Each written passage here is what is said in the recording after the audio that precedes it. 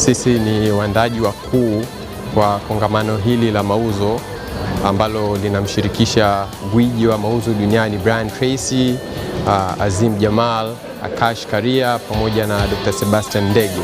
I hope this is a day that changes your life, because it's been a day that has changed many lives over the course of the year. Brian really defines the rules and the principles with real-life examples from his experiences. So his examples are spot on, from Apple to Microsoft to friends that he has like Warren Buffett.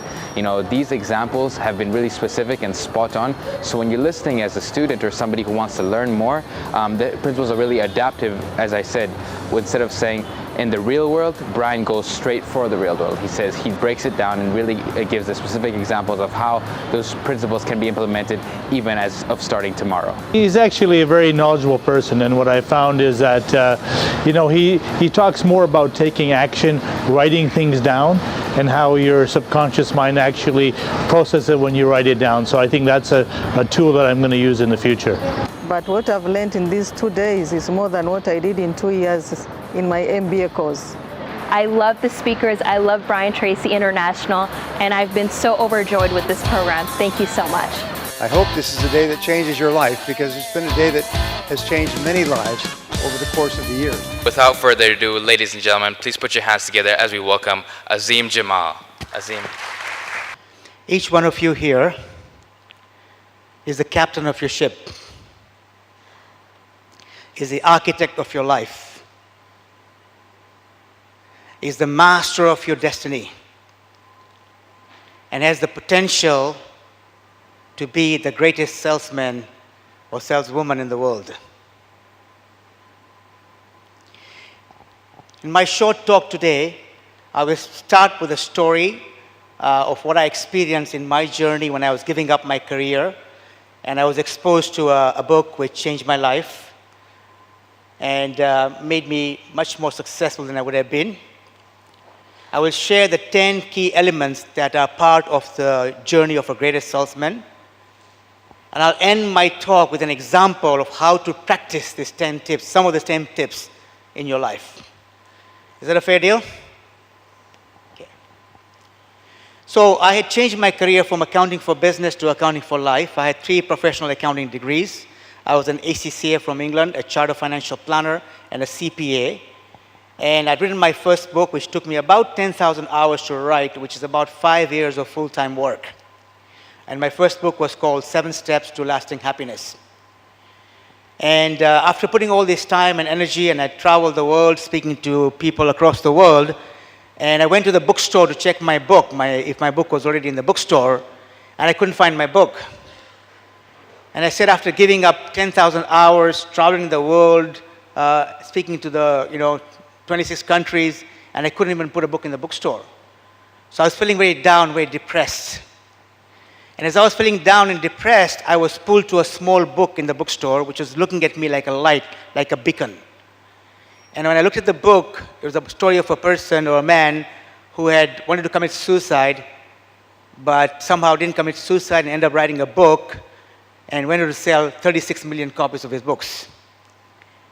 And when I read that book, 2 things happened to me. First, I realized if a person who's going to commit suicide can sell so many books, why can't I? So I ran home and put a quote on my website, on my homepage: when the night is the darkest, dawn or early morning is the closest. So when things are down in your life, light is close by. And the second thing that happened is the book that I saw was called The Greatest Salesman in the World. So I said, this man sold 36 million copies, so he must know something about selling. So I read the book, and I really liked the book, and I practiced the principles in my life and married them with our brand, which is Corporate Sufi, the harmony of business, balance beyond, and work like a gem. So I'm going to share those 10 steps with you, and I'm going to send you a 35-page summary of this by email later on. So if you're unable to make notes, don't worry too much, because I will send you that by email. But you can make notes if you like, but the details will come to you by email. So the first step to becoming a greatest salesman in the world is to realize that you're a miracle. That there's nobody like you in the entire world. There never was, and there never will be. Which means you already have a capacity in you to become the greatest salesman. So there's no shortage of capacity. We all have that capacity. So what does it require us to become that greatest salesman? So you need to be authentic. Now, being authentic should be very simple, right? Because authentic means be yourself. Shouldn't that be easy, to be yourself? And yet, it is so hard for most of us to be ourselves. Because you know why? Because all of us have been conditioned by our parents, by our teachers, by our peers, by the media, by the society. So we forget to be ourselves. So we always try to pretend somebody we are not. And when you try to be somebody you are not, you lose your power. You lose your uniqueness. You lose your specialness. You lose your preciousness. You lose your uniqueness. Because now you're not yourself. And you become very stressed out. And you find everything is an effort. Because you're losing who you really are. Have you ever seen a flower struggle to bloom? Have you ever seen a bird struggle to fly? Have you ever seen a star struggle to shine? The star shines naturally. The flower blooms naturally and effortlessly. The bird flies naturally and effortlessly. Why do we as human beings need so much effort? Because we've lost that uniqueness, that authenticity. So in selling, be authentic, be real, be honest with what you're doing. And come from your core source. And suddenly you'll win the hearts of others. That's number one. Number two is, because you're unique, you're also very powerful. You have so much enormous potential and power. So how do you tap into your power? How do you tap into your potential? One of the best ways to do that is to have a higher aim. Because if you aim low, your outlook, your ideas, your thoughts, your brainstorming is also low. So when you aim high in your sales targets, suddenly your mind opens up, your ideas open up, your subconscious mind starts to think of things, and you attract people in your life to help you to achieve your outcome. You know, I give the example many times about my son. I was coaching him in soccer, and every time I asked him to hit the ball near my head so I can score with a header, he would hit the ball on my chest. And the more I tried to make him hit the ball on my head, the more he hit the ball on my chest, until I gave up. So next day when I went to his soccer practice, I noticed his coach make him do the same drill, and the coach was making him hit the ball on a fence which was 10 times higher than the head. And my son hit the ball right at the top of the fence, not once, not twice, 3 times. So I was blown away. How could he hit the ball so high when he couldn't hit the ball here? What happened? He was aiming low, reaching low. You aim high, you reach high. So the potential is there, the power is there, the capacity is there, but if you have a low aim, everything falls flat. Yeah? So Og Mandino says in his book, he says, a mulberry leaf touched by the genius of man becomes silk. A field of clay touched by the genius of man becomes a castle. A cypress tree touched by the genius of man becomes a shrine. A cut of sheep's hair touched by the genius of man becomes a garment for a king. If a leaf or a wood or a hair can multiply 100, yea, 1,000-fold, cannot I do the same with the clay that bears my name? I have unlimited potential. Only a small amount of my brain do I use. Only a partly amount of my muscles do I flex. So it begins by believing in yourself, because if you don't believe in yourself, nobody else believes in you. If you think small, you remain small. What the mind conceives, the mind achieves. If you go to the ocean with 1 bucket, the ocean only gives you 1 bucket of water. Kama unakwenda bahari na ndoo moja, maji ngapi utapata? Only 1 draw. Why? Because you went with 1 bucket. Yeah? So you have the capacity, but you have to aim high. That's the second step. The third step is about master your emotions. In selling, it's about mastering your emotion. You see, in nature, tides come, tides go. The sun rises, the sun sets. Day comes, day goes. Winter comes, spring comes, autumn comes. So nature is full of up and down. And we as human beings also have emotions which go up and down. Now in selling, when you're trying to sell and somebody says they don't want your product, you get offended. You get hurt. You take it personally. And then it's so hard to make the next sale. I was doing a talk in Hyderabad to a YPO group, and one lady who was a spouse of the YPO came to me and said, Azim, I want to share something with you. I said, what's the problem? And she said, my friend stabbed me. I said, you still alive? She says, no, she backbited me. I said, okay, when did it happen? 8 months ago. I said, what? And you're still carrying that hurt? She said, every single day. So somebody said something to you 8 months ago and you're carrying that burden for 8 months. How much energy is drained out? How much productivity is drained out? How many sales you're missing because you're so caught up with one emotional baggage? In selling, you will get a lot of no's. And the more no's you get, the better. Because the more no's you get, the closer you become to your yes. So as no's come, thank you, get me more no's, quicker. Because the more no's I get, the closer I get to the yes. So mastering your emotion is very important. And as you know, in selling, facts tell, emotion sells. If I go with my wife, if the salesperson wins my wife over, he's got to sell. No problem.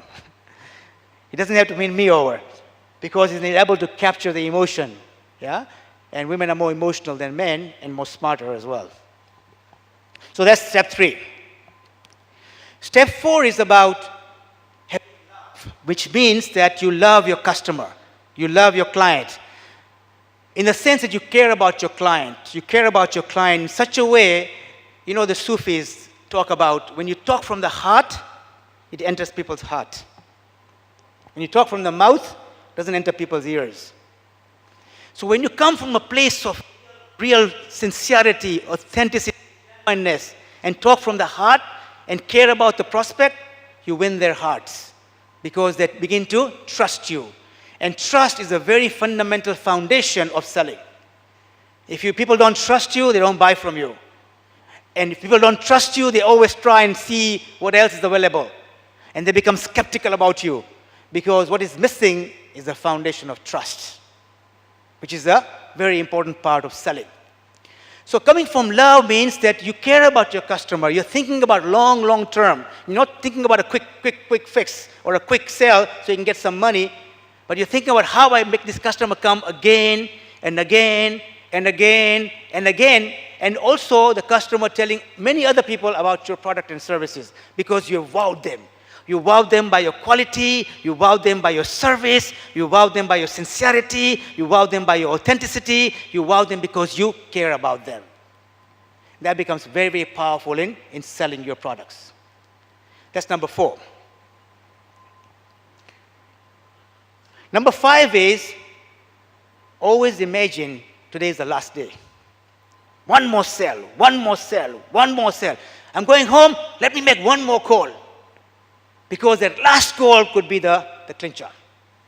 I was here in March, and I was going away, I think, on March 23rd or something, and I had 2 more days left, March 22nd, 23rd. Part of me was saying now, okay, enough of selling. Let me just now relax and go back home. But something told me one more call. I made 2 more calls, and I ended up doing a full day 2 days before I went. And then the last day I was going by Emirates flight at about 8 p.m. or 9 p.m. or 10 p.m., I did another full day. So I got 2 full days just because I made 2 more calls out of the blue.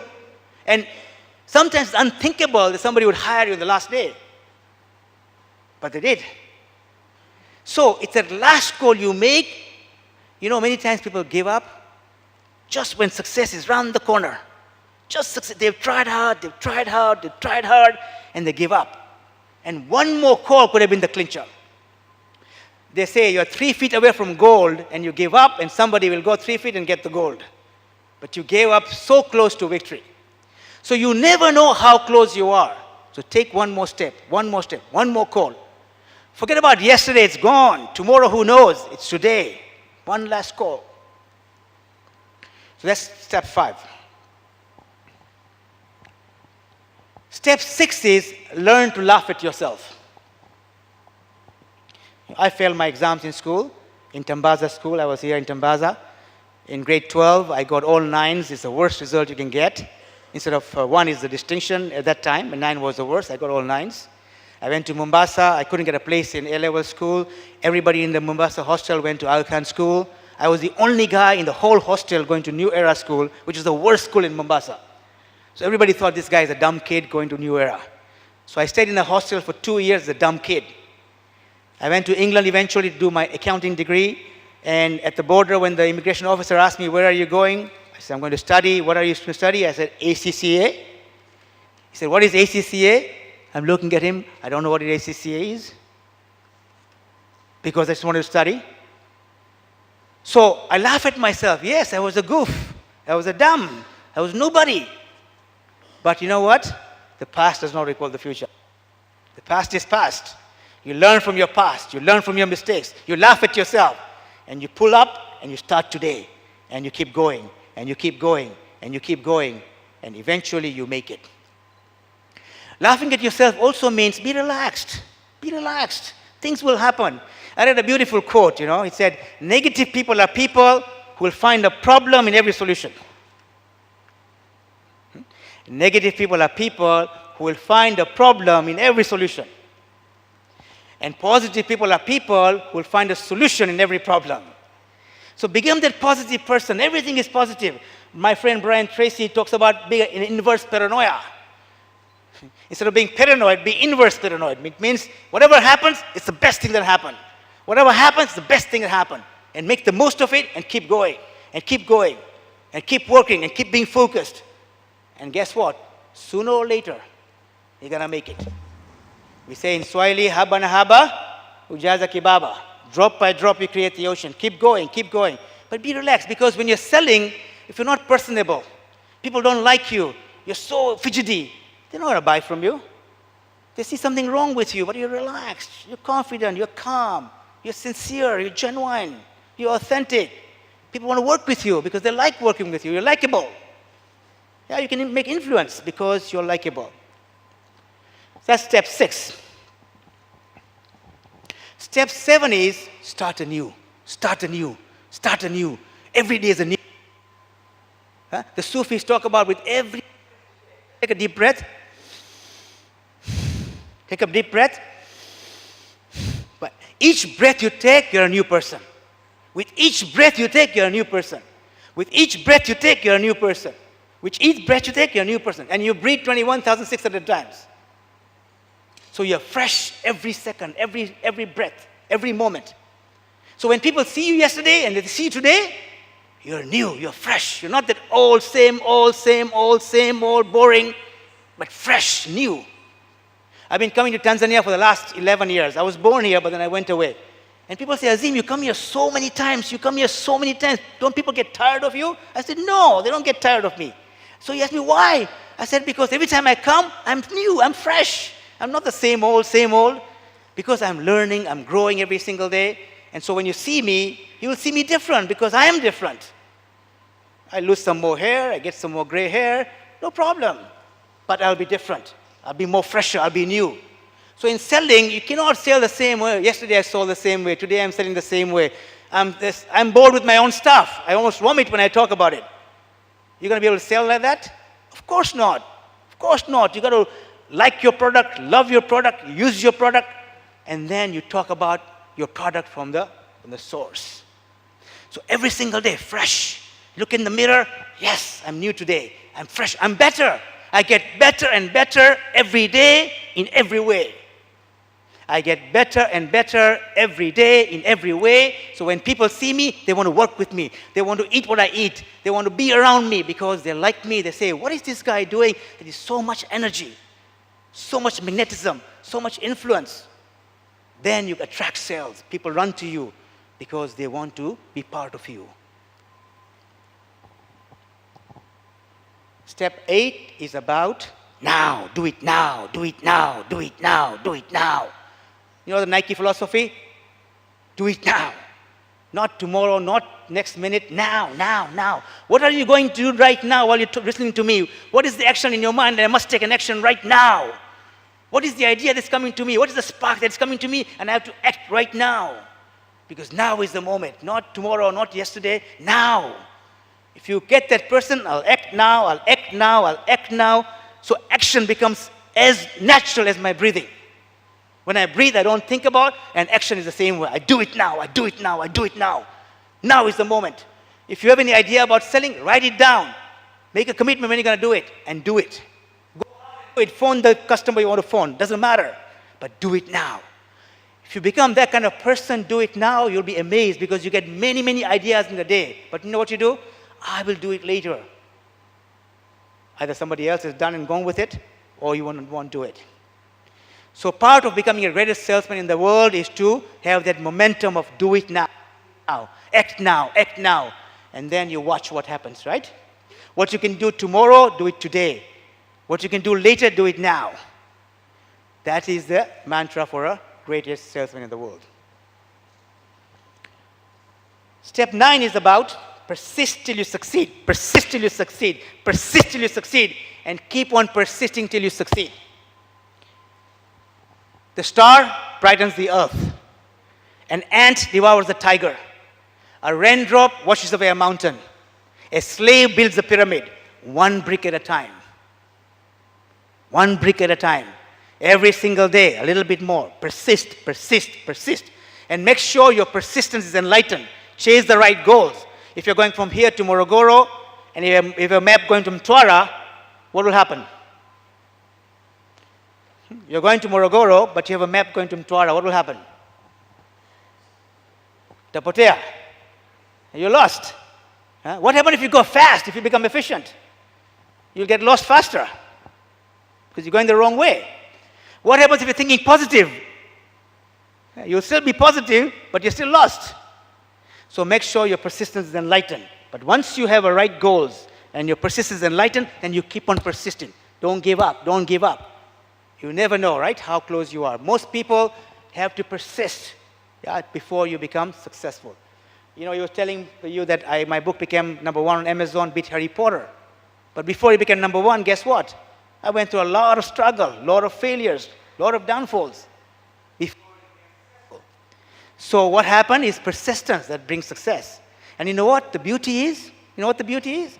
When you struggle, when you pay your dues, when you become better. You become better. No struggle, no success. No failures, no success. No hurdles, no success. No challenges, no success. The bigger the challenges, the bigger the success. The bigger the failure, the bigger the success. The bigger the hurdle, the bigger the success. So, yes, come in. Don't say, why me? You know what you say? Why not me? Why not me? I'm ready. Bring it along. Rumi, he says, when you look at a chickpea, you know chickpea, it's very hard. And you put chickpea in a boiling water, what happens? It gets boiled. It gets boiled.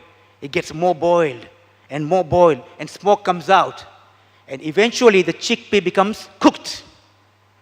So Rumi says, in life, if you haven't been boiled, you're nothing. You're raw. You're kitugani. There's no substance. There's nothing. When you go through hardship, when you go through struggle, you get boiled, you become something. You become a person of substance. Then you have something to offer. When you're selling, you've got something to offer because people can see some wisdom in you. You know, something that you're substantive. But you got to pay a price. So don't get so disappointed with struggle, because struggle, you need it to tap into your genius, to tap into your miracle, to tap into your power, and to tap into your potential. And the final 10th step is, he talks about in his book about pray. Pray to whoever you believe in, something divine, whatever it is. Because you see, there is a natural universe working. Brian Tracy and myself wrote a book called What You Seek is Seeking You. You're here because you're seeking us, and we are seeking you.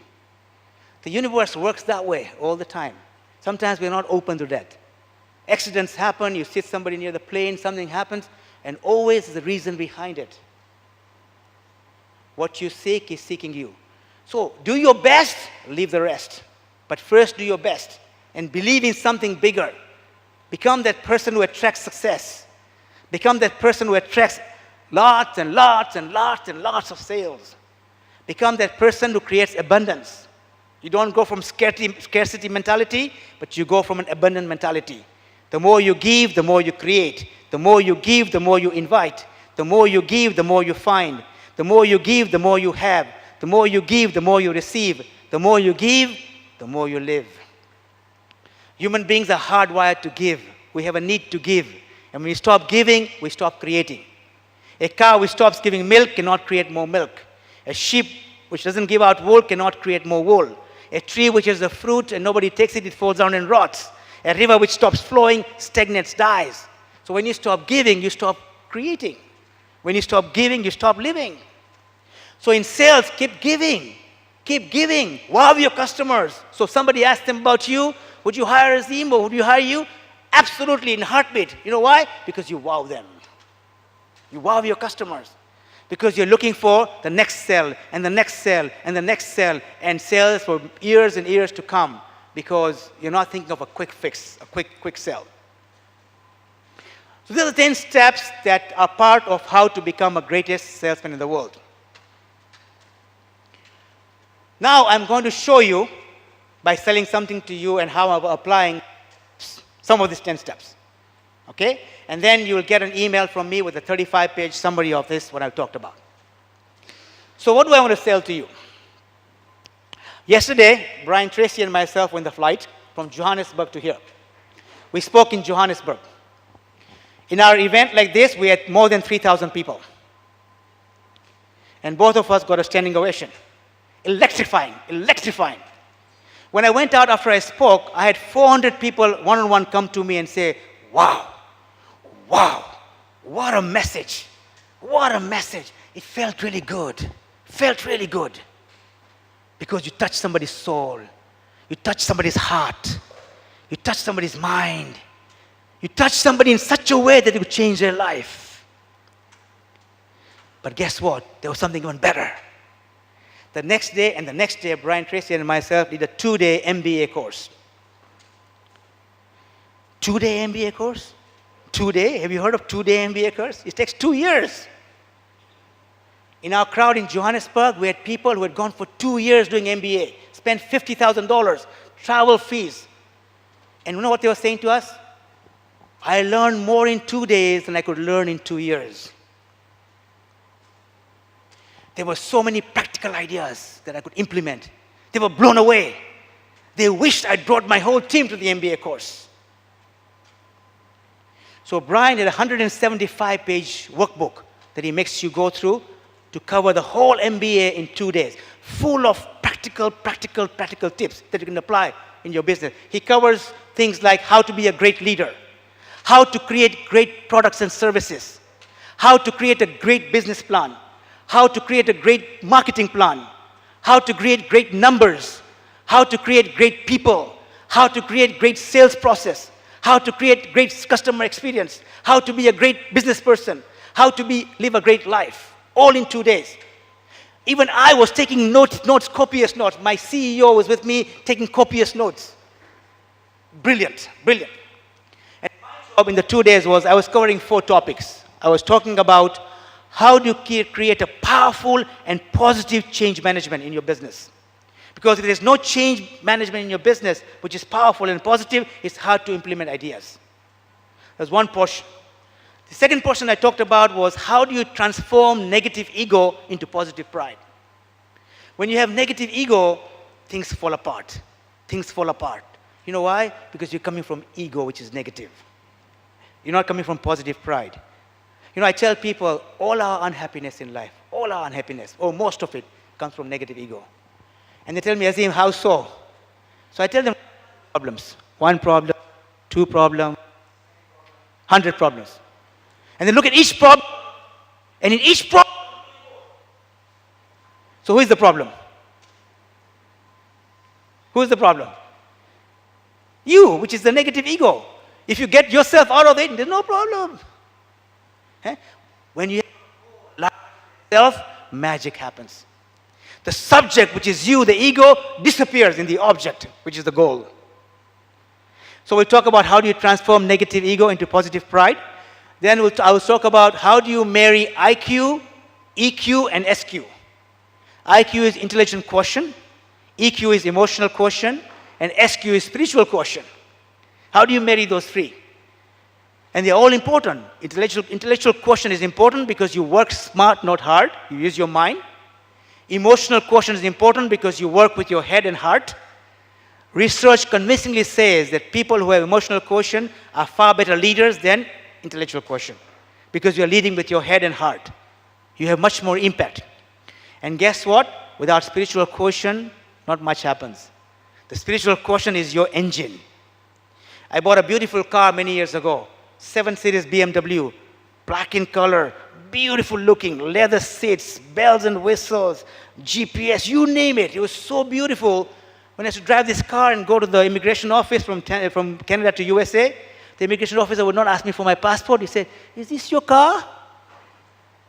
But guess what? The engine was bad.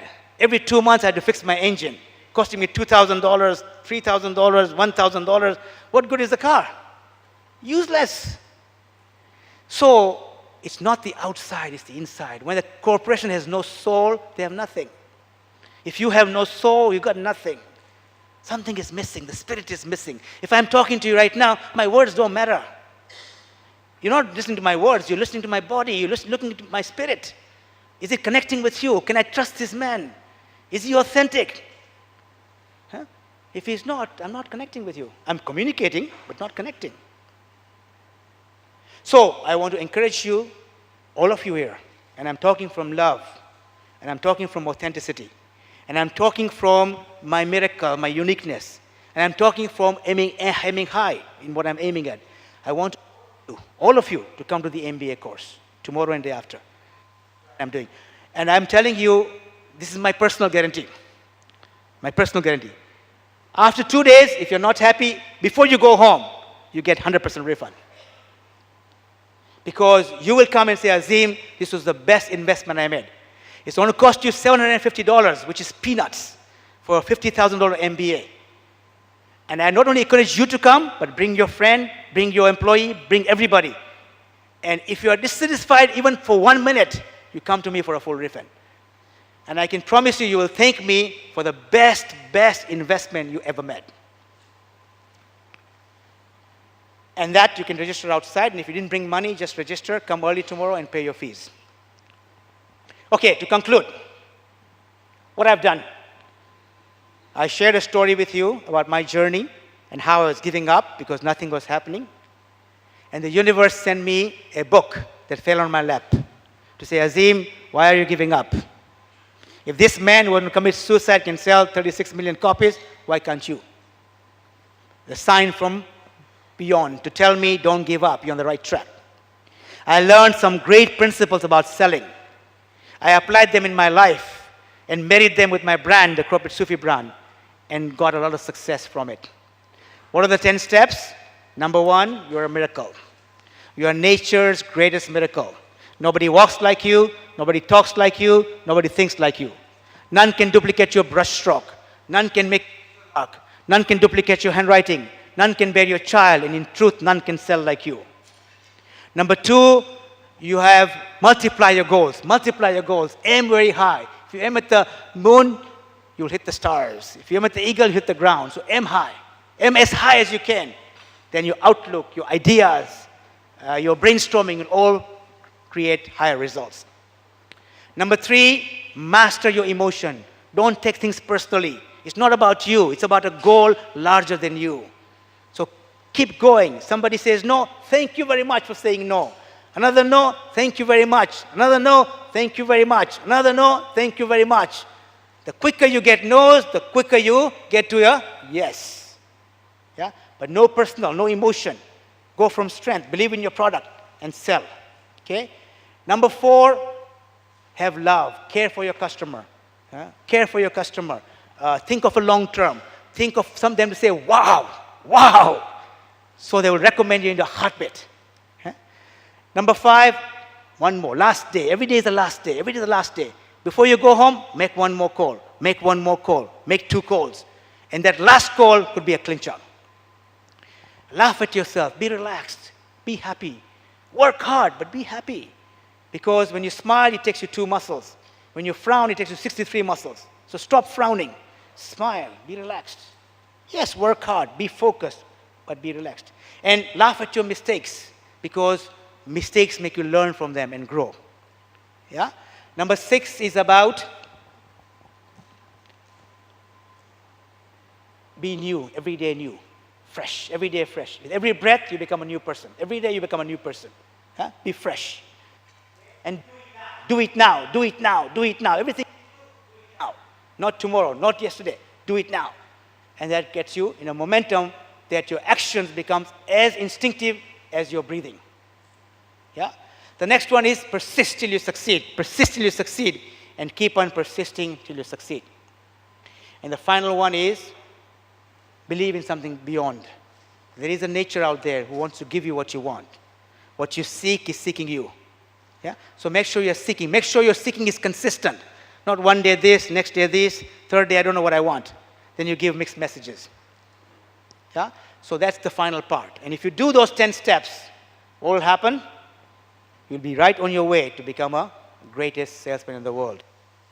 Because each one of you here is the captain of your ship, is the architect of your life, and is the master of your destiny. And each one of you here has the capacity and the potential to become the greatest salesman in the world. Thank you very much. Thank you. Thank you. Thank you very much.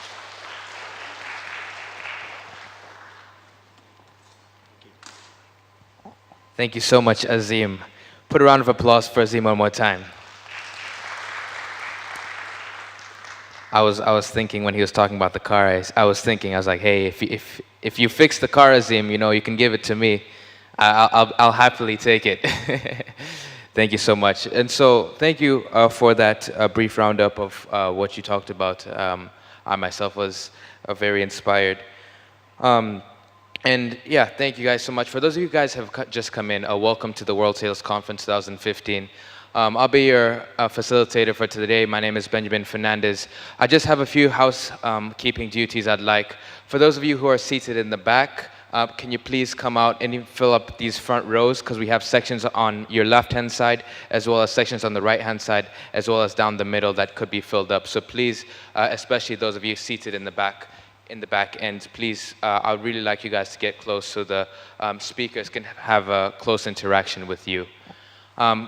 Again, we've been seeing some tweets. If you guys have Twitter or Instagram, if you'd like to share these moments or maybe quotes or things that you find really inspiring, feel free to share those on your social media platforms so others can join the conversation, including questions that you might have so we can look at them and announce them. For those of you who are coming in right now, karibu sana. And at this moment, I'd like to take a time to announce and introduce somebody before we get it to our main speaker. I would like to introduce somebody who brought all of this together. This guy started his company called Mikono Speakers 7 years ago in Nigeria. 7 years ago, he started this company called Mikono Speakers. When I had a short conversation with this guy, I asked him, why did you call it Mikono Speakers? And he said, I called it Mikono Speakers because I wanted people to put their hands together and help each other out. There's no point of one person succeeding on their own, but he'd like more people to succeed together here as Tanzanians. He's a young Tanzanian man, really passionate about development here, as well as youth, as well as getting people corporately trained to fit their workplaces really well. Deo owns 3 companies directly, Excel Management, Mikono Speakers, as well as he does many other things here within Dar es Salaam and helping out the community in various ways. Deo has reached over 100,000 people here in Dar es Salaam, and here in Tanzania, with various conferences him and his company have put together. Deo has been a good friend of mine and somebody who, if it weren't for him, none of us would be here. So without further ado, I'd like us to put our hands together and welcome Deogratias Kilawe. One other thing I forgot to tell you was Deo just decided to launch his own billboard company for outdoor advertising called Focus Outdoor last year. Within a year, he has over 182 sites. And by the end of this December, his goal and his plan is to be the largest outdoor media company in Tanzania. What a great man. Karibu sana, Deo. Yes. Morning, everyone. Yes. My name is Deogratias Kilawe, as Mr. Benjamin Fernandez said. I'm a managing director of Mikono Speakers and Excel Management, which is a HR and a recruitment firm in Africa. And apart from that, I'm running Focus Outdoor, which is a leading outdoor advertisement company in East Africa now. And I want to ask you one question. Why today you are here? Why you are here? What do you expect to get out of this powerful conference? The reason that I believe that you're here today is because you want to become the greatest salesman in your company, in your country, and in your continent. And one more question I want to ask you. Why most nations like USA, Canada, China, they become so successful? The reason behind, my friend, is because they invest in education. Education, they believe that education is the power that they can use it and they can become anything they want in their life. They can become rich, they can live a happy life, they become anything they want. So today, Mikono Speaker, in collaboration with Corporate Surf Worldwide, Brian Tracy International, Akash Karia, Dr. Sebastian Dege, we are here today to give you that power to become the greatest salesman in the world. Thanks.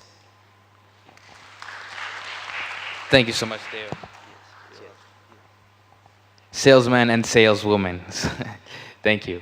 Right now, I would like to bring up our main, our main speaker here. His name is Brian Tracy. Let me give you a brief introduction about Brian Tracy before he comes up.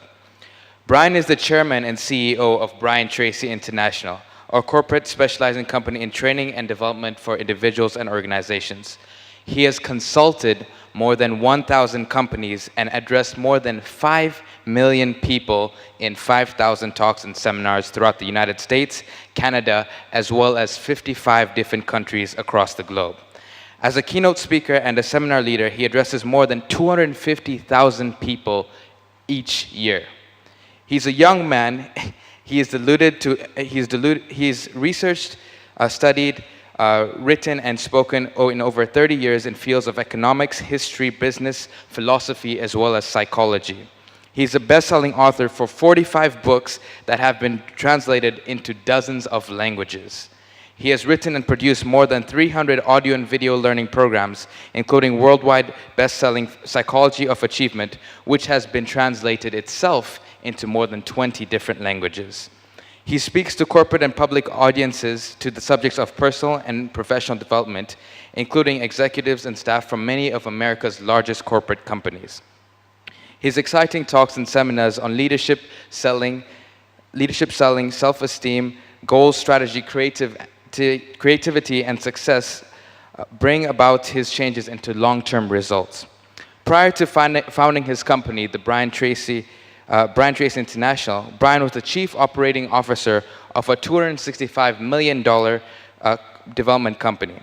He had successful careers in sales, marketing, investments, real estate development and syndication, importation, distribution, and management consulting.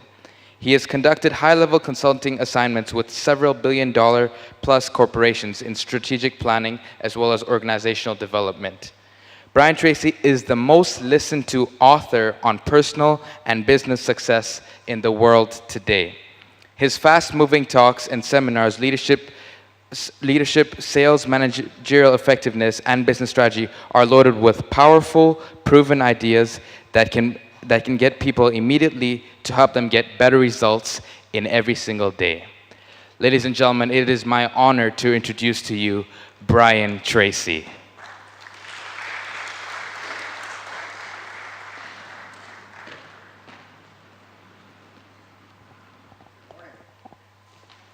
Thank you.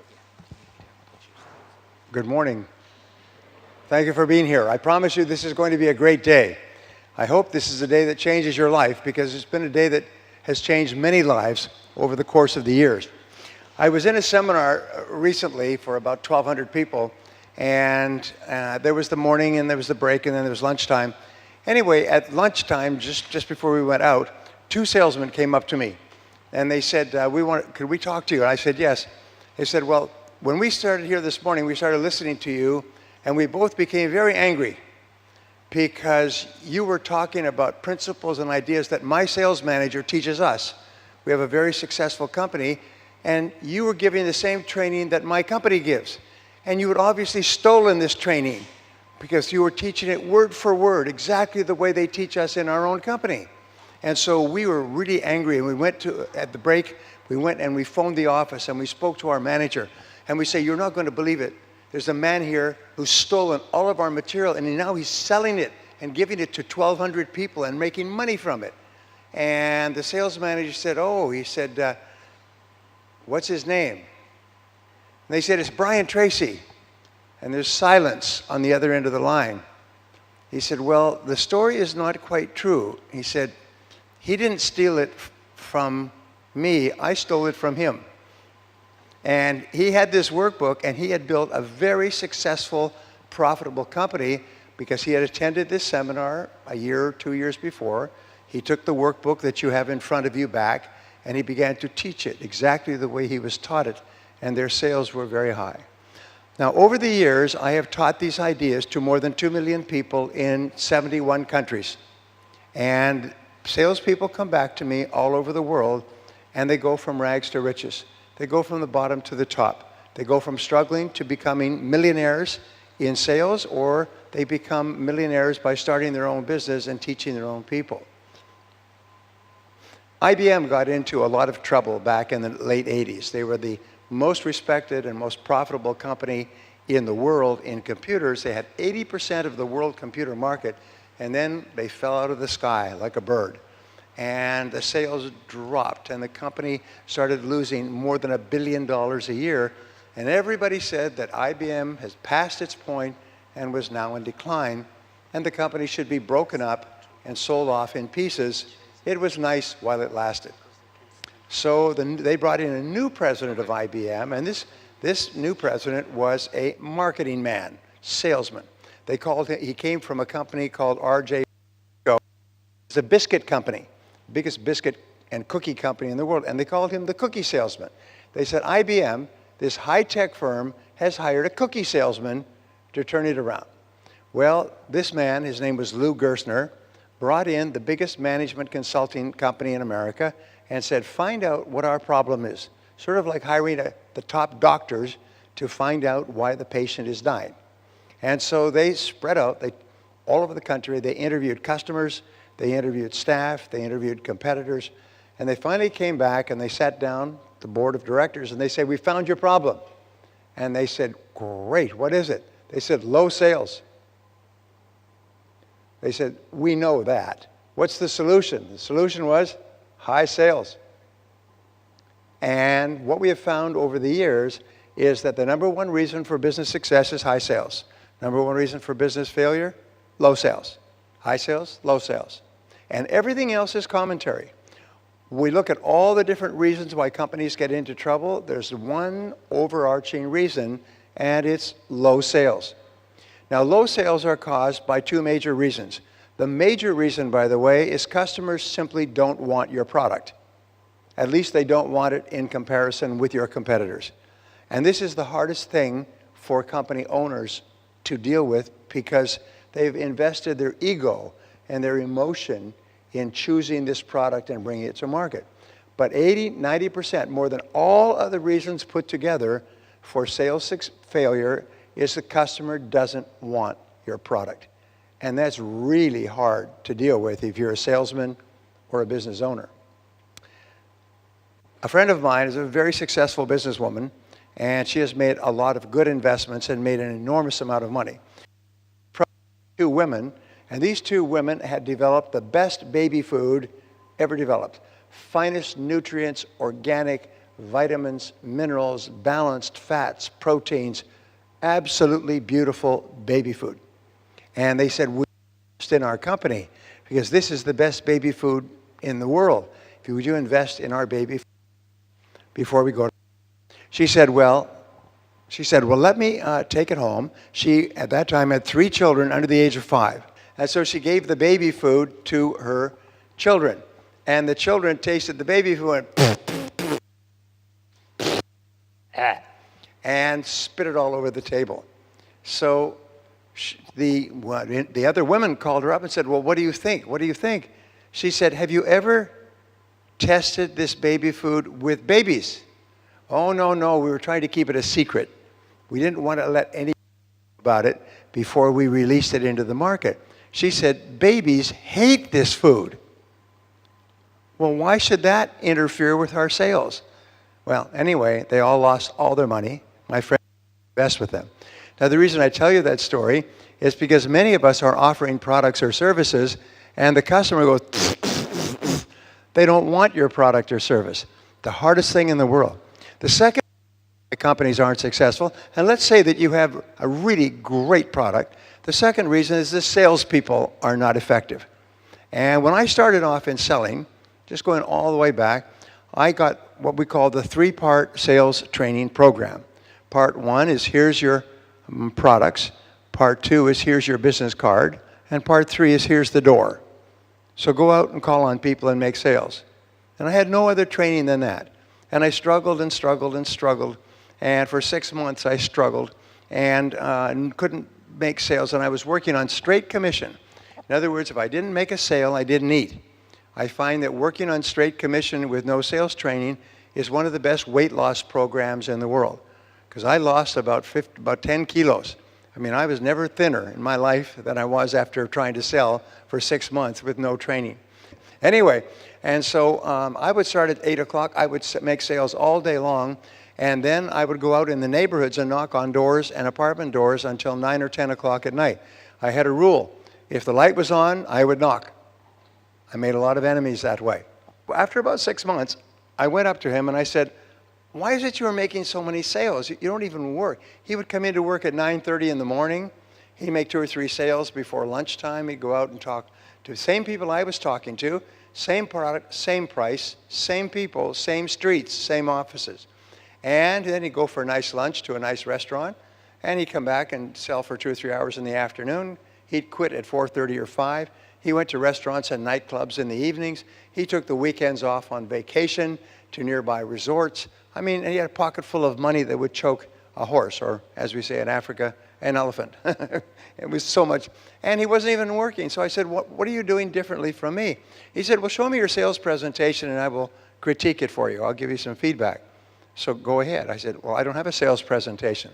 He said, well, what do you do when you meet with a customer? Well, when I meet with a customer, I tell them this and I tell them that and I tell them how good the product is and I tell them how it was developed and I tell them what they could do. He said, no, telling is not selling. Only asking questions is selling. When you meet with a customer, the first thing you want to find out is this a prospect or a suspect? A suspect is someone who cannot afford it, does not want it, does not need it, is not in the market. One of the first things I learned later, by the way, is that you do not try to find people and convince them that they need your product.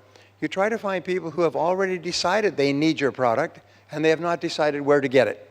They have not decided who to buy it from. So you ask questions. So that changed my whole direction of my life. Sometimes, by the way, one idea will change the whole direction of your sales career.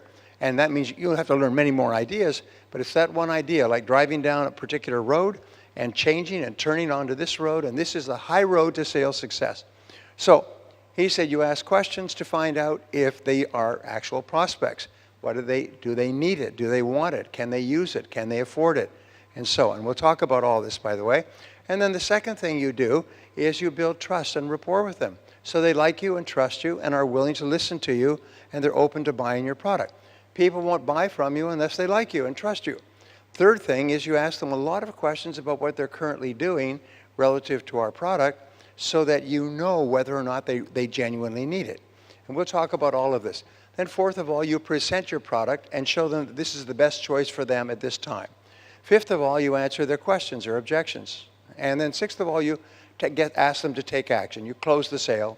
And then seventh, you take such good care of them that they buy again and they give you referrals and recommendations to other people, which loops you back into the top of the process again and go through it again. Well, he didn't tell me all these things I eventually learned. I began to read the books and listen to the audio programs and attend the sales seminars like this. Many people's lives have been changed by this sales seminar, and my goal is for this sales seminar to change your life as well, especially financially. And what I did is I went out and I began to do all these things. In 1 year, my sales and income went up 10 times. I had never earned so much money in my life. I had been working on a farm. I'd been working in factories. I had been working digging, been working on ships, and I'd been working washing dishes in the back of hotels before I got into sales. And then suddenly I was earning more money than I ever dreamed possible, because I learned that selling has a particular process. If you follow the sales process like a recipe with a dish in the kitchen, then what comes out of the end of the process is sale after sale after sale. And if you don't, you don't. If you don't follow the process, you don't make sales.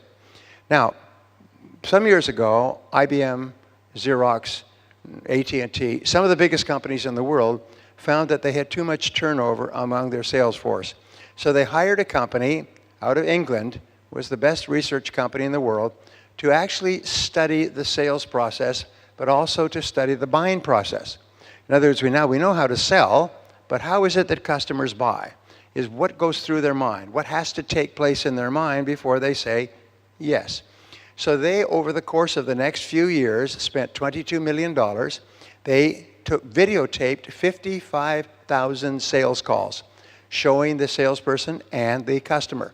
But what they did here is they used split screen. So they had one camera on the face of the customer and one camera on the face of the salesperson. And then they ran them split screen so they could see the customer said, the salesperson said, the salesperson said, the customer said, back and forth. And before each interview, they would ask the customer, what are you thinking about going into this sales meeting with this salesman or saleswoman? And then they would ask the salesperson, what do you expect to accomplish? What is your plan for this meeting? And then afterwards, if it turned into a sale, they would ask the salesperson, why do you think you made a sale here? And then they would ask the customer, why did you buy? Now, if it turned into several meetings and the customer bought after the second or third meeting, they asked the customer, what had to happen before you could actually say yes? And they found over time, does anybody remember Polaroid photographs? Remember a Polaroid photograph? You take the photograph and it'd be black, and then the picture would appear through the chemicals. Well, as they began doing this investigation, the picture appeared. Developed an absolutely clear picture of the selling process and the buying process, and they're very much like gears. If they fit together perfectly, smoothly, the sale takes place over and over.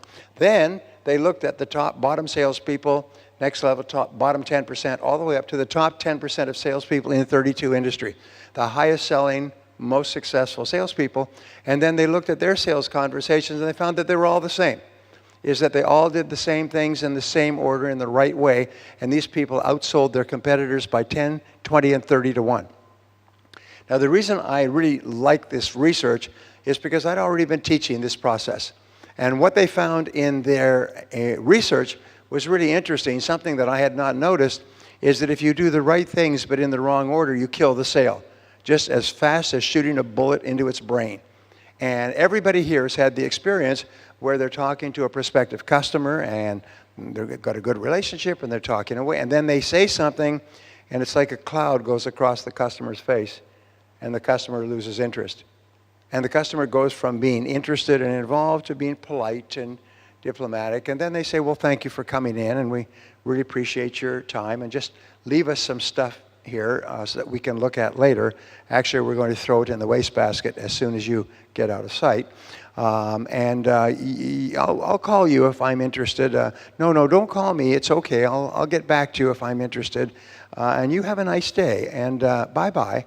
And we'll never meet again. I want to think it over, by the way. Those words, let me think it over, mean in every language, goodbye forever. We'll never meet again. You're a poor salesperson. You killed the sale. It's over now. The sale is dead. Now, everybody's had this experience, so they went back and they saw this on the videos. In the bottom 80% of salespeople, they found the bottom 80% of salespeople would start off, nice conversation, good relationship, customers made an appointment, they're talking, explaining, and then suddenly the salesperson would do the same thing every damn time to kill the sale. And it was always the same thing. And what was it? It was selling out of sequence. Now, in North America, we have 7-digit telephone numbers. We have the area code and then 7 numbers. All right? So because 7, they have found, is the only number of numbers that a person can remember. We can remember anything up to 7. After 7, if a number at 8 or 9, we always have to look it up. So therefore, 7's the magic number for the human brain. So you have an area code plus 7 digits. Now imagine that I asked you, what is your phone number? I'll call you after the seminar to answer that question that you asked me. So you give me your phone number and I write it down. And let's say it's 235-7214. But I'm in a real hurry, so I write down 7241. Now, I'm only out 1 digit. I shouldn't be punished for just a little thing like that. And my heart is good, and I'm sincere, and I want to be successful. I should not be punished just because digit. I got the right digits, just in the wrong order. But the fact is that nature is neutral. It's almost like the telephone system, which costs tens of billions of dollars, satellites, wires, everything else. This telephone system is neutral. If you dial the right number in the right way, you get through. And if I dial the right number in the right way, you get through. If I give you the number, you get through. In other words, if you dial the right way, right digits, you get through. And if you don't, you don't. And the telephone system doesn't care. The telephone system doesn't say, just this time, I'm going to let you through. So you dialed the wrong number, so just this time I'm going to excuse you and let you through. I mean, when I say that, you say that's preposterous. I mean, that's so stupid. What a stupid thing to say. 80% of salespeople are either not dialing the right numbers or they're dialing them in the wrong order. And if you dial them in the wrong order from the very beginning, as soon as you dial the wrong digit, you kill the sale. So we'll talk about these as we go through the day, and that you'll find most people think selling is really hard. Well, why is it that some salespeople are making 10, 20 times as much as others and they don't even work hard? I learned later, by the way, because this man became my friend, interesting story. He became my friend. I learned that when he got out of school and he took his first job for a company as a salesman, junior salesman, they spent 6 months training him in the office and out in front of customers, in the office and out in front of customers, like a windshield wiper. And after 6 months, he had been thoroughly trained in a professional selling process. After that, he could go into any company, selling any product market, in any recession, depression, inflation, deflation, or anything else, and he'd be number 1 within 30 days. Why? It's because he was like a professional chef who knew these beautiful recipes and could go into the kitchen of any company and produce beautiful dishes. He could make sale after sale, and so can you. I promise you this, that if you follow the things that we'll talk about over the course of the day, I promise you your sales will double, triple, quadruple. I used to guarantee, by the way, when I did sales training programs for organizations, sales don't go up an average of 20 to 30% in the next 3 to 6 months, then there's no charge. And if you don't believe they're going to go up, don't at the beginning. And I never was asked for a refund, and I was never not paid.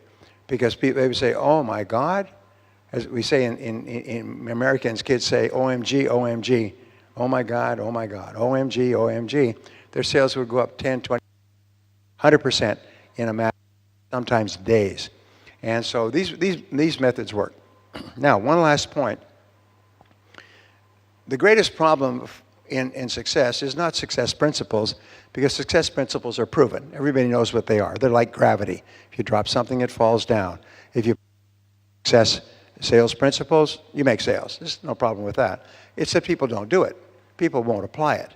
People have excuses and reasons and justifications. They procrastinate and they put it off and so on. So sometimes when people would say to me, how do we know this or not? Well, what I would do, I sure hope we can get another microphone sooner or later so that this doesn't keep cutting in and out. What I would do is I would say, what is the most popular form of home exercise equipment in the world? And I've worked with some of the big exercise equipment manufacturers, and the answer is the treadmill. The treadmill is the most popular single piece of machinery in the world. People buy a treadmill and they take it home for personal fitness. So, if I say, if you buy a treadmill and you take it home, what will determine how much benefit you get from the treadmill? And they say, how often you use it. Is that what you were thinking? Say yes. Say yes. Speak up. Yes. Say yes. Say yes. Okay. Please stay away. I'm going to come up and down, shake you to make sure you're awake. And it's how often you use it and how long each time. How often you use it, how long each time. Now here's my point. Is there any question at all whether the treadmill works for physical fitness? No. That question is off the table. That's already been resolved by millions of people years and years ago. Everybody knows that if you get on a treadmill and you use that treadmill, you're going to become fitter and thinner. And the only question is how often do you use it and how long do you use it each time? Is there any question that these principles and ideas that I teach you will work? Absolutely not. That's been resolved over and over. They're principles taught by the largest and most successful sales organizations or companies in the world. Worldwide, by the way, they're cross-cultural, which is the most interesting damn thing. I was teaching these principles in 4 major cities in China last week. I was teaching the same principles to business owners, entrepreneurs, and salespeople, and they're all universal. I teach them in Russia, I teach them in South America, I teach them in India, and of course all over Europe and America, and they all work every time. People say, well, what about the difference in cultures? So I always ask this question, okay, mathematics. How much is 2 and 2 right here in Tanzania? Dar es Salaam. How much is 2 and 2 in this city? 4. How much is it in New York or Boston or New Delhi? It's the same. The principles are universal. It's not, well, we have a special mathematical code here in Tanzania. 2 and 2 for us is 5 or 3 or 4.5 or so on and so forth. No, the basic principles are the same. And why? Because people are the same. People all want to improve their condition. They all want to get the very most for the very least. They are always thinking in terms of personal betterment. They always buy products because they feel they can be better off. They're not happy at their current situation. They all have the same concerns about paying too much or getting the wrong product. But they're all the same throughout the entire world. The people in Upper Mongolia who I've worked with, Upper Mongolia, same as people in Singapore or in Dar es Salaam or anywhere else. So your job is simply to take your product or service and shape it in such a way that people buy it over and over again and tell their friends, and they buy it over and over again. And how do we know this is true? Because 100% of successful companies here in Dar es Salaam do it. 100% of successful companies everywhere in the world do the same thing. Is they take such good care of their customers, as Azim was saying, that their customers buy and buy again and tell their friends. And they keep coming back like a steady river. Well, so here's a question I'll ask and then we will launch. What is your most valuable financial asset? Well, when I first heard this answer either, I learned that your most valuable financial asset is your earning ability. It's your ability to earn money. We call this now your intellectual capital, your IC, or sometimes your intellectual product, your IP. This is being studied at the top universities, and what we're finding is that your ability to get results that people will pay you for is the most valuable financial asset. Another thing that we discovered, which was really interesting. Excuse me, could we get a new microphone, please? Could we get one that works? This microphone doesn't, it's broken. So we need to get the other one that's just back there. Just bring it forward. Thank you. Does this happen here in Dar es Salaam all the time? I've been here before, by the way, which is why I keep smiling. They were going to bring me some water and put it up on the table here. And I think they forgot the water. I don't know.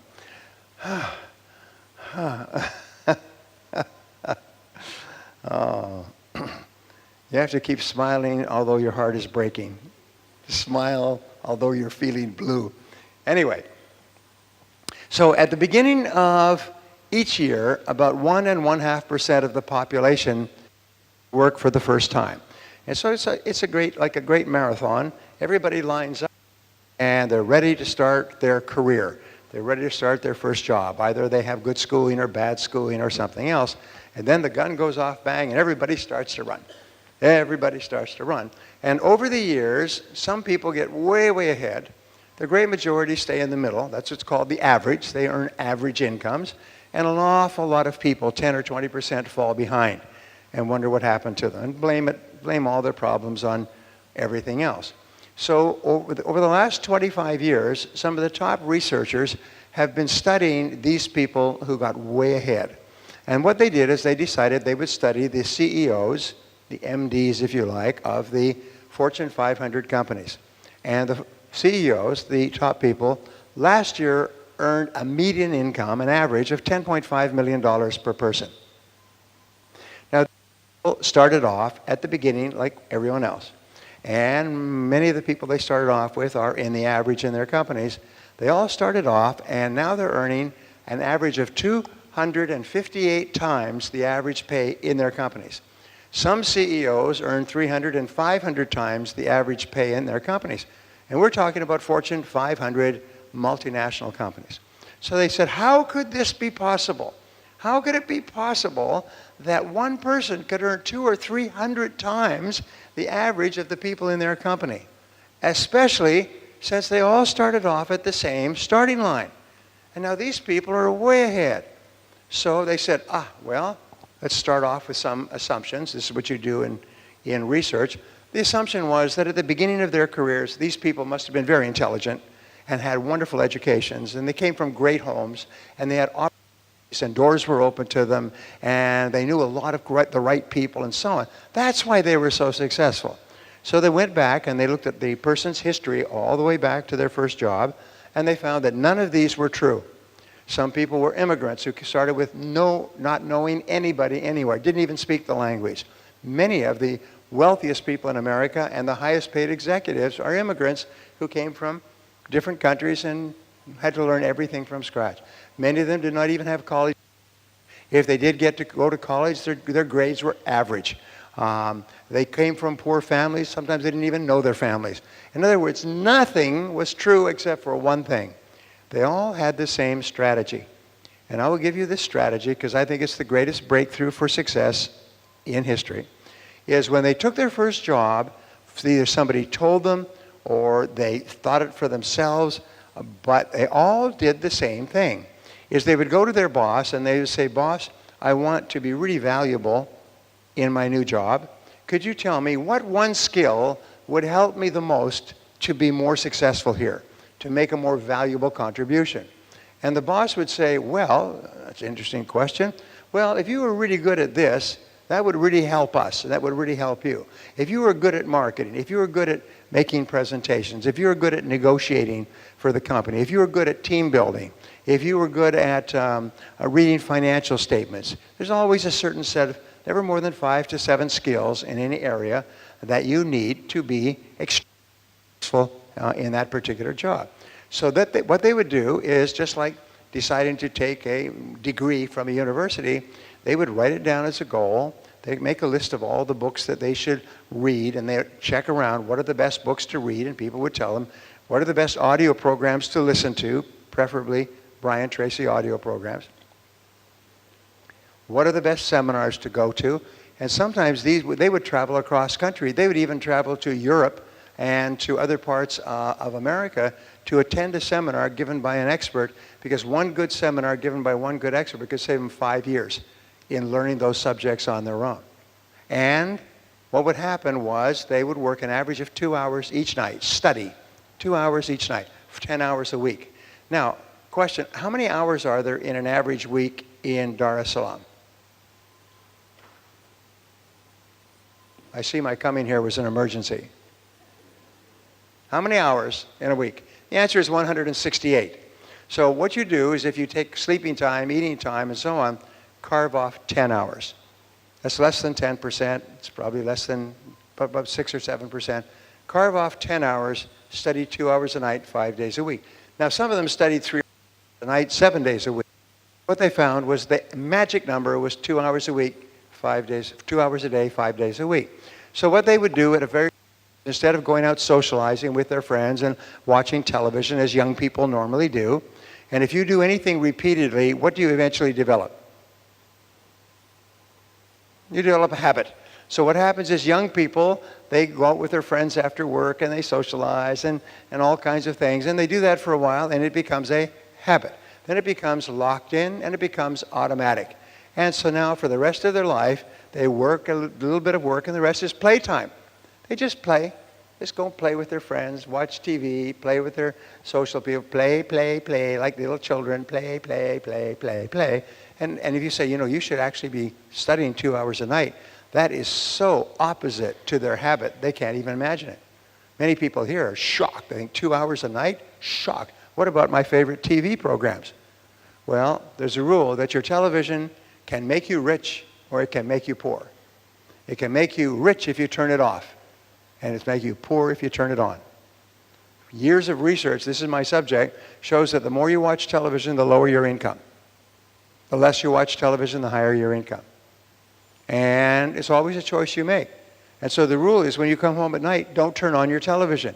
Don't automatically go fighting for the control and turn on your television. It gets to the point where people come in almost like dope addicts, their eyes glaring, raving, perspiring, slathering. Where's the control? I've got to have the control. Give me that control. I pay for that damn television. You give me that control. Does anybody know what I'm talking about? It's become a habit, and the habit has become an addiction. Sometimes I say, if you want to be successful, throw your television away. So you don't even have a television in your house. And people go, oh, your gut, you notice that? When I said that, your gut went like that. Oh my God, if I didn't have my television, what would I do? Well, you'd probably become wealthy. Oh, well, there's a thought. So anyway, I'm not saying don't watch television. I'm just saying use it as a servant, not a master. Watch it judiciously. Watch it for the things that are important. I don't turn my television p.m. I just on earlier. I don't come home and turn it on. And if my family is there, never have the... Because if the television is on, since it's the predominant sensual device, everybody watches the television. Never have your television on during meals. You might as well eat. You might as well take your plates and eat in 4 different parts of the house as to have your television on during a meal, because nobody pays any attention to anybody. They all watch the television. It's called... Anyway, so 2 hours a night would work out to about a book a week, plus other things. And then during the day, practice the things you learn. And pretty soon you move on to the fast track. Pretty soon you start to move ahead of everybody else in your career. Pretty soon you start to become much more and more valuable. Your earning ability goes up. So I want you to think of a ladder of success. And imagine a ladder, and each rung on the ladder is a new skill. The rule is you cannot achieve a new goal without learning a new skill in business. So each one is a new skill. Each time you master a skill, you move up the ladder, and your income goes up. And then you learn a new skill. And this is what they would do, is they would work for a month or 3 months or a year, however long it took, to become excellent in a single skill. They would not try to become excellent in multiple skills, just one skill. And then once they had mastered that skill, and people said, you're pretty good at that, that would be their signal. Now, what's my next skill? And they would work on the next skill. They'd take the next step and the next step. And they would just keep climbing the ladder of success. Now, if ever you stop climbing the ladder, do you know what happens? Is you level off and then you begin to decline, because your existing skills become obsolete at a faster rate today than ever before. So you keep climbing the ladder. If you stop, other people who are climbing their ladders will go past you. And pretty soon you'll fall so far behind. It's like you're in a marathon. Let's say you're in a marathon with lots of runners, and you decide, well, you're going to stop and you're just going to stroll for a while. You're just going to rest. You don't want to work too hard. And then you decide, well, I think I'll start running again. What happens? You never catch up, because the other people just kept on running. They're so far ahead of you, you never catch up.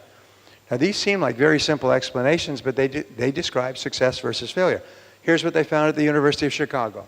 The average person works hard in their first year of their first job in order to learn the basic skills just enough so that they don't get fired, and just enough so that their coworkers are not angry with them.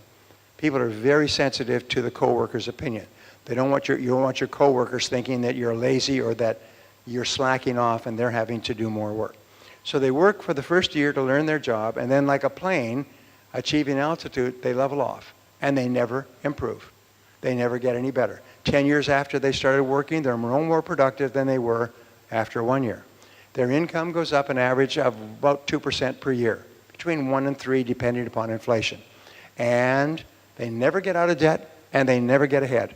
They worry about money all their lives. And because 80% of the people are in the same way of thinking, they think everybody thinks like this, and they think if people are making a lot of money, they must be just luck. So poor people always believe that luck is the reason why other people are doing well. Wealthy people always believe that hard work is the reason why they're doing well.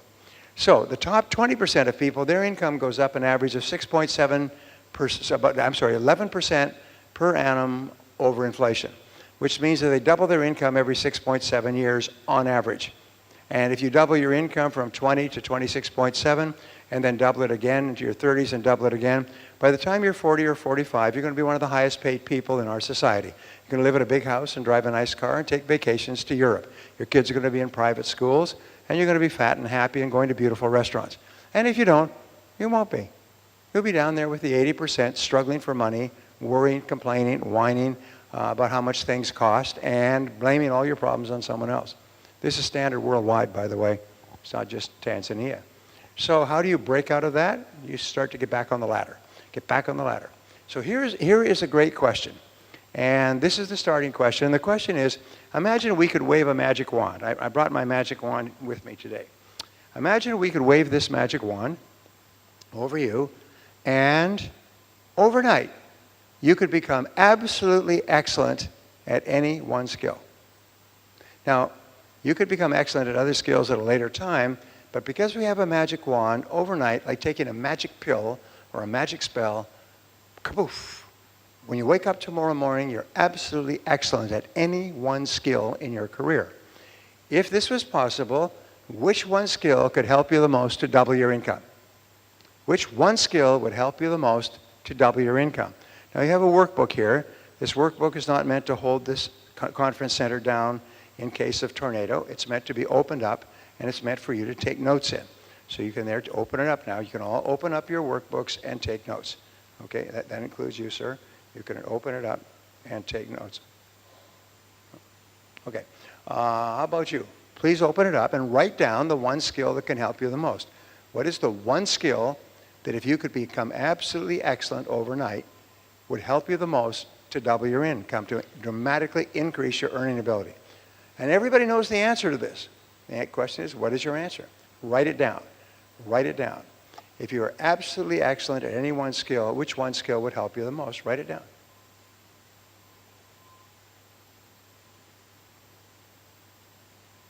Now, if you don't know the answer to this, by the way, you have no hope. You're finished. You'll never be any better off than you are today. Your income will never go up, unless, of course, you have a rich relative who just gives you money. But if you're expecting to earn it, you must know the answer. This is the great question in a competitive society. Every company has to ask this.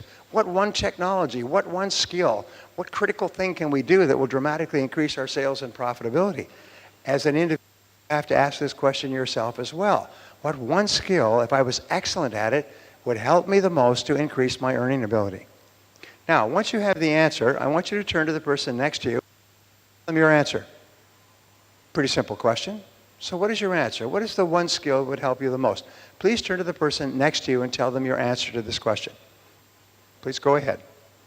Whatever your answer to that question, then becomes the central focus of your career. If you will start to dedicate 2 hours a night, 5 days a week, turn off the television. Don't.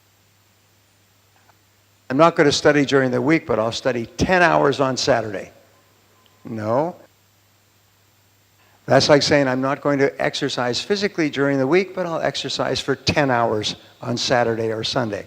The way that you learn is you learn by percolation, just a little bit at a time. You take it in, turn it over, try it out, take it in, turn it over, try it out, so it gradually soaks down. It's like soaking through very thick stone before it soaks in. So you each day, and the next day you practice what you learned. A little bit each day, practice. Ask other people, what's the best book you've read in this subject? One book often takes a person from rags to riches. One book, which is the right book at the right time for you in your career, can expand your mind and change all of your thinking. So whatever your answer to that question, remember this, all business skills are learnable. All business skills are learnable. If you can learn to ride a bicycle, type with a keyboard, or you can actually learn any business skill that you can identify. Some will learn it faster and easier, some will take much more time, but every single person can learn the skill as long as you persist. Well, actually, there is one person who can stop you from learning the critical skills you need to be in the top of your field. There's one person who can stop you. Who is that? Yes. It's always ourselves. It's lack of self-discipline, lack of willpower, lack of self-control, all kinds of reasons. But the fact of the matter is that you're the only person who can stop you from excelling in that field. And I can how many thousands of course of the years have come back to me and told me that their one skill transformed their life. And they struggled without that skill for years until suddenly it hit them. I can learn this. If you could learn to prepare a dish in the kitchen with a recipe, you can learn. And once you've learned that skill, then you ask, now what one skill will help me the most? So now you know two things.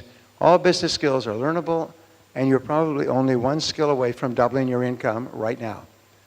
I've worked with so many people who with skill increased their income 5 times in 1 year. They went from struggling to living in a beautiful home driving Mercedes-Benzes with one additional skill. And all business skills are learnable. Now, we've been sitting here for a while. It's 10 after 10. We started da-da-da-da. Why don't we take a 10-minute break? Would you like to do that? Take a 10-minute break and get up and stretch and so on and come back? Say yes. No, say yes. I hope this is a day that changes your life, because it's been a day that has changed many lives over the course of the years.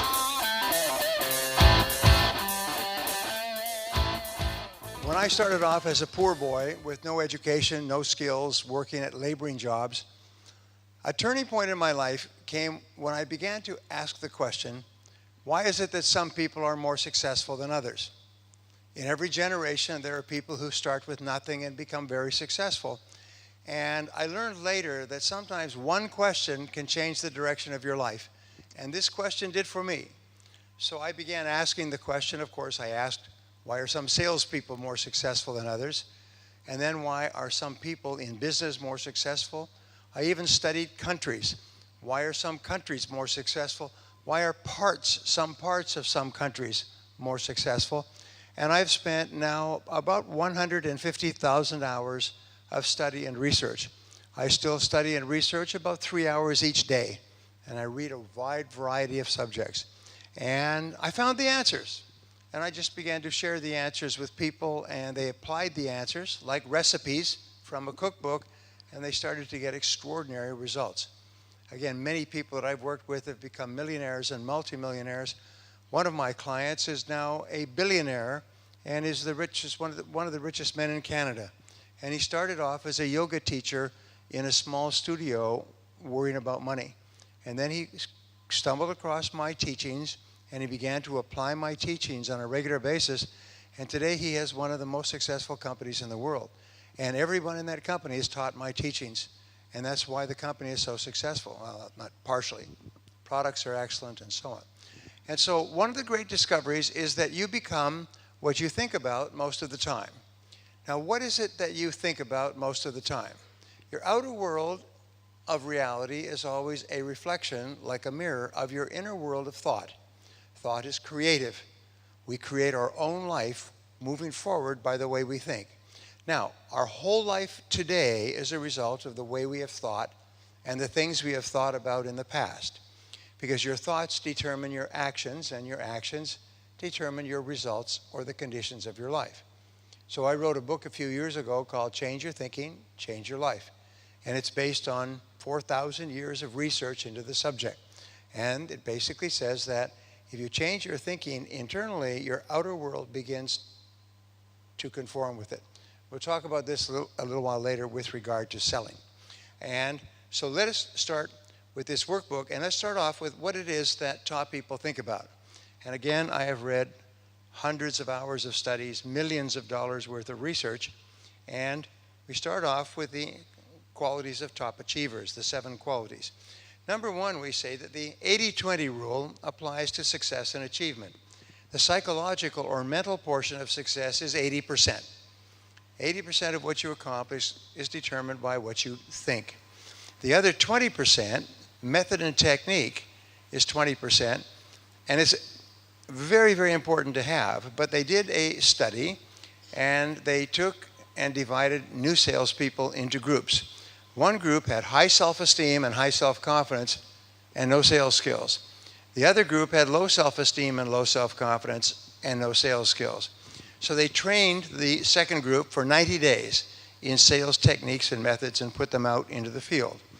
They didn't train the first group at all. They put them out into the field, and within 6 months, the group with high self-confidence and high self-esteem was selling 5 or 10 times as much as the well-trained group with no confidence or self-esteem. So what happens when you learn and apply sales skills is that you actually develop confidence. You say, hey, I can do this. This is not that difficult. You teach people the words to say and when to say them and how to manage their time, and they say, I can do this. And the more you do it and get results, the more confident you become. And the more confident you become, the higher is your self-esteem. And the higher is your self-esteem, the more you like yourself, and the more you like other people, and the more they like you right back. Very important. So number 2, I'll give you the 7 qualities. Number 2, top achievers are ambitious. And again, study after study shows that why is it that some people accomplish so much? Is because they want to, because they're hungry, because they want to be successful. And so ambition is the driving force. It's the engine. I had a woman in my seminar in Johannesburg, and she said, what can I do about my brother? He's probably 35 or 40 years old. You know, he's not ambitious. Well, one of my rules is that people don't change throughout their lives. They are the people they are when they're about 16 or 17 years old. And I simply explained to her, I'm sorry to hear it, but your brother is simply not ambitious. He's not hungry. He doesn't want to be successful. You see, if you decide that you want to achieve a goal, you start moving toward it, and what is the first thing you're going to experience? Obstacles, difficulties, failure, setbacks, disappointments. They come over and over again. You may fail 9 times for every 10th time that you make a step forward. Well, if you have high levels of ambition, like an engine, a car with a powerful engine, you'll go over the bumps. You'll keep driving forward. If you have low levels of ambition, what will you do? You will quit at the first failure or disappointment, which is what 80% of people do.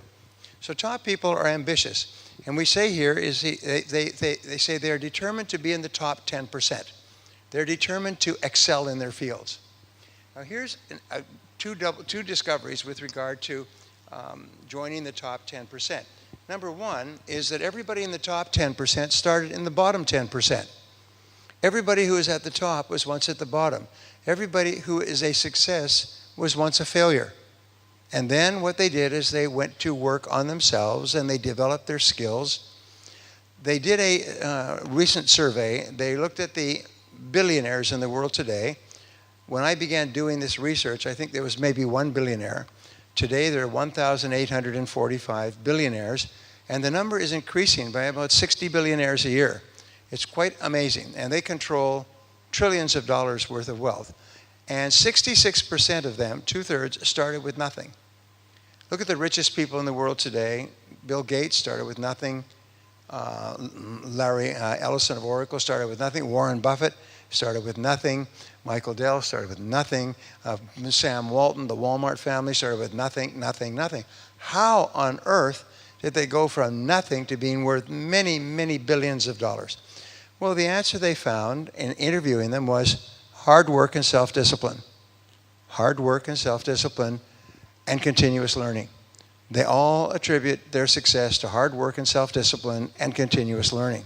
So we know the answers to financial success. And I'm not suggesting that you become a billionaire. I'm just suggesting that you earn a lot of money and become wealthy. And the way you do it is hard work and self-discipline and continuously upgrading your skills, one skill at a time, but always the most important skill that can help you at this moment. So everybody who's in the top 10% started in the bottom 10%. Now here is an interesting discovery. My discovery, by the way. I've discovered lots of things that just come as insights. If you do not commit to being in the top 20% or higher in your field, you automatically become mediocre. It's not as if you can become excellent by accident. You only become excellent by absolute determination and drive and self-discipline and continuous improvement over a long period of time. One of the top-selling books was called The Outliers, and it looked at what is the real reason all these people became successful, and they found it was because they had invested 7,000 to 10,000 hours in their field. They'd worked for 7 to 10 years, hard to develop their skills, to develop mastery. Very few people achieve mastery within a few years. Most people quit. And wonderfully enough, mastery is achievable. Interesting, what do you think is the most successful musical group of the 20th century? Actually, there's two. But the one I think about is the Beatles. Now, what was the turning point for the Beatles? Well, it was quite a remarkable thing when they look back on it. Normally, a small band, and these are just 4 young guys, and they would sing at dances and nightclubs, and they would do 2 gigs, 2 2-hour shows on Friday and Saturday night. That's normal. And during the week, they would practice in their garage or their basement or something else. And if they were really successful, they would be able to do 2 shows on a Friday and Saturday night. In my training course for speakers, I had a gentleman who was very successful. He said he used to work in a band. He said the first month of the year, he said they made $87. He said, and that was the most they made that year for a single month. Sometimes these bands will work for a few dollars just to get the experience. Well, one day, the Beatles, this young band, received an offer from a nightclub in Hamburg to come and play at this nightclub. And however, it was different because they were running 7 days a week, and they expected the Beatles to do 5 shows, 2 hours each, every night. Starting at about 6 o'clock, they would do a show every 2 hours. They'd have a 15-minute break and do another show until 2 or 4 o'clock in the morning. Then they'd have a chance to rest. Well, they took this because they needed the money. They weren't making any money. And they went to Hamburg for a year, and they did 5 shows a night, 7 days a week for a year. They did so much more playing than anybody else in the world. And then they came back, and they began to play in England, in Liverpool, and the world went crazy over the Beatles.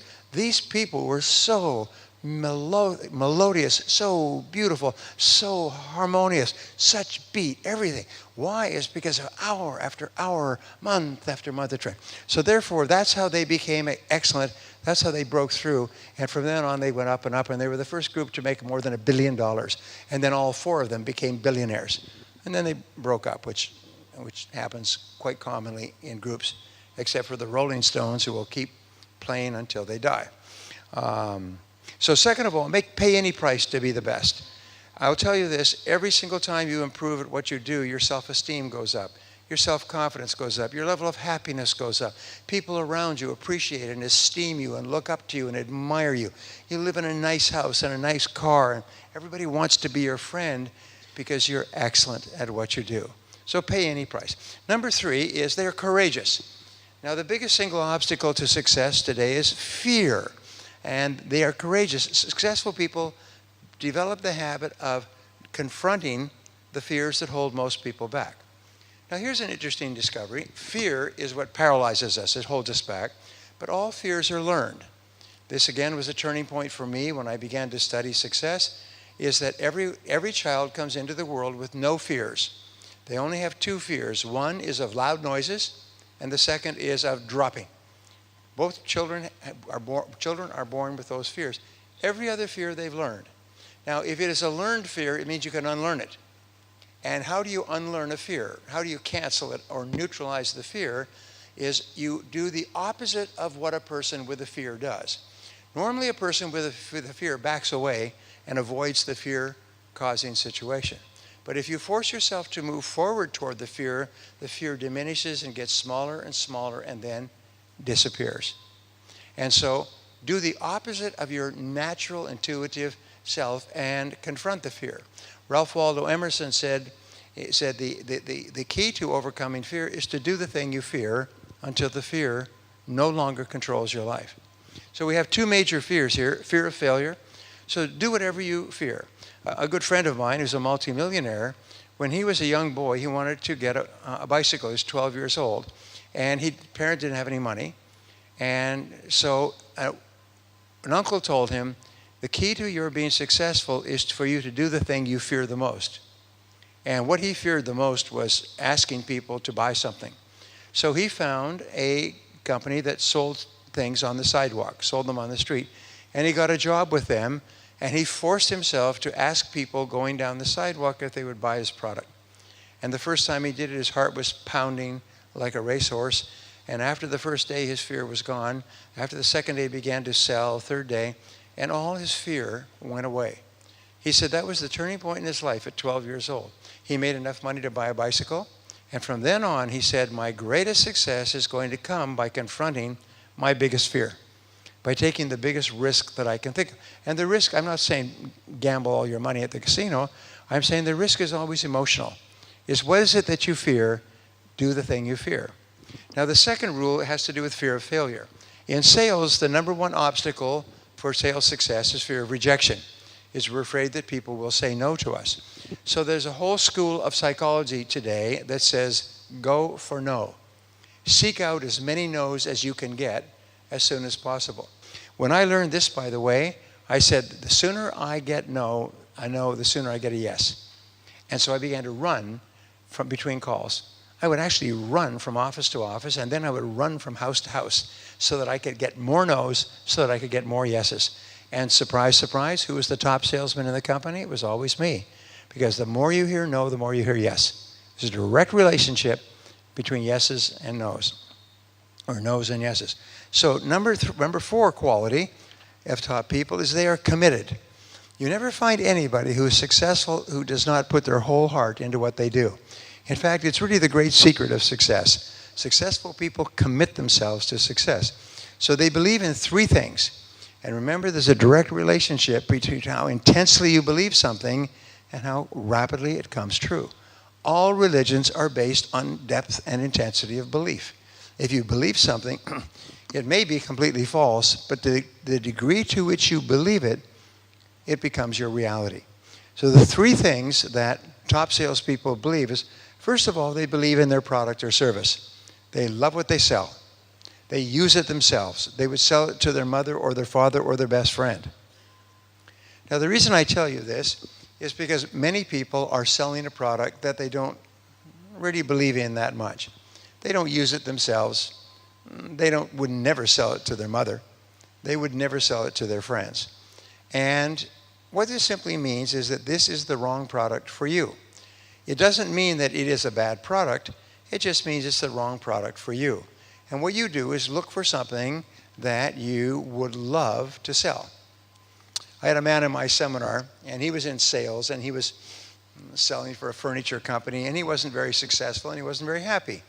And I said, well, what do you love to do more than anything else? He said, I love music.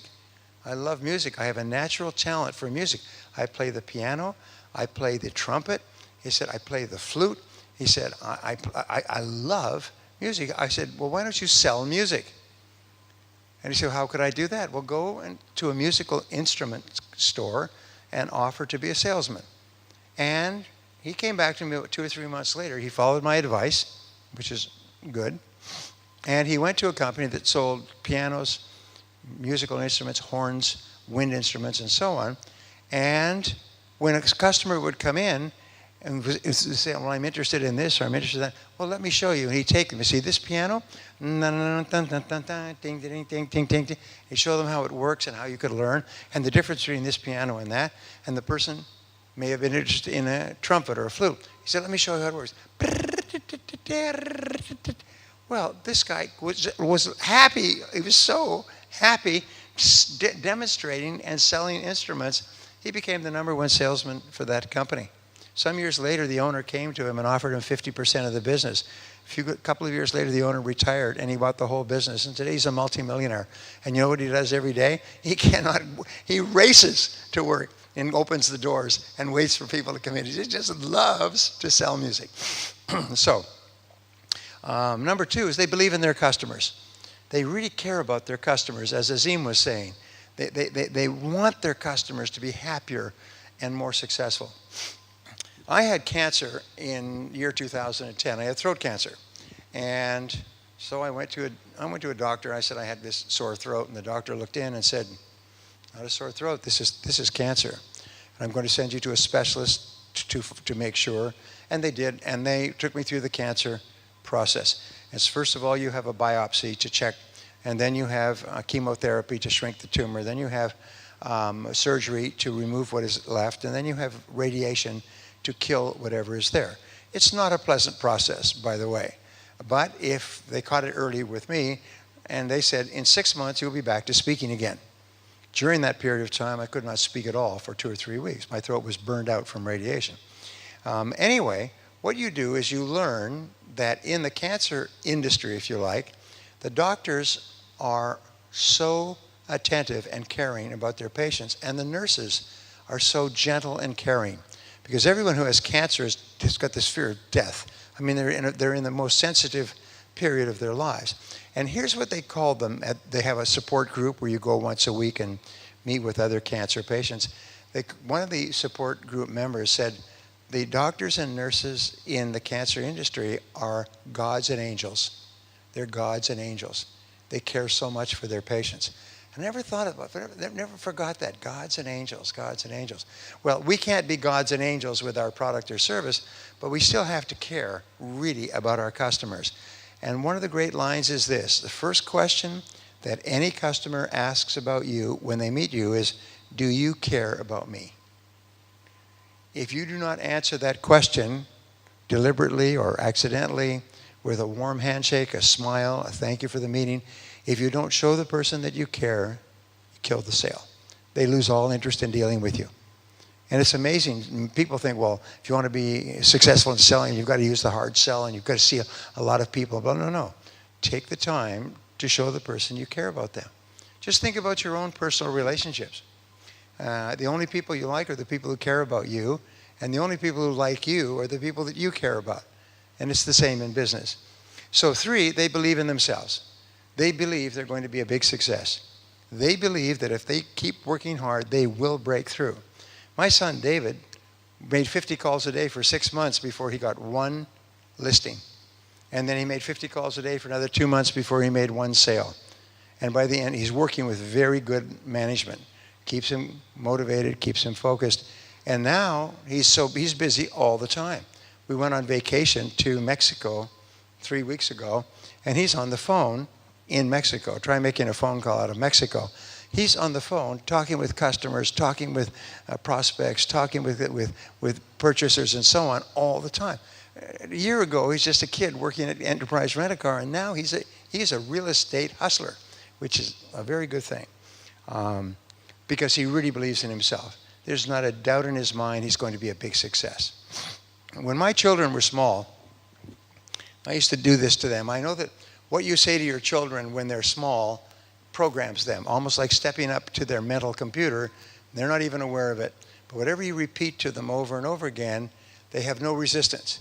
You know, if I say to you, you're an ugly guy, you can say, well, it's your opinion. A lot of other people think I'm handsome. In other words, you can take my opinion or you can disregard it. But as a child, you are so open, it's almost like you have no resistance to the input of your parents. And I knew that. So with each of my children, when my first daughter was born, Christina, when she was a little girl, I'd say, when you grow up, you're going to be a big success in life. And as she got a little bit older, I'd say, when you grow up, you're going to be a big success in life. When you grow up, you're going to be a big success in life. When you grow up, you're going to be a big success in life. Then my son comes along. When you grow up, you're going to be a big success in life. And I programmed them. I told them over and over and over 1,000 times, when you grow up, you're going to be a big success in life. Now, when they were young, they didn't even know what I was talking about. But I don't care. I'm going in the back door and programming their subconscious computers without their knowledge. Today, all 4 of my children are absolutely confident they're going to be a big success. My daughter just graduated, just sent me an email last couple of days, which brought tears to my eyes. She said, Dad, you should know that you and Mom have produced a legend. It's only a matter of time. Isn't that nice? Oh, wow. Wow. Because I keep telling him. So you tell yourself, you say, I'm going to be a big success in life. I'm going to be a big success in life. No matter what happens, I'm going to be a big success in life. Nothing's going to stop me. If you have setbacks or failures or difficulties, say, part of the price of success. Just keep on going. I'm going to be a big success in life. And the number one skill, the number one quality you can have is self-confidence. And you get self-confidence by just talking to yourself in a positive way all the time. Remember, 95% of your emotions are determined by how you talk to yourself. So no matter what happens, talk to yourself in a positive way. And if you want to have a great influence on other people, talk to them in a positive way. No matter what happens, your children and your friends say, you know, you're going to be a big success in life. You know what I sometimes do? If I am out, my son David and I used to go to a movie every Saturday when he was younger. And then they'd sell us the tickets, or there'd be the person selling the popcorn and so on. Sometimes they'd be really polite and really helpful and really cheerful. And I'd say to David, what kind of a future does that person have? And he'd say, oh, he has a great future. And sometimes they'd be rude and indifferent. I say, what kind of a future does that person have? Here's my 12-year-old son who say, that person has no future. So whenever I'm out, and I'm out all the time, I was in a restaurant yesterday in South Africa, and the waiter was a man named Emmanuel. Do you know how I know? Because I asked him, what's your name? And he told me. And the food was awful. We had to send it back twice. Emmanuel was beautiful. He was really professional, smooth, friendly, charming, took the food away, brought something back, and so on. And so what do you think I told Emmanuel? I told him, you're one of the best waiters I have ever seen, and you are going to be a big success in life. And I do that all the time, because sometimes one person saying one thing to one person at the right moment, their whole life will be different. I remember it's a wonderful story of this guy that grew up, a little boy grew up, and his father was terrible, his mother was terrible, poor house, low self-confidence, low self-esteem, and he just didn't really have any hope for himself at all. And one day he said he remembered his grandfather. He was 16 years old, and he was kind of depressed and down on himself, and his father was an alcoholic and was always angry and screaming at the family, and the mother didn't care. She was depressed and so on. And the grandfather came over and he said, Bill, he said, don't worry about your family. When you grow up, you're going to be a big success in life. And he said, when he was in his 30s and 40s and he was successful and wealthy, he said whenever he worried about what was going on, he remembered his grandfather's hand around his shoulder saying, Bill, you're going to be a big success in life. Don't worry about anything else. He said that was his guidance. That was his star for the rest of his life, was the one set of words his grandfather said. So what I do when I go around is I see people who are doing well, and I say, you know, I know a lot about success because I study it and I teach it, and you are going to be a big success in life. What does it cost you to say it? Because by saying it, sometimes you make it true. And sometimes people will come back years later, and they do to me. They say, do you remember I wrote you and sent you an email? Oh, sure, I remember it, 10 years ago. And you wrote back to me and you said these words, something like, you can do anything you put your mind to, or never give up. And it's the first time I ever got a communication from a successful person. It changed my life. And today I'm rich. But I still remember you're the one who wrote to me and you told me I could do it as long as I never gave up. And that became my guiding star. So whenever you have a chance with other people, tell them the same thing. Tell yourself you are going to be a big success in life. And the more you tell them, actually you become what you teach. If you tell other people they're going to be a big success, you start to believe it for yourself as well. We could spend a lot of time on this, a great deal. Okay, number 5, they are professional. Is top salespeople see themselves as consultants, not salespeople. And this is the turning point for me. When I learned this, when I was knocking on doors, I was selling a low-level mutual fund. When I learned this and instead of being a salesperson, I began to see myself as a consultant. Now, we'll talk about this later, but your self-image is the way you see yourself inside. It's called your inner mirror. And the way you see yourself on the inside determines how you behave on the outside. And so when I heard that, see yourself as a consultant, not a salesperson, that changed. I began to dress better. I began to work more efficiently. I began to be more thoughtful. So we say they see themselves as problem solvers. Remember, every product or service that a person buys is a solution to a problem that they have. So instead of my trying to sell my product, I would ask them questions about their life and work relative to what I sold to see if I could find a problem that they had that my product or service could help them solve. So the more you ask them questions about what they're doing and how it's working and what are the problems that they're having, the more they see you as a consultant. They see themselves as advisors. Yes, they don't try to close sales. They see themselves as advisors, and they give a good advice to their customers based on what their customers have told them. And third of all, they make recommendations. After asking a lot of questions, they say, you know, what I would recommend for you at this time would be this. And people love to get an intelligent recommendation based on what they have told you in terms of their problem. I want you to think of yourself for the rest of your career as a doctor of selling. Now, a doctor of selling is a person who follows a three-step process.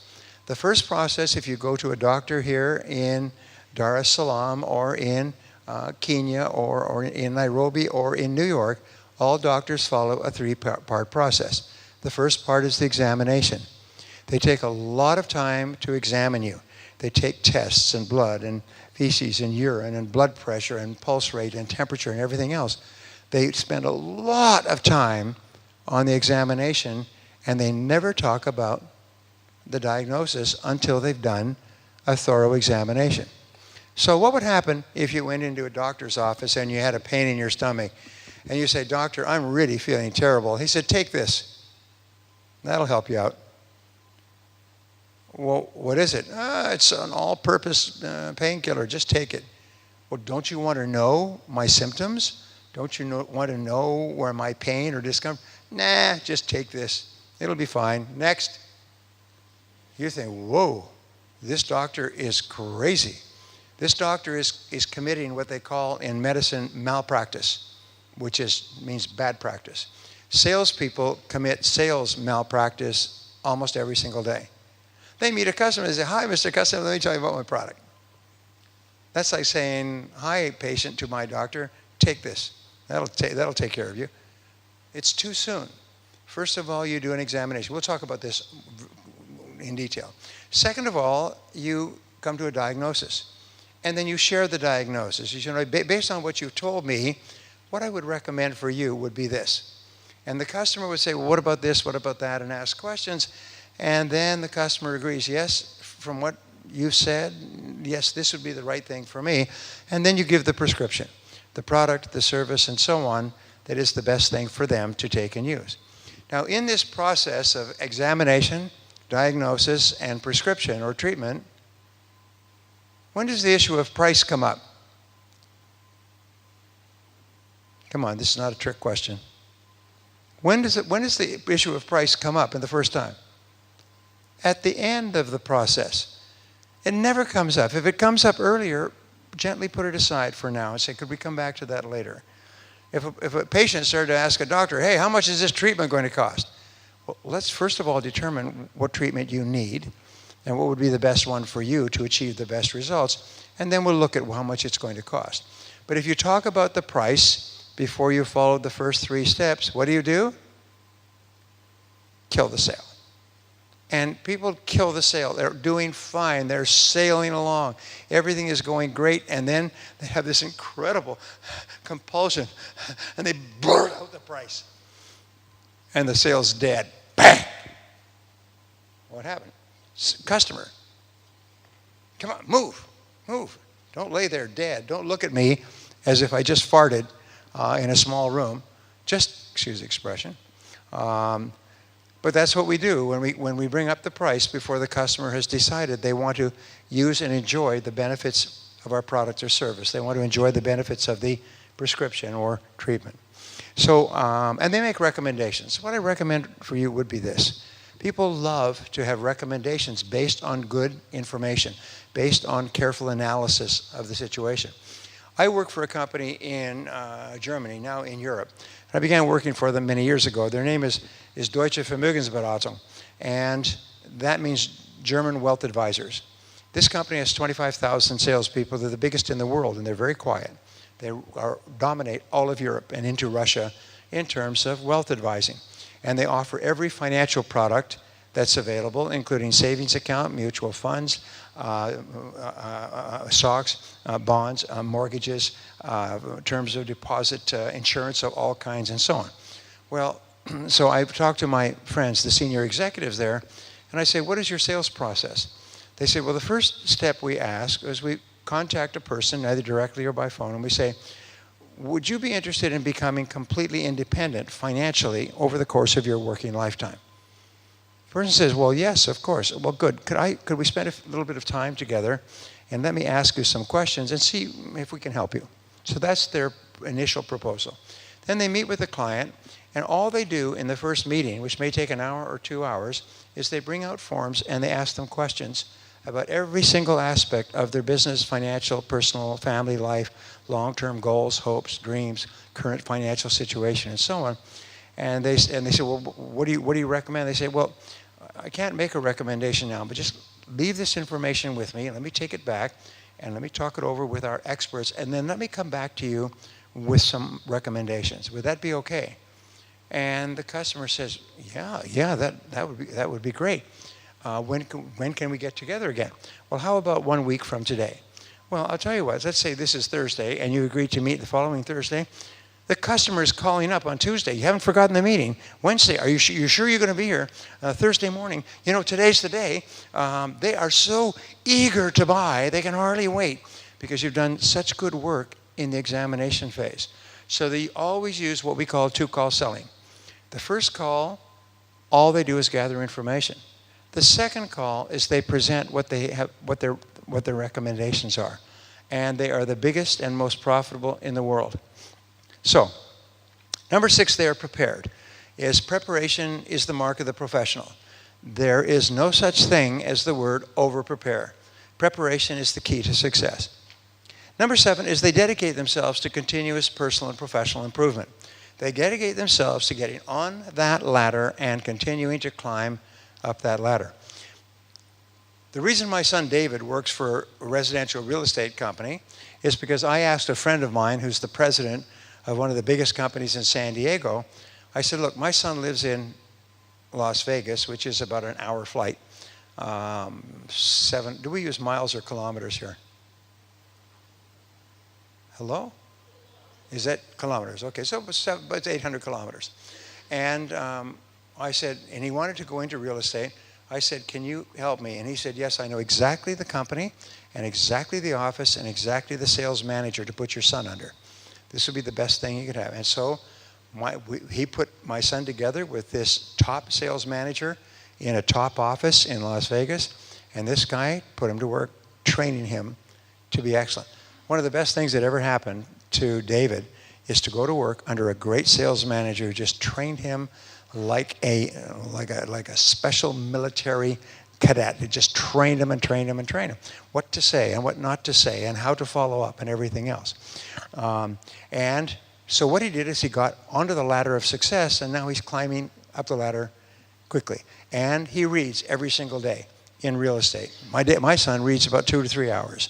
But if you just read 30 to 60 minutes a day, you will read a book a week in your field. The average person in your field reads less than a book a year. 80% of people never read another book after they leave school. If you're reading a book a week in your field, 30 to 60 minutes each morning, you're going to become one of the best educated and highest paid people in your field in less than a year. And you are going to be shocked at the difference it makes in your income. I've had people who are highly skeptical about the impact of reading, but they decided they would try it for a month, 31 days. After 31 days, they came back, they tripled their income. They cannot believe the impact that continuous learning has. You start to scramble up that ladder of earning ability. So second of all is listen to audio programs in your car. Turn driving time into learning time. Turn your car into a university on wheels.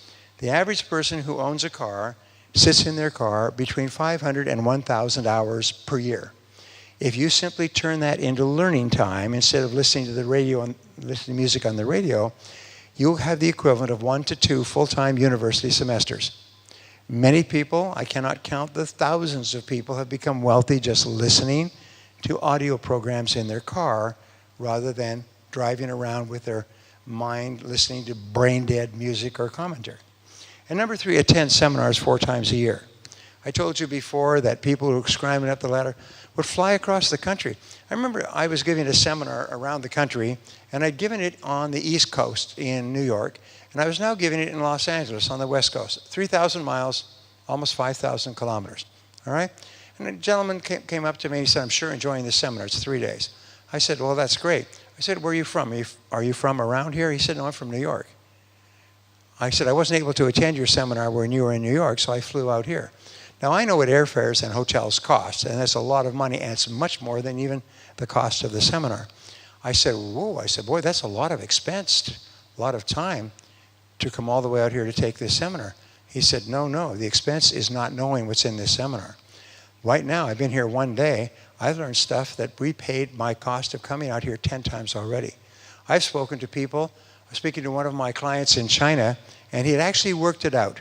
He started following my materials 12 years ago when he was a security guard in a supermarket, which I understand is not that safe a job in Tanzania.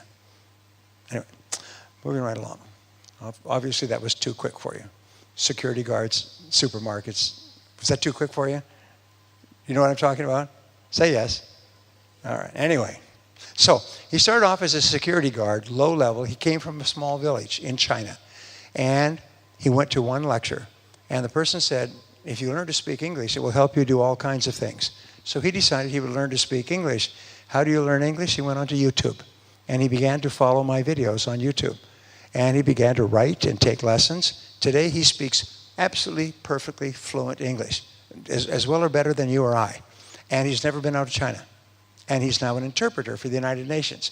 He earns more for 1 day of interpretation for corporations and organizations than he used to earn in a year as a security guard. He told me, he had calculated it out, his name is Peter Gao, that he is now earning 212 times what he was earning as a security guard when he first began to commit to continuous learning. 212 times. And so these people, intelligent people, not only go to seminars, because you can save yourself 5 or 10 years of hard work with a good seminar, but they'll travel long distances. When I go to China, people will travel 2,000 or 3,000 kilometers from one side of China to the other to attend a seminar. They are very aggressive. 300 or 400 or 500 on one seminar, 800, a second, 1,000 people. They came from all over China to pay very large amounts of money to go to these seminars. And that's the Chinese mentality. And China, as you know, is the fastest growing country in the world. What they said, I was just reading this in The Economist yesterday, they said that China is really upset because their growth rate is probably going to drop to 7% this year. There's no other country in the world that's got a growth rate above 3%, and the Chinese are upset because theirs is going to drop to 7% because they're so aggressive about learning. Good market for someone like me, by the way. And they sell millions and millions of copies of books. Not necessarily do they pay royalties, but they sell lots of books. So here's our last one. Number 8 is they are responsible. And this could actually be number 1, is they see themselves as the presidents or the MDs of their own business. Earl Nightingale once asked the question, how many people here are self-employed? And it's a great question because his answer was that we are all self-employed. We all work for ourselves. From the time you take your first job until the time you retire, you are self-employed. Somebody else may sign your paycheck or provide you with a place to work, but the top 3%, the highest paid and fastest promoted people in every industry, according to the research, see themselves as if they own the company, see themselves as if they're self-employed. Now, if you see yourself as self-employed, that's the height of accepting responsibility for your own life. Now, what it means is 4 things, and you may not like them, but here they are. First of all, you stop making excuses. You never make an excuse again for anything. You're responsible. The magic words are, I am responsible. I am responsible. Say it. Say, I am responsible. Right. No excuses. If you're late, don't come, oh, I got stuck in traffic. Don't give me that stuck in traffic crap. Didn't you know there was traffic in Dar es Salaam in the morning? I mean, have you never driven in Dar es Salaam? Oh, I was just stuck in traffic. No, you didn't leave early enough. And why didn't you leave early enough? Because you're lazy and undisciplined and a useless person who should probably be beaten with a stick.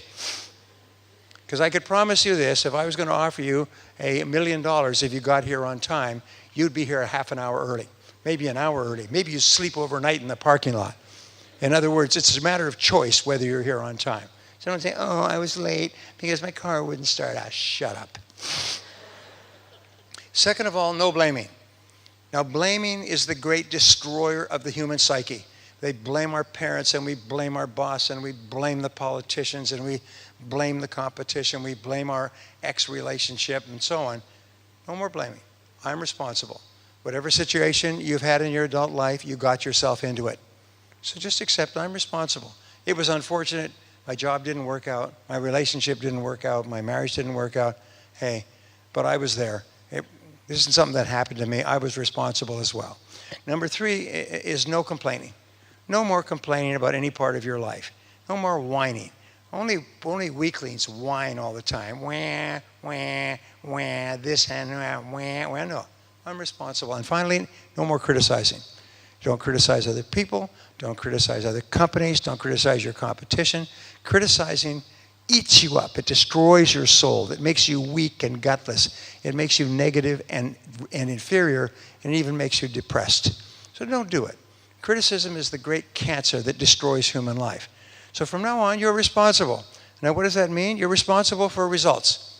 So Peter Drucker says the mark of the leader is the first question and the middle question, and the last question they ask is, what results am I responsible for? What results are expected of me?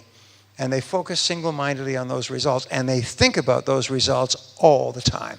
They wake up in the morning thinking about getting those results. B, they're responsible for quality. Each person is responsible for the quality of their own work. And by the way, as we'll talk about in our 2-day MBA, and I'm going to tell you about this. In the 2-day MBA, we talk about the number 1 characteristic of successful companies. It's 90% of all business success is the quality of your product as your customers describe it. Everything else is 10%. So 90% of business success is having a quality product in the first place. 90% of personal success is you being a quality worker. Now, there's a good friend of mine in Australia sent me this question many years ago, and he starts off his seminar. I always love this. And the seminar is, what are you famous for? And he talks to businesses and business owners, and he talks to individuals and salespeople. He said, what are you famous for? If somebody was talking about your work over there, not when you're not there, what would they say about the quality of your work? What are you famous for at your work? Would people say, oh, he does a fantastic job in this, or he or she's really good at this or that? So what do people say about you? How do people describe you? Do they say, oh, he or she is really, really good? One of the things we've found is that 90% of your success will be determined by how people talk about you when you're not there. Your reputation for quality work. And your reputation for quality work is solely determined by one person in the universe. And who is that? It's always yourself. And you can always get better. So you're responsible for quality. And finally, you're responsible for profitability, especially in your own business. You're responsible for selling more and better products and services and generating profitability. Which brings us to prospecting. Where are we here? Wonderful. Oh, shoot, I like this.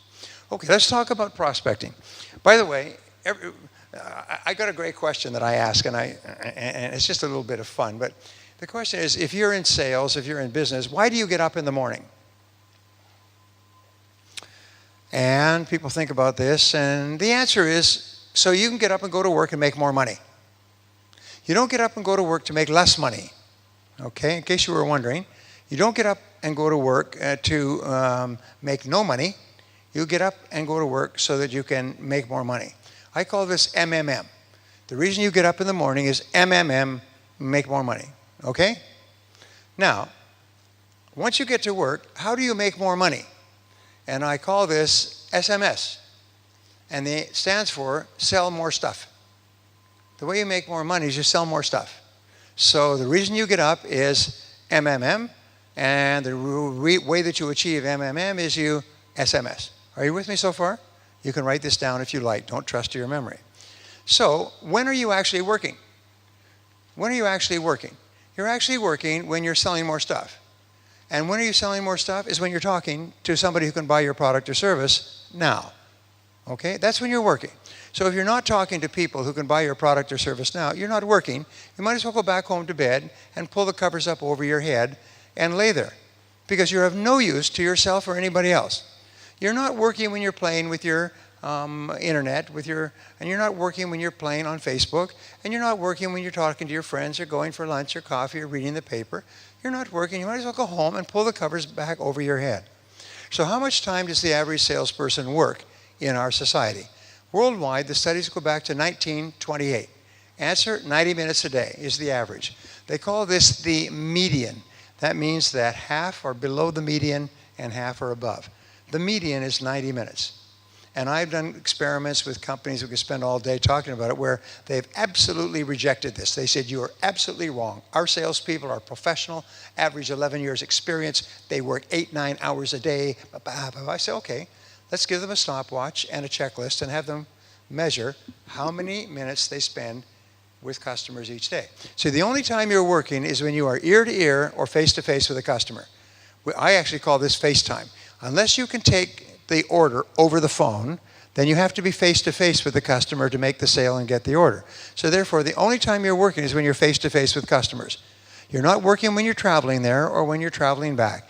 You're not working when you're doing your proposals or presentations. You're only working when you're face to face. So I say to people, do you want to double your income?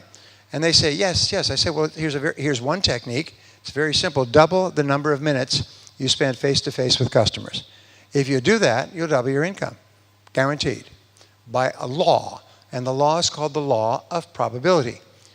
Remember, you cannot control who will buy, but we just know that if you're earning all the income you're earning today with the number of minutes you're spending with customers today, if you double those minutes, you'll double your sales. You may not know where the sale comes from, but you will sell twice as much. You want to sell 3 times as much? Now, 90 minutes a day is an hour and a half. All right, so what we're saying is work 3 hours a day. Would you do that? Please, would you work 3 hours a day? And if not, if you do that, how about working 4.5 hours a day? Now, how do we know this is true? It's by looking at every single top salesperson who earns 10 or 20 times as much as the others. They spend 80% of their time face-to-face, head-to-head, knee-to-knee, heart-to-heart, talking to customers. And you say, hi, have you got a minute? No, not today. I'll talk to you after work. I'll talk to you on the weekends. But when customers are available to be seen, all you do is talk to customers. And I've had people send their sales staffs out, one company, 300 salespeople with stopwatches. And they tracked their time every day, and they kept an accurate record, and they submitted it to the sales manager. And he added it all up, and he called me up, and he said, you know, I'm really embarrassed. He said, we got all the forms back from our salespeople. They're working 90 minutes and 42 seconds a day is the average. And this is a multi-year experienced sales force. And they've all agreed to work 3 hours a day. And they called me back 6 months later. They said their sales were up 30% in an economy where the sales in the industry were down 30%. They had the best sales year in history. Just simply by asking their salespeople to get face-to-face with more customers. Now here's another thing they found, is their salespeople were getting into a habit of calling back on old customers. So now they had to call on new customers. And I told them this in the sales meeting. I said, 80% of the people who can buy your product or service do not know it exists and do not know that you exist. 80%. You say, well, we've been in Dar es Salaam for 20 years. 80% of potential customers have no idea you exist. So let's say that your ratio is 20 to 5. You have to talk to 20 people to get 5 prospective customers. And then your ratio of presenting is you have to show your product to 5 people to get 2 potential sales. And then your ratio to closing is you have to go to work with 2 people to get 1 sale. What that means is that you have to put 20 people in the top of the funnel to get 1 sale out of the bottom. Now, here's your rule. First of all, keep your funnel full. Keep talking to lots of people. You have to talk to a lot of people to make any sales. And second of all, one of the great time savers of all of history is get better at each of your key tasks. At prospecting. Get better at presenting and getting the deal. Keep focusing on those. If continuous improvement in the most important thing you do is the high road to great success. Never be complacent. Hey, we're entrepreneurs. What do entrepreneurs? Entrepreneurs are like the Marines. You know what they say in the Marines? Adapt, adjust, change. Adapt, adjust, change. Whatever happens, learn to adapt, learn to adjust, learn to change. Isn't that right? Say yes. Yeah, so that's what we do. We don't whine and complain. Oh, wah, the lights went out. Ah, shut up. You know, what can you do about it? Whine louder? Many people think if you whine louder, the lights will come back on. Or what do we say, whinge? Oh, that's the word, sorry. I'm multilingual, you see. And go back and... So number 5 is spend 80% of your time prospecting and presenting. Spend only 20% of your time closing, following up and closing. 80% of your time prospecting and presenting. Become a prospecting machine. Be constantly in motion. So number 6, a definition of a good prospect is someone who can and will buy and pay within a reasonable period of time. Now, I want to just give you something I've written down on the sides here with regard to good prospects. The rule for success in business is to spend more time with better prospects. The rule for success in sales, spend more time with better prospects. More face time with people who are more likely to buy. If a person says, so we say, a customer who's more likely to buy is someone who wants it, who needs it, who can use it, and who can afford it. Want, need, use, and afford. So the first questions you ask are, this is sort of as questions about the customer's current situation to determine, like an examination, whether or not this is a person who needs it. If a person says to you, I can't afford it, I can't afford it, I can't afford it, believe them. People say, oh, the sale begins when the customer says they have no money. No, the conversation ends. You say, oh, I'm so sorry to hear that. I sure hope your life gets better in the future. But if a person has so little pride that they will confess to a complete stranger who just walked in that they have no money, believe them. The person says, I have no money, I can't afford it. Wah, wah, wah. They're crying to a complete stranger. Say, thank you very much, and go, I'm sorry to hear that. I hope that your situation improves, and thank you very much, and leave. You see, what hurts us in sales is not rejection, but it's sustained contact with negative people. Sustained contact with negative people is the greatest downer and depressor in history. So if you can imagine a hot stove, if you touch a hot stove and it's hot, take your hand off. Don't say, that's hot. Ow, it's burning, smoking, smoldering. No. When you meet a negative person, cut it off immediately. And this is one of the lessons that took me years to learn, is as soon as you realize this person is negative for any reason, you say, oh, your product's not very good, your competition's products are better, you charge too much, you guys are a bunch of rip-off artists. Whenever somebody's negative to you, you say, oh, geez, well, I'm really sorry that you feel that way, and thank you very much for your time, you have a good day. Get up, shake hands, and walk out and leave. Don't spend time with negative people, because the more you cut off your time with negative people, the more you'll find positive people to talk to. And positive people to talk to in our business is the great joy of selling. We love to sell when we're talking to nice people. And we feel terrible about ourselves when we're talking to negative people, right? Say yes. So from now on, you have my permission to walk. Now, I'll just tell you one other thing, is that you are a thoroughly good person. You are decent, you are honest, you are hardworking, you're attentive, you're a good family person, you're a good friend. Praise the Lord. And therefore, you are entitled to be treated as a good person. You do not let anybody for the rest of your life treat you other than as an absolutely excellent person, a warm and compassionate and hardworking human being. And if somebody doesn't treat you like that, walk.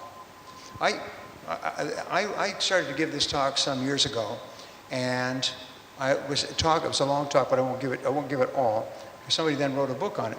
But what I did is I was sitting next to a very wealthy man on the airplane, and he had just come from getting together with several of his very wealthy friends, which they do once a year. They all started off poor and worked their way up, and so once a year they get together and have dinner and play golf and things like that. And I say, well, how was your meeting? He said, well, I had a really great experience this time, because we were sitting around the table after dinner talking, and one of the gentlemen, we're talking about, isn't it nice to be successful? Here we are in our 50s, and we worked hard for 20, 30 years, and now we're successful. And then one of the guys said, you know what success is? And his name, let's say his name is Bill. Bill is very funny. He's got great insights. So we all said, okay, Bill, what is success? And he said, I'll tell you what success is. And he puts down his glasses, leans forward and says, success is no more assholes. And all of us sat there and thought and realized he was right. No more assholes. The reason I tell you that is because somebody who attended my seminar wrote a book called The No Asshole Rule. And it was a bestseller. And all it does is repeat what I just told you. And what I said was this, is the reason that we tolerate negative people is because we hope that we're going to get some benefit from it. You know, we'll grit our teeth, we'll keep smiling, and maybe we'll get some sales or some business or some income out of it. But then the next question is did you ever get anything worthwhile out of continually working with a negative person? And if you think back over your life, you realize that all your negative experiences came from sustained contact with a negative person. You never got anything beneficial out of it. So what do the wealthiest and most successful people do? Is they've got a rule, no more assholes. If they don't like you, they walk. They get up and walk. They're in a conversation with you, and they don't like you, they'll walk away. In other words, wealthy, successful people will not tolerate negative people. So therefore, you can start acting like a wealthy, successful person right now by saying, I'm going to do what wealthy, successful people do, and I will not tolerate negative people. And if somebody's negative for any reason, walk, because you don't deserve that. You're a good person. You're honest and hardworking and truthful and a good family person. You do not deserve negative treatment, especially from a prospect. You absolutely do not accept it. You say, oh, I'm sorry you feel that way. Get up and walk. Walk out. Leave them sitting there going, blah, blah, blah, blah, blah. Don't punch them in the face, which is what you feel like doing, but just get up and walk. And from now on, only deal with people that are nice people. And I'll tell you, the faster you get through the negative people, what happens? The faster you get to the good people. The more time you spend with negative people, less time you have to spend with positive people. I have known 1/3 of new salespeople, by the way, quit every year. Do you know why they quit? It's because they don't know what I just told you. And they end up spending too much time with negative people, and it depresses them so much they just quit. They tell me, I couldn't take it. I could not take the negativity. Instead of realizing if a person's negative, you say, thank you very much for your time, and walk. Move. Okay, we say the qualities of a good prospect. Number one, the prospect has a genuine need that your product or service can fill. The prospect has a need. There's a hole in their life that your product or service can fill. And this is an important area for them. Two, the prospect knows you and likes you and respects your business or industry. We talked about this before, and we'll talk about it in a couple of seconds, but likability, the person who likes you and trusts you is very important. Number three, the prospect values the results or benefits of what you sell more than the amount you charge. So let's talk about this for a second. How do you know if the prospect values the results or benefits, which is all customers buy, is results and benefits? How do you know that they value the results and benefits more than your price? How do you know? Well, because of the questions they ask. They ask you, will it do this and will it do that? And if I need to do this, can it do that? And can it do this and so on? In other words, they will ask you questions about results and benefits. If they're asking you questions about your price, how much does it cost? How much does it cost? How much does it cost? Cost too much, it costs too much, it costs too much. And they're not interested in the results or benefits or outcomes of your product, well, this is not a good prospect. Time to keep moving. And number four is the prospect is willing and able to make a buying decision in a short period of time. In other words, they have the money. Who are the best people to call on in business? Growing companies. Who are the best individuals to sell to? People whose lives are growing. Their income is growing, their business is good, their career is good. And there is a company in Los Angeles that teaches what is called business cycle consulting, where you go into a company and you ask questions to find out where they are in the business cycle. And they charge about $5,000 for this training. And many people go out and devote their lives to going in and helping company move more rapidly from the trial and error period to the profit cycle. So, there's a whole bunch of questions that they've developed. Now, when you go into a business, if you want to understand whether or not this is a good prospect, you have to ask questions. Actually, you have to ask one question. And what is the question? How's business? That'll cover everything. Person says, business is great. Good, this is a good prospect. If you can show them how to reduce costs or increase sales or increase efficiency in some way, this is a good prospect. And if you say to a person, how's business? They say, business is terrible. It's a bad prospect. Unless you have a product that can help them with their business so much that it makes it a good business. Now, a second answer that you'll get is we're really struggling here. We're really working hard. Things are looking good, but we're really having a lot of lessons and so on. This is the early phases of a new product, service, or business. This is also a good prospect. This is also a good prospect. So the question you want the answer to is business is great, or we're really working hard and we have great hopes for the future. If your product can help them achieve their goals faster, then they will buy from you. Now, what if you're selling to an individual? What question do you ask to do a complete assessment, like taking the pulse of an individual? How's life? If they say life is great, that's a good prospect for almost anything. If the person says life sucks, you know, life's a bitch and then you die. If the person says life sucks, it's not a good prospect. They're so negative, you know, that there's an old joke, they have to look up to see bottom. I mean, so, and number 5, the prospect is a good potential source of further sales and referrals. But if you can sell to a person who's really respected in the industry or the business, you can say, we sold to this person and other people will buy. And sometimes, by the way, one respected person, that's why they pay some movie stars, sports stars, they pay them millions and millions of dollars just to endorse the product, because people say, well, if that person uses it, I'll buy it, because I really admire that person. Getting appointments with qualified prospects is the key to greater sales. It's really the most important skill at the beginning. So number 1, phone directly and introduce yourself and describe the result or benefit of what you're selling. I have something to tell you that may come as a shock to you, but it is this. Nobody cares about your product. Nobody cares what it is. Nobody cares how long you've been in business. Nobody cares what components or ingredients go into your product. Nobody cares who runs your company, and nobody cares about you. Nobody cares, nobody cares, nobody cares but you. Your customer doesn't care.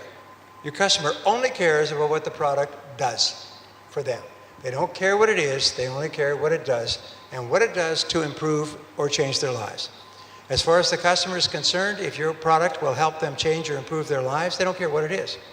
When I started off selling sales training, I had this beautiful program, I still do, by the way, great sales training programs in case anybody's interested. And I would call up and I would ask to speak to the sales manager. I had a very good system. I say, how many salespeople do you have? I call real estate, insurance, business machines. They'd say 20. As long as it was 20, that was my magic number, 20 or more. So I say, could I speak to the person in charge of sales for your business? And they would say, sure, that would be Bill Brown. They put me through to Bill Brown. I said, Mr. Brown, my name is Brian Tracy. I'm with the Institute for Executive Development, and I was wondering if you'd be interested in a sales training program. And it's like they had all read the same answer sheet. They said, not interested, slam. Not interested, slam. Not interested, slam. Not interested, slam. I'd sit there and go through the yellow pages, phoning companies, not interested, slam, not interested, slam. My ear began to hurt after a while. It got slammed on so many times. And I thought sales managers would be interested in sales training. And then I had a revelation that changed my life. I found that sales managers are not interested in sales training. They're only interested in one thing. They're interested in higher sales. They don't care how you get there. If I was selling incense developed in northern Tanzania that you could light in your office and people could smell and their sales would go up, they'd buy the incense. If I could show you a yoga position, if everybody sat in this yoga position for 10 minutes every morning and their sales went up, they'd buy yoga. In other words, or special music that plays in the background, they'd buy the music. They don't care what it is. They only care what it does. So I changed my question to this, and it made me rich. I did more sales in the next 2 businesses than in the next 2 months than in the previous 2 years. I said, Mr. Prospect, would you be interested in a way of increasing your sales by 20 to 30% over the next 6 to 12 months? I used to say double your sales in 30 days. They said, not interested, slam. It's too much. So I'd say increase your sales by 20 to 30% over the next 6 to 12 months. And the person would say, of course. Well, all I need is about 10 minutes of your time, and I'll show you how we do it, and it's unconditionally guaranteed. Can you tell me about it over the phone? Well, I would like to, but I have something I need to show you so you can look at it and decide for yourself. But I just need 10 minutes. I started to fill my appointment books day after day. My first appointment would be 8 o'clock in the morning. My last would be 6. I'd see 10 people a day, and I'd make 10 presentations. I began to fill my sales rooms. I would do my selling during the week, and I would do the seminars on the weekends, and turn my career around. Led to the Psychology of Selling program, which is the best-selling audio program on sales in the history of the world, in 26 languages. And it came from asking the right question. Not what your product is, but what it does to change your life. For example, people say, well, I sell nutritional products. Is anybody interested in nutritional products? Nope, don't want any. Can't afford them, don't want them, probably don't work anyway. But if you said, how would you like to lose weight, sleep better, and have more energy all day long? Shoot, how can I want it. I want it right now. And I don't even ask the price. This is the most interesting thing. If you connect with the need of the prospect, they don't even ask the price. They just want to know how to get it. How can I get that? So number 2 is, I have an idea that can save or make you a lot of money or time. The 2 biggest motivators, by the way, in purchasing, in business, are to gain or save time or money. So whatever your product or service is, if it does not save or gain time or money, nobody's interested. If it does, people want to talk to you immediately. 3, example, I have an idea that can cut your cost of document processing by 30%. I have an idea. And you know what the answer is going to be? What is it? What is it? And you say, it's exactly what I want to talk to you about, and I just need 10 minutes of your time.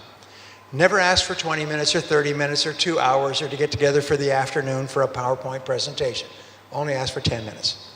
10 minutes is enough to determine whether or not this is a good prospect. If the prospect is a good prospect, they will invite you to stay for longer, or they will invite you to come back for a longer period of time. But you can get all the appointments you want if you just ask for 10 minutes and say, I have something I need to show you, and you need to decide, and then you can decide for yourself. So number 9, leave a voicemail describing the result or benefit of the product or service. Never your company or your product or your service or how long you've been in business, just the question, would you like to increase your sales by 20 to 30% over the next 6 to 12 months? Please call me. We have a guaranteed solution that's already worked for more than 1,000 companies. Click. First person they call when they come back and get their messages is you. Or how would you like to drop weight quickly and easily, have more energy, and sleep better? Call me. In other words, talk about the benefit of what you sell, not the product itself. Number 10, be polite, persistent, and determined to get the first meeting. Remember, the best customers are the busiest customers, and even if they're interested, they're busy. And it's not that they don't like you or that they're mad at you or that they're not interested, it's just that they are so busy, they don't get a chance to get back to you. I remember once I got a fantastic proposal from a really good firm, and it took me 6 months to reply. I sat on my desk for 6 months, and I wanted it, and I finally spent something like $300,000 with them. But I just didn't have the time. So if people don't call you back, it's not that they're mad at you. Don't worry about it. Don't take it personally. It's just that they're busy. So just call them back again. Number 11, the most powerful word in selling is the word ask. Ask for appointments, ask for 10 minutes, ask for a chance to talk to them, ask for a chance to meet, ask them if they'd be interested in this benefit, and so on. And number 12, when the prospect says, I'm not interested, you reply with these words. And you say, that's all right. Most people in your situation felt the same way when I first spoke to them, but now they've become our best customers and they recommend us to their friends. In selling psychology, there is a principle called social proof. Social proof is where somebody else like me has bought the product. I can say to you, I have no interest at all in your product. I don't want it, don't need it, can't use it, can't afford it. Your best friend who runs his own business just bought one. I'll take it. I'll do a 180-degree spin and take the product when I learn that somebody who I respect has already bought it. So when you say, that's all right, most people in your situation felt the same way. Now you can make this even 5 times more powerful. If you know the occupation of the person, you can say, that's all right, most people in the medical profession felt the same way. That's all right, most lawyers felt the same way. That's all right, most mothers felt the same way. If you can be specific about a central factor of their life, they will literally grab your throat through the telephone because they want to hear about it. Oh, really? What is it? I'm not interested. People like you are using this all the time. What is it? And they say, and then they recommend us to others. So this is the most powerful way to neutralize what we call initial sales resistance. In every call, there's initial sales resistance. Don't want it, don't need it, can't use it, can't afford it, not in the market right now. It's because people are busy. They don't even know enough about your product to make an intelligent comment, but they'll say this anyway. So what you say is, I understand exactly how you feel. Building trust and credibility. Now, there have been two books written recently. One is called Personal Branding, and the other was called The Power of Personality, something like that. And I read them both, and both books are based on exhaustive research into how and why human beings, especially in business, act the way they do. Both books were written by different researchers, both did different research, both come to exactly the same conclusions, almost like railroad tracks that converge at the end. First one says that most important concerns of a person when you meet them for the first time are, first of all, warmth, and then second of all, competence. The other book says the first thing that people look for is trust, and the second thing they look for is strength or ability. So those are the two things that people look for. When I meet you for the first time, my first question is, let's combine them, is, do I like you and can I trust you? Do I like you and can I trust you? If you don't get past that barrier, that psychological barrier, then nothing happens. So therefore, your very first focus in the first conversation is to be warm and trustworthy. Warm and trustworthy. Now, the second thing that people look for is competence and ability. They make their decision with regard to warmth and trust in the first 4 seconds. They cement their decision in the first 30 seconds. And then human beings engage in what is called confirmation bias, which is a psychological term that means we look for ways to justify what we've already decided to believe. So you have 4 to 30 seconds. 4 seconds for the first impression. You've got 26 seconds to change the first impression if you didn't make a good first impression. And after 30 seconds, the wall shuts and the customer will see you the way they saw you in the first 30 seconds. So we make our initial decision on warmth and trust very fast. We make our decision about competence and ability over a much longer period of time. It may take multiple meetings with the customer. It may take multiple discussions and presentations for the customer to reach the point where they believe that you are competent and you are worthy of doing business with. But you've got to get over the first barrier or you never get a second chance, or you never get a chance at the second one. So, rule number 1, as I said, they don't care how much you know until they know how much you care. Now, how do you establish a caring relationship in the first couple of sentences? Remember, they don't have very much time. The window opens and closes, and you better do something. Well, I've looked at many different ways. First, of course, smile. Second, smile and shake hands. Smile and say thank you for your time. And what I do is I always say thank you for your time. I know how busy you are. And that instantly creates warmth and trust. Why? It's because people are busy and they really appreciate it when you recognize that they're busy, that they're giving you time and they have 100 other things to do. So when you say thank you so much for your time, I know how busy you are, they immediately trust you and like you. And so it's very, very simple. Even on the phone, if you arrange a telephone call, always, and I learned this, by the way, from the top professionals, when you call a person, you say, this is Brian Tracy. I need about a minute or two of your time. Is this a good time for you? Don't just launch into what you called them for. Ask, is this a good time for you? You see, the person's boss may be standing there. The house building may be on fire. They just may have heard that their child was run over by a car. Their biggest customer may have just canceled a major order. You don't know what's going on in their life. And even if they've agreed to talk to you at 10 o'clock, always precede it by saying, is this still a good time for you? And if they say yes, then they will listen to you attentively. If they have an emergency or something going on, they won't hear you. They'll say, yeah, go ahead, or, and they're so busy with something else. So always ask them that question, and that establishes that you care about them. Now today, the relationship often continues after the sale. And if you can imagine, we say that, people say that closing the sale is what they focus on, but when you get the customer to say yes, as far as the customer is concerned, is they've just opened the sale. You think the sale has been completed, as far as the customer is concerned, it's just begun. And many products and services that we buy, once you buy it, you have to take delivery, you have to use it, you have to get it serviced, you have to get it repaired, and so on and so forth. So people know that buying is not the end point, buying is just the starting point. So therefore, this is where you have to be the most careful. In fact, here's what customers have said in the surveys, is their major reason for buying is what they think is going to happen after the sale. Not the product now, but what will happen after the sale. And so one of the smartest things that you can say, and this is called seeding. You just drop the seed. You know, as you say, customers say that we give the best after-sales service of any company they've ever dealt with. You know, one of the things we're proud of is that customers say we give the best after-sales service of any company they've ever dealt with. And you just throw it in. It's not an attempt. It's just kind of like something you're really happy about.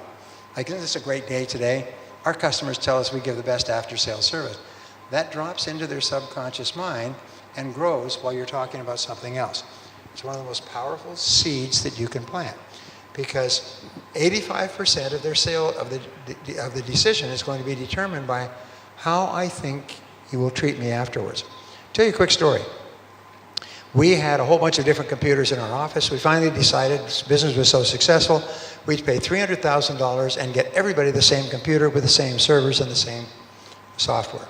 And so we were approached by Compaq Computers at that time, and they'd approached us and they'd done an analysis, and they had told us what we needed is to link all the computers. That way everybody would have access to all the data. It would save time, save money, fewer mistakes, and so on.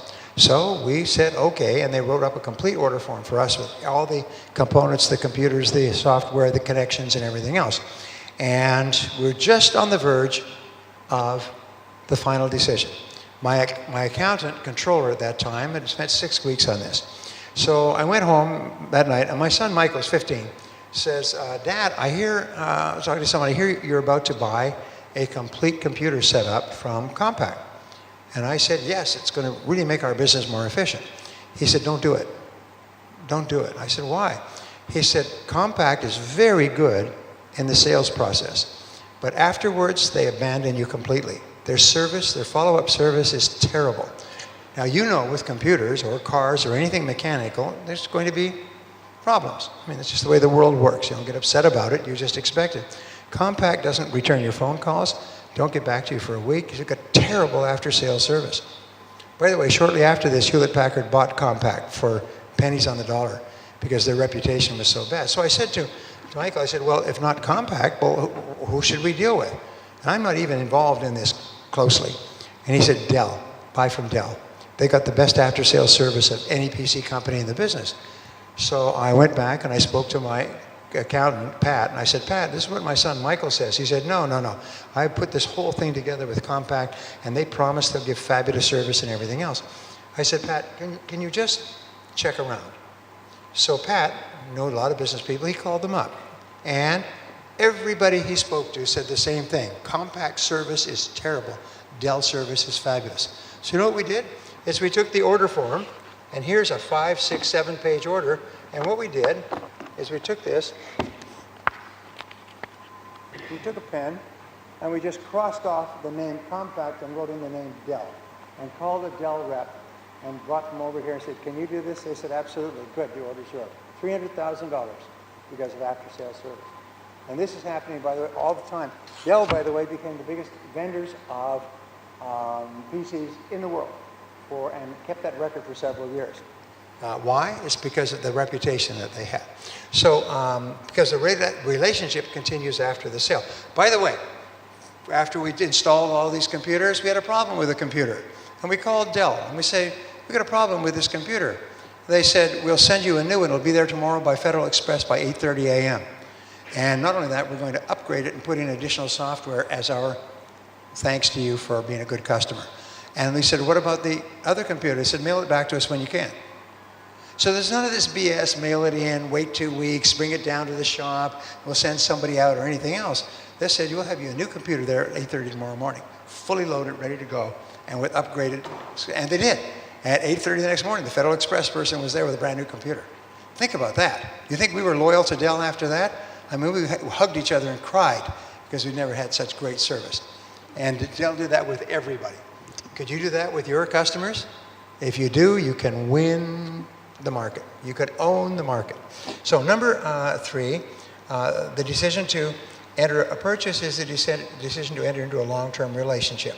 Number 4, because of product service complexity, the relationship is actually more important than what you sell. 70% of the most sophisticated purchase, up to and including airplanes and railroad cars that cost hundreds of thousands or millions of dollars, are made because the decision maker likes this salesman better than the other one. It was a great story, by the way. For the first time in history, about 10 years ago, Airbus, the consortium of airplane manufacturers in Europe, actually outsold Boeing to the major airlines for the first time. And this was a shock. It was in all the financial newspapers. Airbus, whose planes are pretty much the same, not quite as good. Boeing has a better reputation. It's sort of like Boeing is the A game and Airbus was the B or B plus game. Well, Airbus outsold Boeing. So they did an investigation of it, and what they found was they had a vice president of sales marketing, the one who met with the critical decision makers at the airlines, and this guy was brash, and I'm Boeing. If you want planes, buy from us. If you don't want planes, pound sand. I mean, he was not particularly pleasant. He was not particularly accommodating. He was just, we're the best, buy from us. We're the best, buy from us. And that had been working for a long time. And then what Boeing did is they put in charge of marketing, vice president of marketing, second to the president, they put this French gentleman. And this French gentleman was a graduate of INSEAD, the leading business college in France, fluently bilingual, and a gentleman. Now, I don't know if you've ever met a European gentleman. Has anybody ever had that experience? These are quite remarkable people. They come from well-bred families that go back hundreds of years. They've been brought up in the highest social circles. They are absolutely beautiful people. They're just such a pleasure. They're charming. You sit and talk to them, and they're warm, and they're charming, and they're interested in you. And so they brought this man in and made him vice president of marketing, and he began calling on the same decision makers that this vice president of Boeing out of Chicago was calling on. And he would meet with them and not even talk about planes. He said, look, do you enjoy good food? Yes, they do. Let me take you to a Michelin restaurant today or tomorrow. I want to take you to one of the best restaurants in the world, and I want to show you some of the food for which we are so proud. And he would take them, have them picked up with a limousine and taken to a beautiful restaurant. And the people at the restaurant would all be ready, and they'd be saying, Mr. Smith, or, Mr. Harpermeyer, or whatever, Sheikh Mohammed, whoever it was. They would take them to the best restaurants. They'd pick them up with limousines. They would take wonderful care of them. They sent flowers to their rooms at the hotel. They'd get the names and birthdays of their family members and send flowers and presents to their wives and to their children. I mean, this guy was a genius. And this is why Airbus pulled ahead of Boeing that year. They found that everybody liked this man so much that it made all the difference in tens and hundreds of millions of dollars of aircraft purchases. So what do you think Boeing did? They fired that guy on his ass so fast, and they recruited very carefully, and they found a counter, a really wonderful, warm American sales executive who could match the French executive. And the Boeing planes were superior, and the next year Boeing went back to number one, has been number one ever since. But it was a real close thing. My point is clear. Even in things as complicated as 747 jetliners with millions of parts and tens of millions, the average plane, $54 million, the decision was made because I like you better. I feel better about you. You're warmer, and that means more trustworthy. So, the relationship model of selling. We say there's 4 parts of the relationship model of selling, and if I had something to write on, I would write on it. But basically, if you can imagine dividing the first triangle into 4 parts, the first part is 4 equal parts. The first part is meeting and greeting the customer. Hello, how are you? The second is 10%, which is 10% of the sale. The second 20% in the old model was qualifying. Find out how much money they have before you waste any time with them. And by the way, this is how I was trained back in the early 60s. The third level, which is 30% of the old model, was presenting. And this is where you used every trick possible to talk them out of the money you decided that they had in part 2. And the fourth part, 40% of the old model was closing. And we were told, buyers are liars, close them early and often. Now this model went out of fashion in the 70s, but there are many people for years, even into the 80s and 90s, until they died, kept trying to sell with the old model. And the old model doesn't work. And so the new model, flipped over, again you divide that triangle into 4 parts, 4 equal parts. The first part is 40%, and it's building trust. 40% of the sales conversation is warmth and trust. And it's the first thing that you have to do before you can go on to any other parts of the sale. The second part is 30% of the new model of selling, and this is identifying needs accurately, which we'll talk about in the next session. Identifying needs accurately, according to the interviews with these thousands and thousands of customers, it was only when the salesperson began asking questions about the real needs of the customer that the customer actually came alive. Up to that time, we're having a nice conversation. I like you, you like me, you're a pleasant person, I like you and trust you. But I don't know if you're competent or skilled. I don't know if your product's any good yet.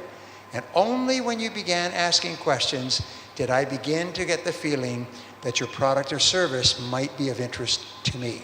So this is the turning point. We call this the hinge in the sale. The sale starts to turn when you start to ask questions about the customer's needs. All right? And as you ask them more about their needs, they become more engaged. People are emotionally engaged when you talk to them about the things that they need to improve their life or work or their family. And then the next part, which is 20% of the new model, is presenting. And presenting is called matching. And matching is like fingers into a glove, is where you show the prospect that based on what they've said, this is how your product or service would fit into their life or work and improve their life or work. And so it's a very, very simple concept. And the last part, 10%, bottom of the triangle, is confirming. Does this make sense to you? Do you like what I've shown you? Is this what you're looking for?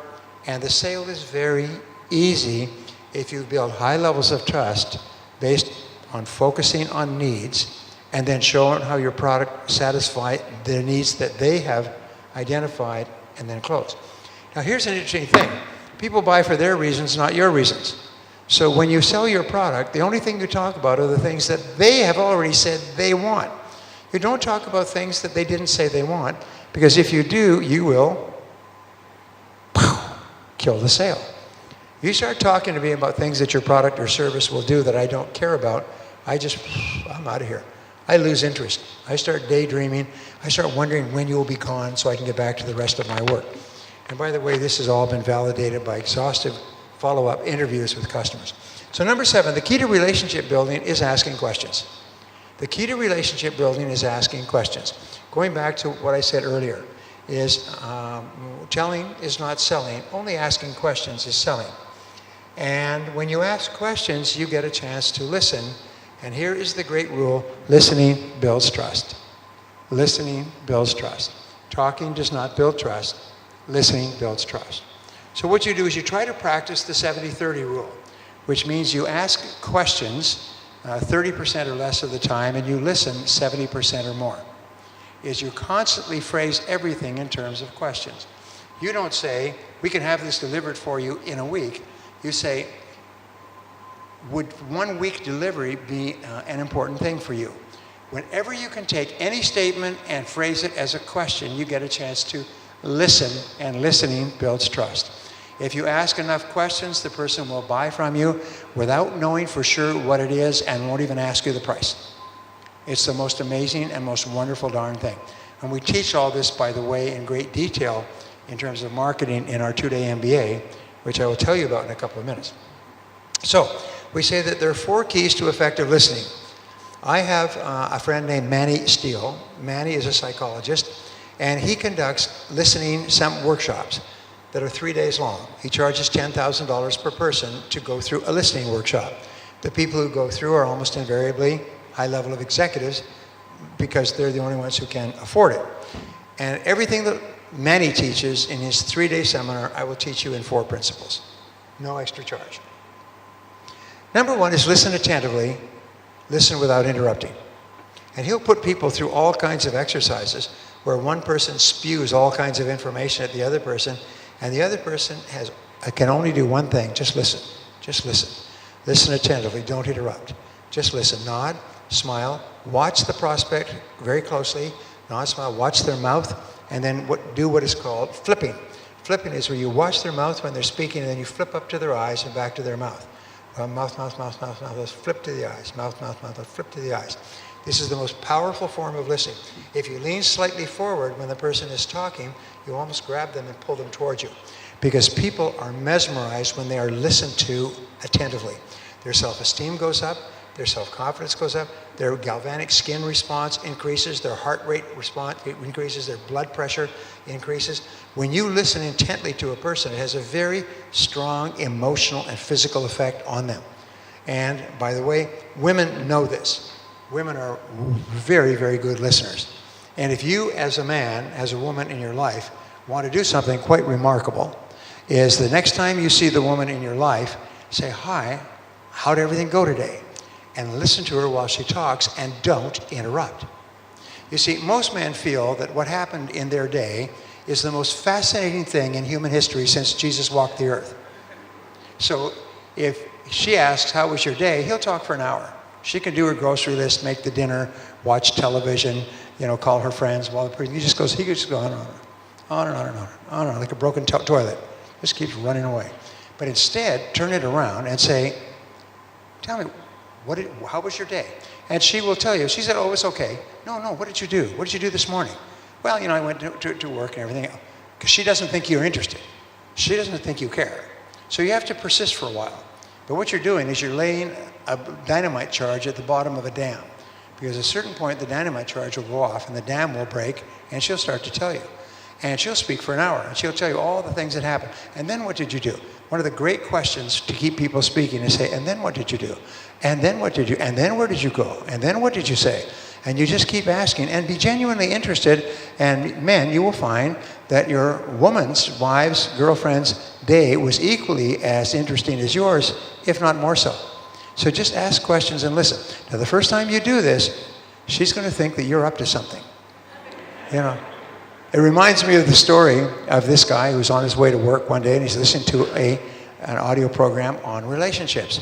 And it talks about how men sometimes take their relationships for granted, and they don't pay as much attention to their wives as they did when they were courting or first got married. And he's listening to this all the way to work, and he's starting to feel guiltier and guiltier because he's guilty of this. He kind of takes it for granted. He walks in, turns on the TV, and watches TV during dinner and so on. He's starting to feel guiltier and guiltier. So he decides, by gum, I'm going to do something. And he goes, middle of the afternoon, he said, "I'm taking off work." He goes down to the shopping center and he buys her a beautiful scarf. He buys her some perfume. He buys her some jewelry. He buys her some nice gifts. And then he buys a dozen roses and he puts it all together and he drives home. And he scoops it all up and he goes up to the door and he knocks on the door with his foot. And she comes to the door and she opens the door and there he is with a big smile. And she bursts out in tears, starts crying. And he says, "What's the matter?" She said, "The washing machine is broken down. The kids are sick.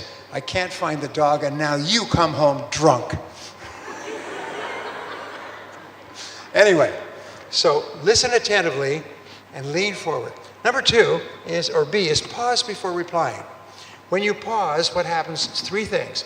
First of all, what the person said actually percolates deeper into your mind, and you actually understand their meaning better.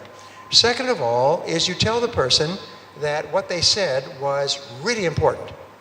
And third of all is you by pausing, you don't run the risk of interrupting them if they're just organizing their thoughts to continue. Remember, the more the customer talks to you, the higher is the probability they will buy from you.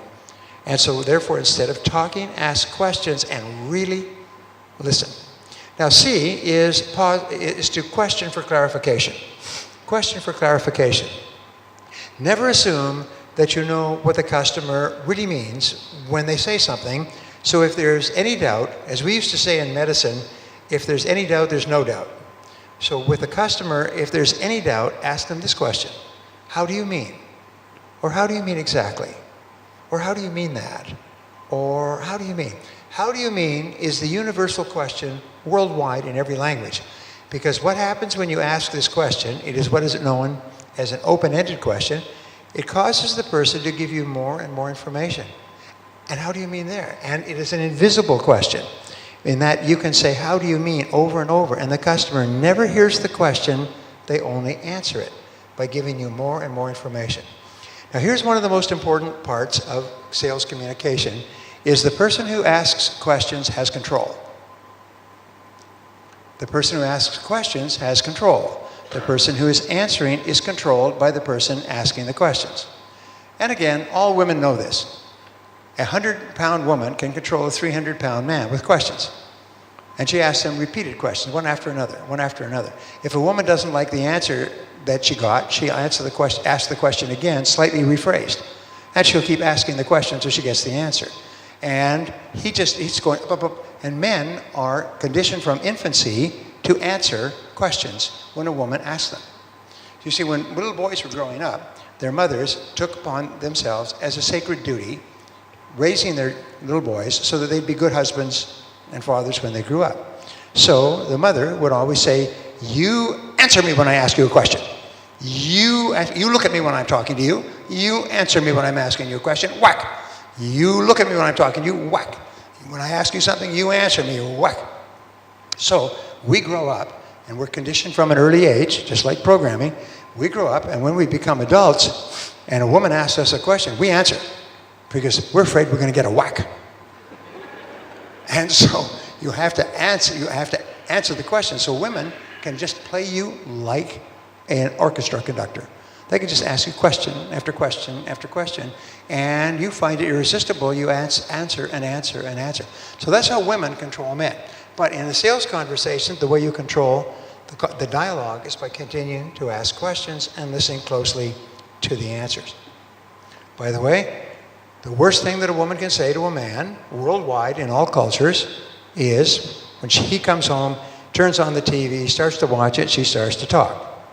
Now here's the way it works. Women, if you strap a recorder to them, during the course of the day, will speak 25,000 words. A man, if you strap a recorder to him, during the course of the day, will speak about 12,000 words. All right? And men use words as tools to get the job done, just like a shovel or a plow or a hammer. Women use words to relate, to understand, to listen, to sense the emotional climate.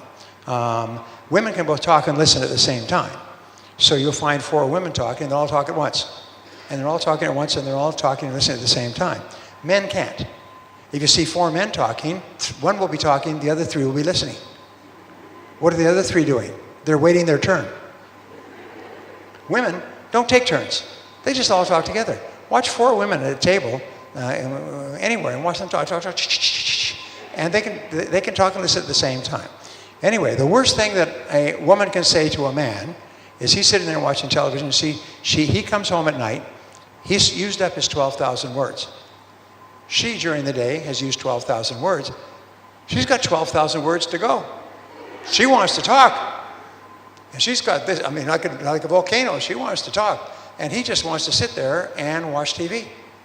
And so she comes in and she begins to talk. And he talks about the kids and talks about the day and talks about shopping, talks about anything else. And he goes, yeah, that's good. Yeah, oh, really? Mm-hmm. He just wants to watch TV. Now, men, we've discovered, do not care what is on television. They only care what else is on television. And that's why they flip channels. So she finally decides that if she wants to communicate with him, she better sit down next to him. So she sits down next to him while he's watching TV, and then he changes the channel in the middle of a show.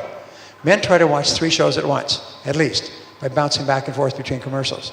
You know what I'm talking about? Women, they just want to watch the whole show and get into it and listen to what he says and she says and he said, and he changes the channel.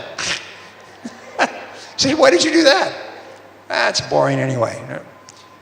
Anyway, so she wants to talk, and he's trying to be courteous, but he wants to watch.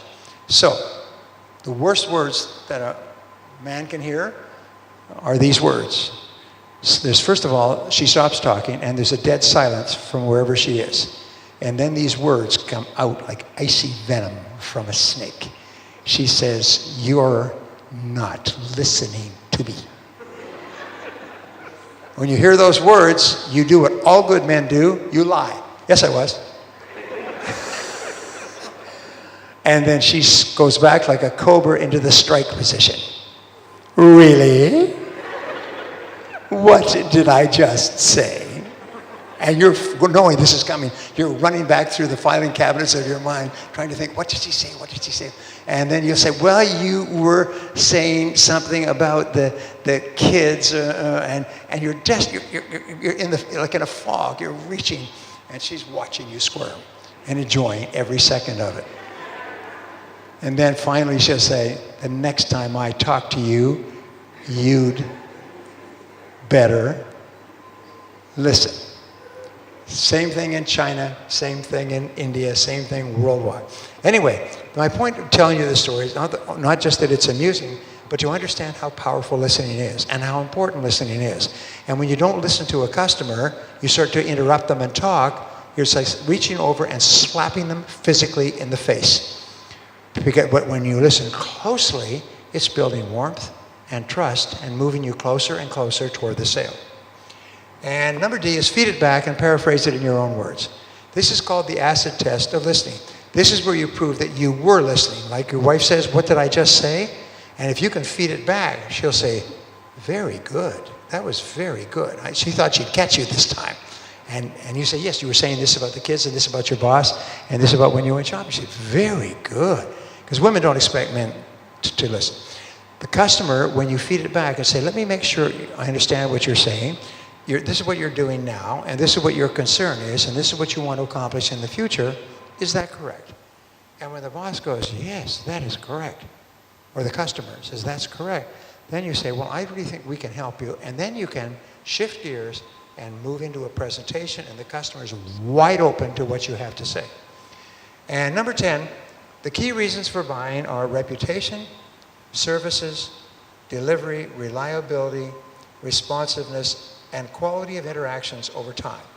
Now, the number one reason that people buy, 85%, is reputation.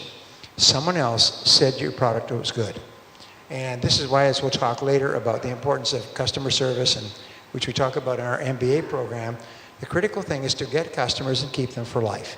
And this is an art form, but it is the critical determinant of high sales and high profitability. So 85% of sales are reputation.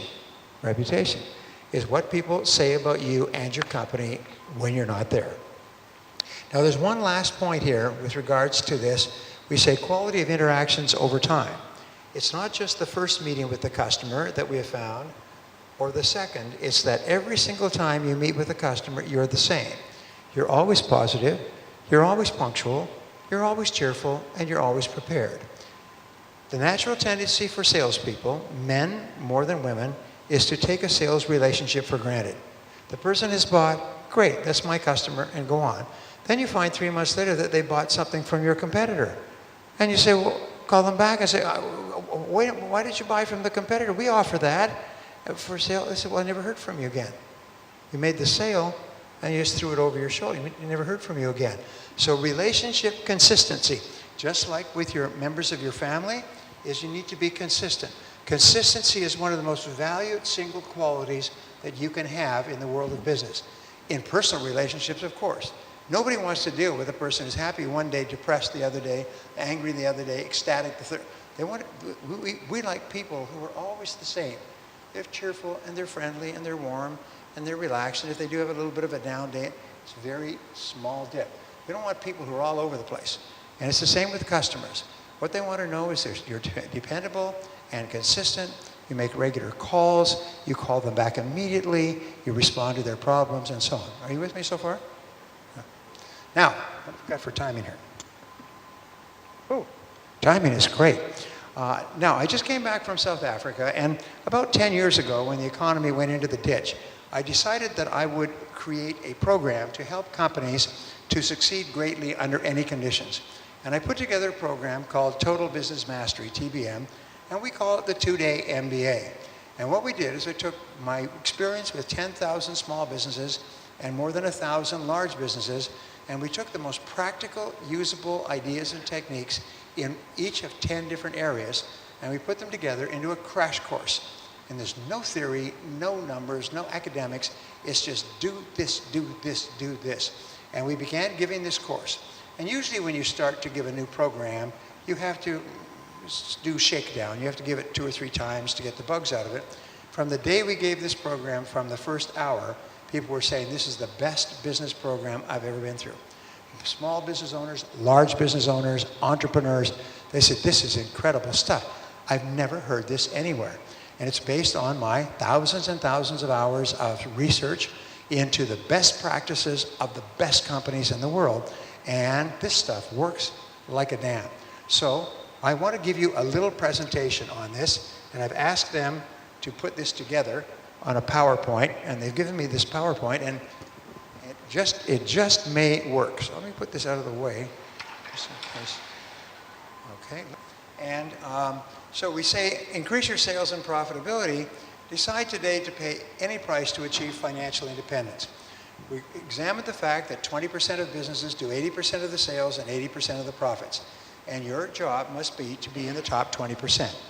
It's going to take you just as much time to operate your business, just as many years, and you might as well make a whole lot of money rather than make a little money.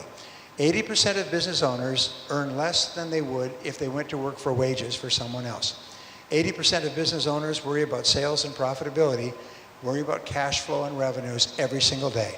They stay awake at night, they have ulcers, they're overweight, they work 10, 12 hours a day, and after 5 or 10 years, they're still staring like a deer in the headlights. So why is this? So we say here, this is where you start off in terms of your income, and a small amount, but some people get here. They earn 10 and 20 times the amount that others do. And by the way, there's so many people who've gone from small to large income by hundreds of thousands, even millions, that it's no longer a mystery. We know exactly what they did and exactly when they started to do it. So we say, here's the question is, how did they get there? And the answer is additional knowledge and skill. Oh, there we go. Additional knowledge and skill. So we say self-made millionaires. I began studying self-made millionaires in the US. According to the research now, the number of self-made millionaires worldwide is unbelievable. But here are the US numbers, and I'll give you the worldwide numbers. Is in the year 1900, there were 5,000 self-made millionaires, and $1 million was a lot of money at that time. By the year 1950, the number had grown by 20. There were 100,000. By the year 1980, when I began to study self-made millionaires and began teaching them, and I have a program called Success Secrets of Self-Made Millionaires, is there were 1 million. By 1990, there were 2 million, and suddenly, remember the 90s, everything boomed? There were 7 million. By the year 2010, 2020, there'll be 15 to 20 million millionaires, almost all self-made in the US, and 32 million worldwide. More people are becoming dollar millionaires today at a faster rate than any other time in human history. Because why? It's because there are more products and services and ideas and customer needs and demands today than have ever existed before. All you have to do is have one idea. Has everybody here heard of Uber? Uber's a really interesting story. I wish I could tell you my part of the story. But these guys came out of a meeting one day in downtown San Francisco exactly the same time I did with my wife and daughter, and we could not find a taxi anywhere. We had to walk 2 miles up the hills of San Francisco back to our hotel. There were no taxis anywhere. Do you know why? The taxi drivers all took off over dinner. Between 5 and 7, they decided to go home for dinner. Exactly the time when everybody needed a taxi. So they said, the heck with this. We're going to set up an app so that people can actually order a taxi on their iPhone. And they did, and they called it Uber. And they began it in San Francisco. Today, their market value is $50.2 billion. 4 years later. $50.2 billion, one of the fastest growth. People are paying them, are giving them billions of dollars for fractions of their company. They're in 250 cities worldwide, and they're totally dismantling the entire taxi industry worldwide. And everybody who rides in an Uber never rides anywhere else. You take one Uber, you'll never take a taxi again. So this is one of the examples. A guy comes up with an idea to be able to order a taxi on your iPhone and makes $50 billion. $50 billion! Do you know what? That's a lot of money. In case you didn't know, that's a lot of money. They have in Silicon Valley, they have what are called unicorns. A unicorn is a company that started with an idea and passed $1 billion in sales within 3 years. There's 72 unicorns. There's 60 more that will be unicorns within a year. This is people like you and I came up with an idea that could be marketed online and passed the $1 billion mark in 3 years. It's unbelievable. Anyway, so there's more opportunities to make more money today than ever before, but you have to decide to do it. So we say 80% of self-made millionaires started and built their own businesses. 10% joined those new businesses early. 80% of new businesses fail within 4 years. You've heard that statistic. But 90% of businesses started by people with business skill and experience succeed.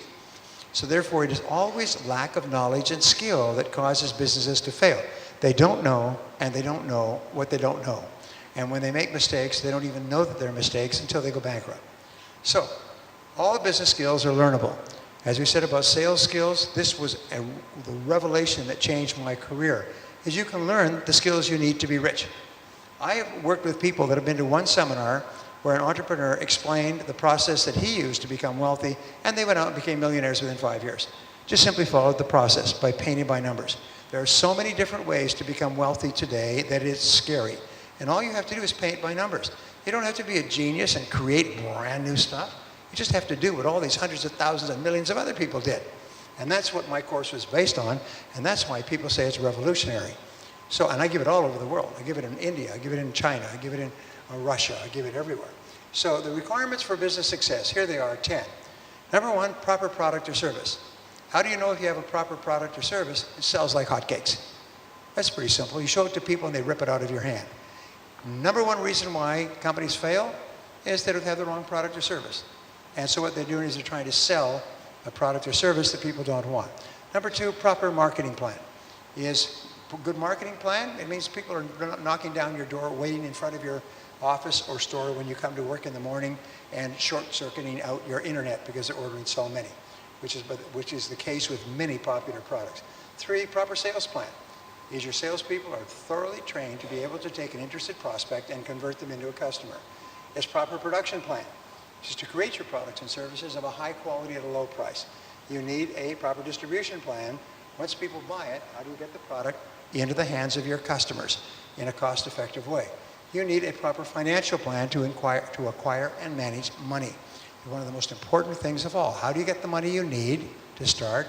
How do you get the money you need to grow? Number 7 is a proper pricing plan. Is to make sure that you set the right prices for your products so that you're maximizing the income that you get. Proper people plan to find, recruit, and hire the right people.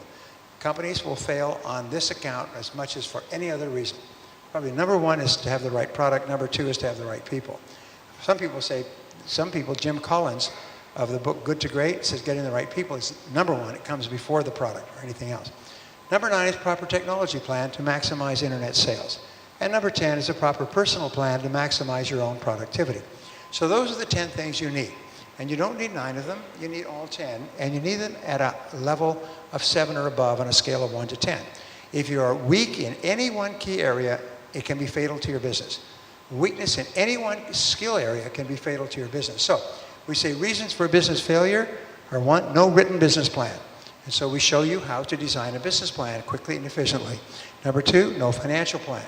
So we show you how to determine exactly how much money that you need and how to get it. Number 3, no marketing plan. You don't know how to attract enough customers. Number 4, no sales plan.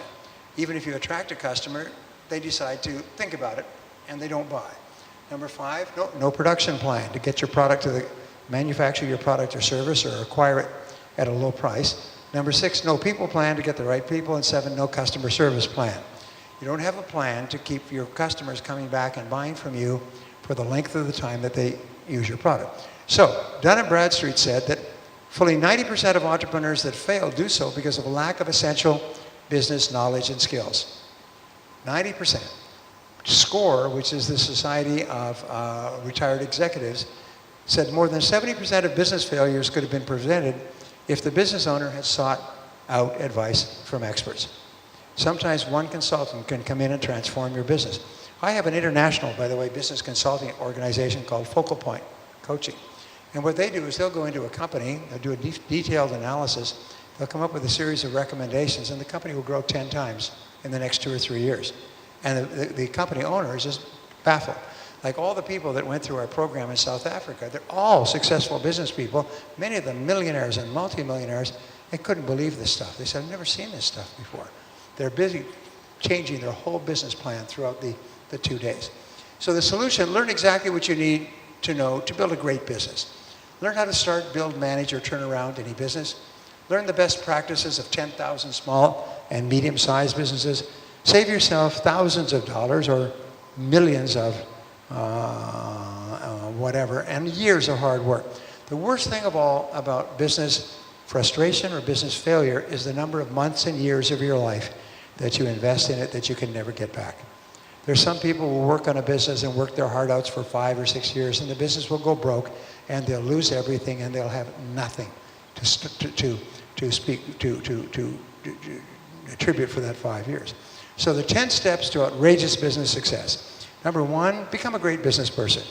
Remember, you set the lid or the height that your business can grow. The more you learn and grow by reading, listening, attending, the faster your business grows, the more profitable it becomes. Number 2, create a great business. Let me show you how to do that. Offer a great product or service. Create a great customer experience so that customers just love dealing with you. Develop a great marketing plan that brings in a river of new prospects. Develop a great sales plan that converts those into customers. Generate great numbers. Determine the most important numbers in your business and focus on them. We teach you at Great Light.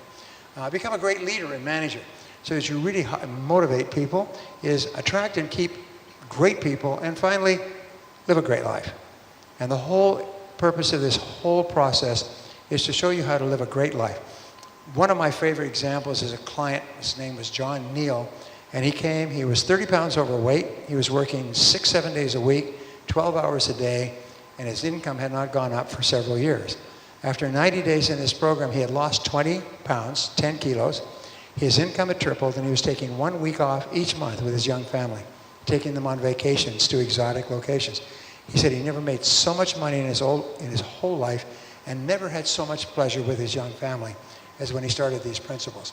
So how do you build a great business? Learn how to start, build, manage, or turn around any business based on best practices of 10,000 small and medium-sized businesses. As I said before, save yourself thousands of dollars and years of hard work. So who should attend? Business owners of all sizes. We get people who have billion-dollar businesses that come to this, and people who are just startups. Entrepreneurs in all industries. Professionals in all practices. Doctors, lawyers, architects, engineers, dentists, doctors, accountants, and so on. Business coaches and advisors. In our course yesterday, we had 2 or 3 people who are business coaches, and they say this program is going to make them rich because they're just going to take what they learn in this program and sell it as advice to their clients. And their clients will be blown away, and they'll think that they are geniuses. Number 5 is internet marketers of all products. And what will you learn? You learn how to help build and grow a high-profit business. You learn proven techniques to increase your sales and income fast. You learn how to streamline and simplify your life and work. You learn how to develop a clear, simple, written business plan. And what do you get? You get a 2-day intensive business boot camp. Hands-on, interactive workshop at round tables. You're working the whole time. Today is a seminar, which is lecture format. This is a workshop, which you're going to work. I call it an 80-20 workshop. I will teach you 20% of the time. You will work on how to incorporate these into your business and life 80% of the time. 2, fast-moving and experiential. And you learn real-world skills and practical business methods. You'll learn more in 2 days than you would in 2 years. As Azim was saying, people who've just graduated with MBAs from top universities say they learned more in this than they learned in an MBA, which was my goal. Okay, what do you get? Achieve immediate improvements in personal and business performance. Work with other successful entrepreneurs, including millionaires and multimillionaires, so you can learn from them. And you join a mastermind group to trigger creativity and stimulate ideas. So you're working together with other high-powered business people, sharing ideas that help each of you. Okay. Now, this is a great chart that I worked out. This is the chart of income and net worth over time. The average person who starts work today has an income growth rate of about this. Over the course of their working lifetime, 20 or 30 years, their income, as long as they remain employed, will increase by about 3% with experience plus luck. However, there's a high road here, and the high road is the average income of people in the top 20%. Their income goes up between 11 and 25% per annum. In the 2-day MBA, we'll show you how to increase your income by 25% per annum or 50 or 100%. Many of our students have doubled the size and profits of their business within 30 days after finishing this program, because we tell you two things. We tell you an enormous number of things not to do, stop doing them immediately, and an enormous number of things to start doing immediately. As a result, your income is like this. So you can choose, do you want to be on the low road, we say, or the high road? Do you want to be earning 25 to 50% increase each year, or the low road? A friend of mine named Cameron Harold just wrote a book called Double Double. And what he says is very simple. Do you want to double the size of your sales and profits? Increase them 25% a year. 25% a year times 3 years is double. And I teach, if you want to increase your sales and profits by 25%, increase them by 2% a month. 0.5% per week.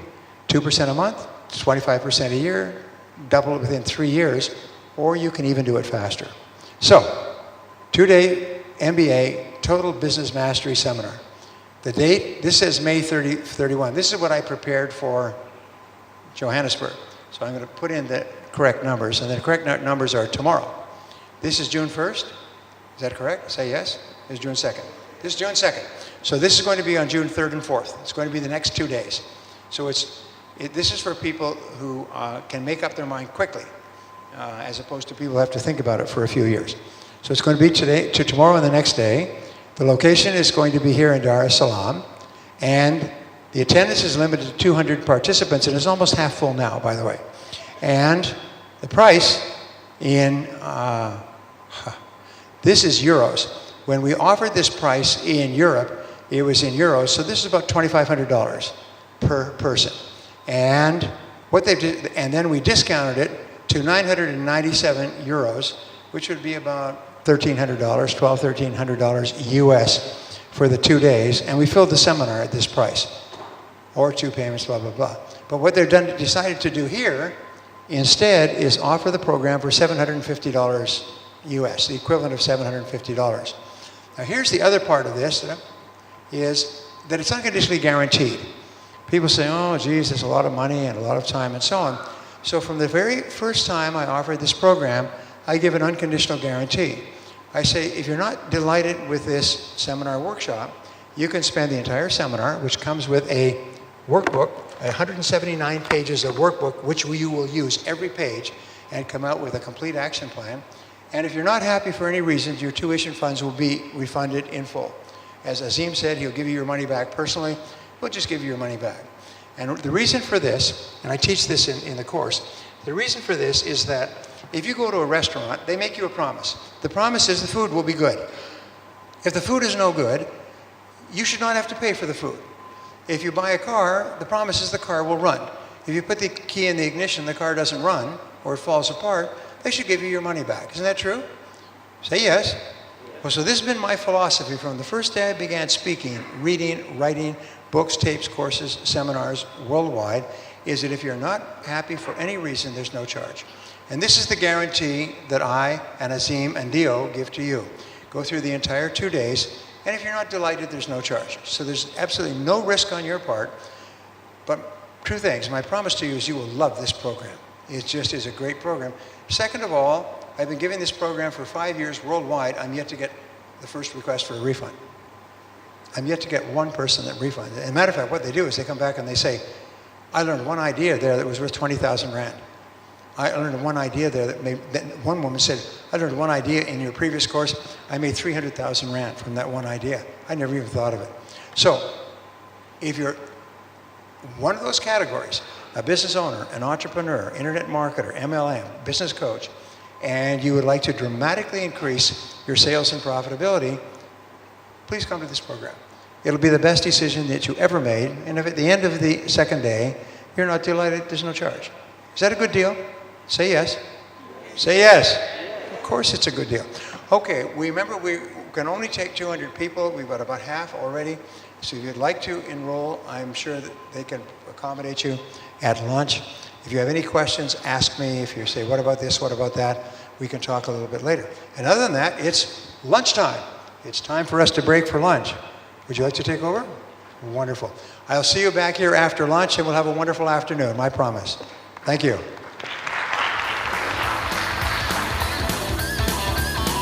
I hope this is a day that changes your life, because it's been a day that has changed many lives over the course of the years. Somebody who I think is a really cool person, because I feel like we relate in a lot of different ways. His name is Akash Karia. Let me give you a brief introduction before he comes up on stage. Akash Karia is a professional speaker who has trained over 30,000 people worldwide. He has an in-demand coach speaker whose clients usually include multi-million-dollar companies, including our very own here in Tanzania, the METL Group, run by Mohammed Dewji. He's trained governments in the government of Dubai, as well as he's advised local people here in politics. He's sought after for his expertise in communication, motivation, and peak performance.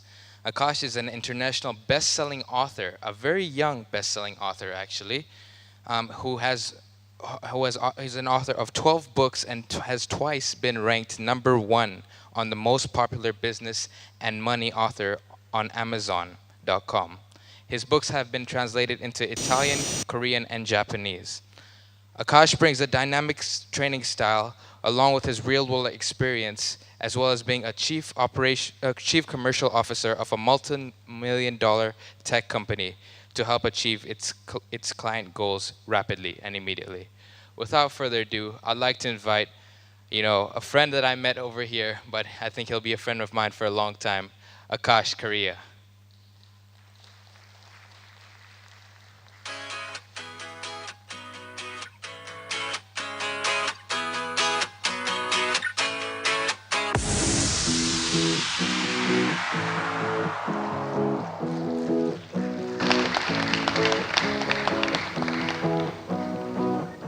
Thank you for that wonderful introduction.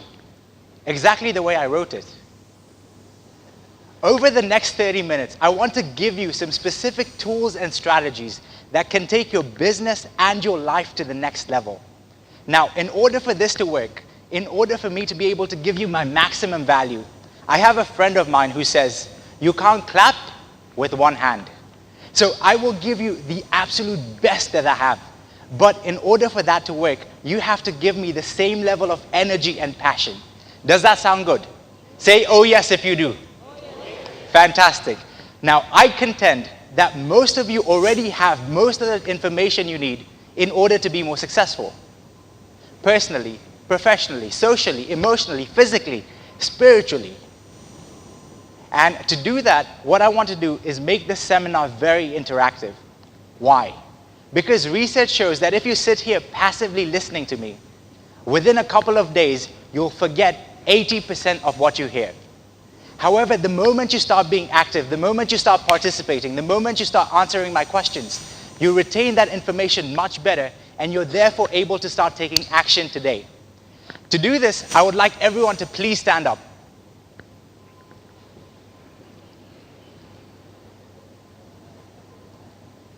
Oh, good, stretch out, go ahead. Good stuff. Now, one of my mentors has taught me this great exercise. Here's what you're going to do. For the next 2 minutes, you're going to go around the room and meet as many different people as possible. And here's what you're going to do.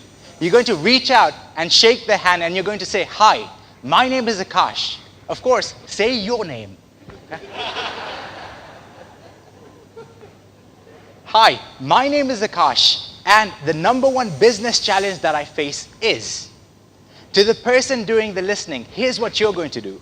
You're going to listen, and then you're going to offer one solution. You can say, one area that you can try, or one thing that you can try is, you have 2 minutes. When the music comes on, 2 minutes, go around, meet as many different people as possible. Ready, set, go.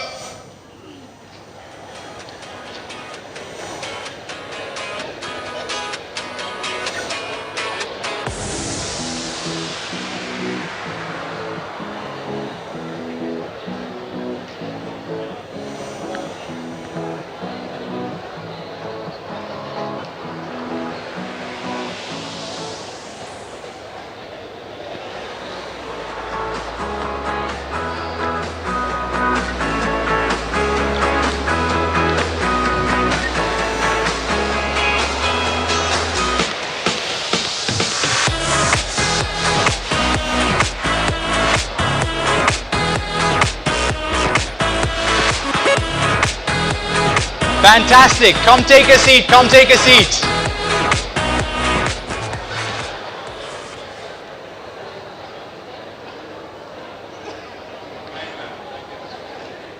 Great energy. Come take a seat.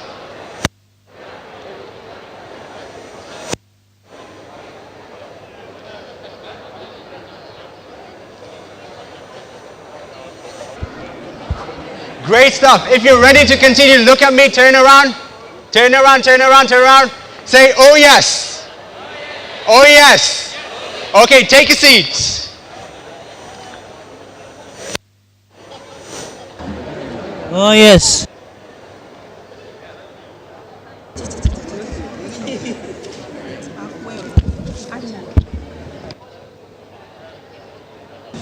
Oh yes.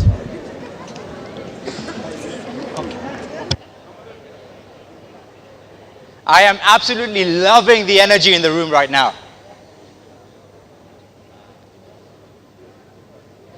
Did you get some good feedback? Say, oh yes. Did you get suggestions? Say, oh yes. Now, given that most people in this room have most of the information they need to succeed, given that you know exactly what you need to do to succeed, why don't most people follow through? Why don't most people ever take action? Why don't most people ever implement the stuff that they know will make them more fulfilled, personally, professionally, socially, emotionally, spiritually? Why is it that most people never take action? For example, what are the 2 things you need to do to lose weight? Number 1, exercise. Exercise more. Eat less. So given that information, why is it that most people never actually commit and take action? And I've now had the privilege of speaking to over 30,000 individuals and coaching several hundred organizations. And when you do that, when you spend so much time coaching, one of the things you realize is there's certain distinctions about human behavior. And one of those distinctions that I've realized is that when it comes to learning information and implementing information, there's 2 things that you need to consider. Number 1 is the mechanics. Number 2 is the mindset. What's the difference? The mechanics is the specific how-to information. How to find more leads, how to negotiate better, how to close more deals. When it comes to the mindset, that is your mental engine. That is who you are. And if you upgrade your mechanics, if you upgrade your skill set, and you don't upgrade your mindset, you create a gap. And that gap results in failure to act. So over the next 30 minutes, I'm going to give you 3 simple yet profound tools that will allow you to get your mindset up to your skill set and start taking massive action. Tool number 1. Before I share that with you, let me tell you one of the experiments that I conducted. And then at the end of it, I'll tell you the number 1 most powerful coaching question that I've ever shared. It's a question that will transform your life the moment you begin to apply it. And I know because it's transformed mine. You see, when I was back in high school, I was a very shy, introverted young man. I was the kid who would sit in the back of the class and not say a word because I didn't feel confident enough. Raise your hand if you've ever been bullied. What did that do to your self-esteem? Crushed it. I remember when I was in high school, there's this one particularly young man who used to make fun of the size of my nose. And my ambition as a teenager was to grow up and make enough money so that I could get plastic surgery. So what changed between then and now? Did my nose get any smaller? No, it grew bigger. Some of you are looking at me like, that is a big nose. Have you ever had so much pain in your life that at one point in time, you just made the decision that something has to change? Now, most people look at pain as a punishment, but pain can be a gift. Pain is nothing more than an action signal telling you that something has to change, and something has to change now. There was so much pain in my life that I decided I had to change immediately. Now, does that mean that if you have pain in your business or you have pain in your relationship, you'll go back home tonight and you'll say, honey, I listened to this weird-looking Indian motivational speaker with a funny English accent. And he said, if there's pain in our relationship, you need to change. That's a conversation I'm not responsible for. 90% of the time, when the leader changes, the organization changes. When the parent changes, the kids change. When the salespeople improve, the organization improves. So ask yourself, what pain are you experiencing and what change do you need to make? One of the things that I did when I was in high school was there was this very charismatic, confident, cheerful young man by the name of Sketcher. Do you know someone who's always upbeat and who's always popular and who has just the right skills to be able to talk to men and women? This was one of those kids. And I began to study what was it that he was doing differently from what I was doing. And I went back home and I took out a piece of paper and I wrote down the specific attributes, skills, qualities, beliefs that he had. And then I went ahead and I did something crazy. I went ahead and created a second personality. Now I know you're thinking, that man on stage is crazy, get him off now. But my name is Akash, A-K-A-S-H. On that top of that piece of paper, with the qualities, attributes, beliefs, I wrote down a second personality for myself. And I named it Akash with a double A. Double A-K-A-S-H. Very creative, I know. And then the next time I walked into a social situation, I imagined stepping out of my limiting beliefs, out of my limiting personality, and stepping into this new version of me, this more empowered version of me. And when I went out to a social meeting, a networking event, a public speech, do you know what happened? You weren't even there, but you already know what happened. People started responding a lot more positively. And over time, that difference between the two personalities disappeared. So am I saying that at the end of this, you need to go ahead and create a second personality? Absolutely not. What I am saying is, number one, model someone who's already achieving the results that you want. Find someone who's already getting the results that you want, and then model the specific beliefs, strategies, habits, work ethic, and when you replicate that within yourself, you'll find a shortcut to success. It's not a shortcut in the sense that it's quick, but it's a shortcut in the sense that you'll achieve what you want far quicker than you would otherwise. So who is it that as a salesperson, husband, manager, leader, parent, that you can study and then model? Number two, ask yourself this one powerful coaching question. Whenever I share this with my clients, it's such a simple question, yet they say, Akash, it's so simple, there's no way it's going to work. And then I tell them, try it for 30 days. At the end of 30 days, they come back and they say, that was the most profound experience that I've had. What is that question? Every morning, ask yourself this one question. How would the person I want to be do what I'm about to do? How would the person I want to be do what I'm about to do? Why is that such a powerful question? Because in order to answer it, you first need to have what? You need to have a clear and compelling vision of where it is that you want to go. You see, most people live their life by default, not by design. This question forces you to live your life by design. And let me tell you something. Unless you design your life, someone else will design it for you. Unless you design your life, someone else will design it for you. Do you agree with that? Say, oh yes, if you do.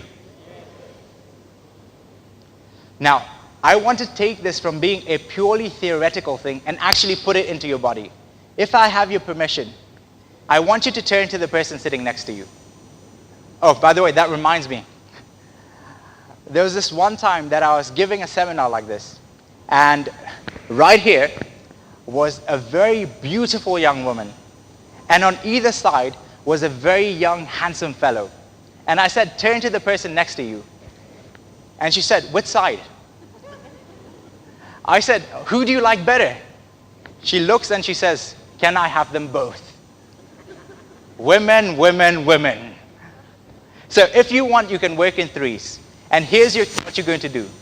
Go ahead and discuss who is it that you want to be 1, 2, 5 years down the line. You might be happy with who you are as a salesperson, but how about as a father, as a mother, as a husband, as a wife?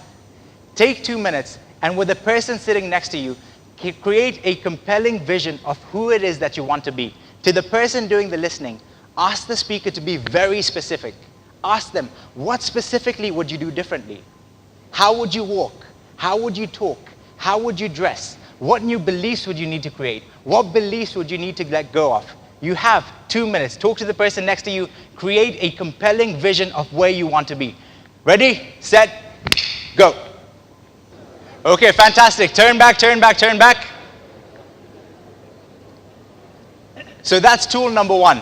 Ask yourself, who can I model? Model someone who's already successful and replicate the same. Wow, they agree. Ask yourself, what beliefs, what qualities does that person have? And then create a clear and compelling vision of where it is that you want to go. And then every single day, ask yourself this question. How would the person I want to be do what I'm about to? How would the person I want to be do what I'm about to? Do. Why does that work? The next time you don't feel like picking up the call and calling a customer, ask yourself, how would the person I want to be do what I'm about to do? The next time you go home and you're tired and you don't want to spend time with your kids or with your spouse, ask yourself, how would the person I want to be do what I'm about to do? Tool number 2 that can instantly make you a better performer is your state. What is your state?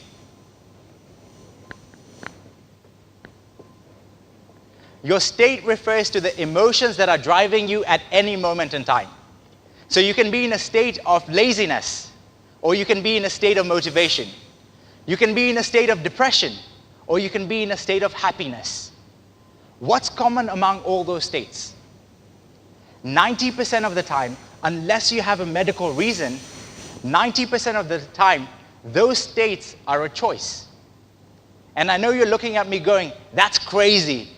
But go ahead and stand up and I'll show you how. Go. Some of you are looking at me like, I paid to sit, I didn't pay to stand. Go ahead and stand.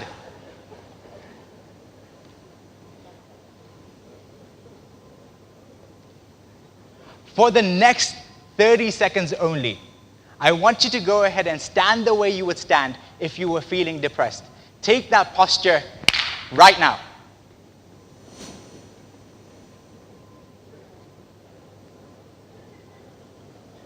Some of you have had lots of practice at this.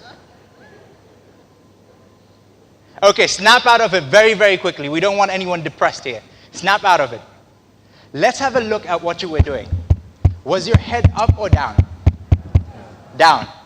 Were your shoulders back or were they hunched? Hunched. Was your chest up and out or was it collapsing? Were you breathing deep from your belly or shallow from your chest?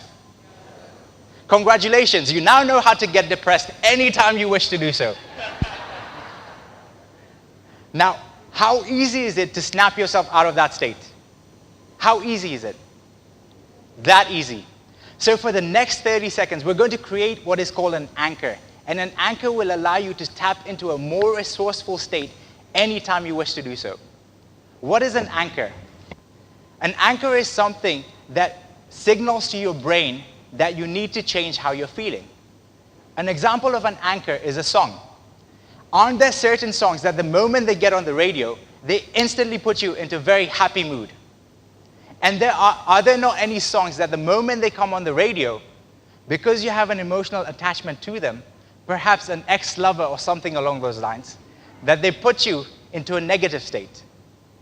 We have an ability to create an anchor right now.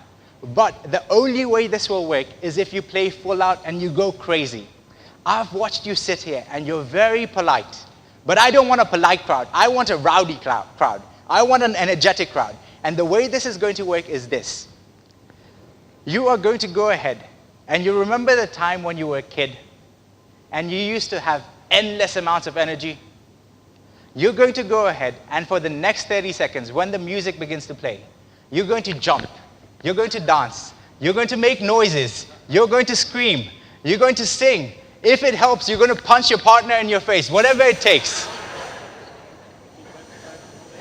But for 30 seconds, whatever your energy level is right now, when I say double that energy, you're going to double that energy in the room. When I say double the energy again, you're going to double the energy again. And then at the peak, here's the anchor you're going to create so that the next time you do this, it instantly puts you into a more empowered state. You're going to go take your hands like this, and you're going to do that. At the peak of the experience, we'll do that 3 times. I'll say 1, 2, 3, boom. And then I'll say 1, 2, 3, boom. So, Frank, let's get the music up in here. Hello, Frank. Thank you. 30 seconds, go crazy. Jump, jump, go crazy.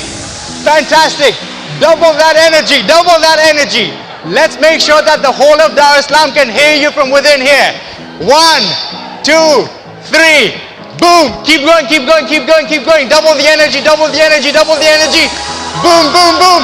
1, 2, 3. One more time. Boom. One last time. Keep going. Make sure the whole of Dar es Salaam can hear you within here.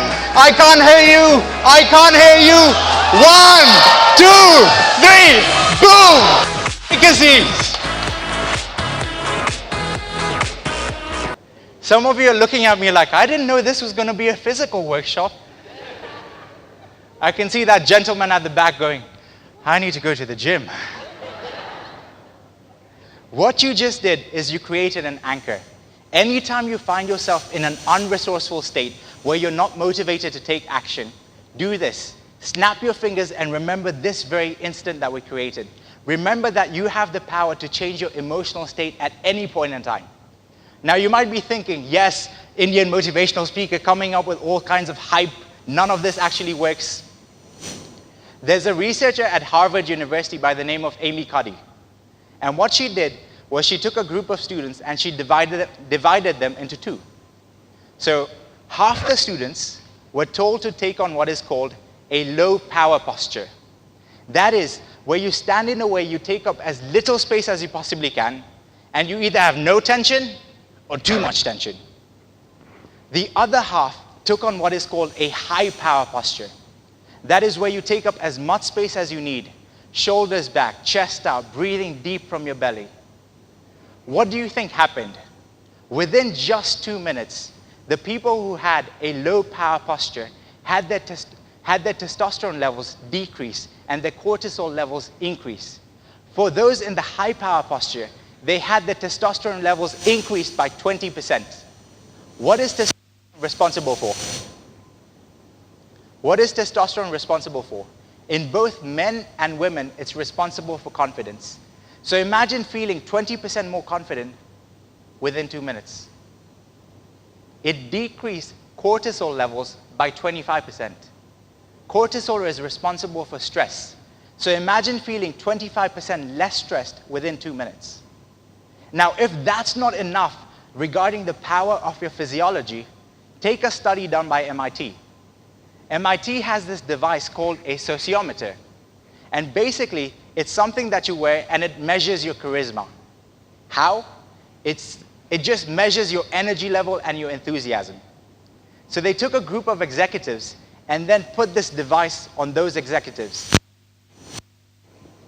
And these executives had to go and present a business plan to a panel of judges. The researchers were able to predict who would win the business plan competition without knowing anything about the speaker or knowing anything about the business plan. The researchers were able to predict who would win the business plan competition without knowing anything about the business plan or anything about the speaker's credibility. How?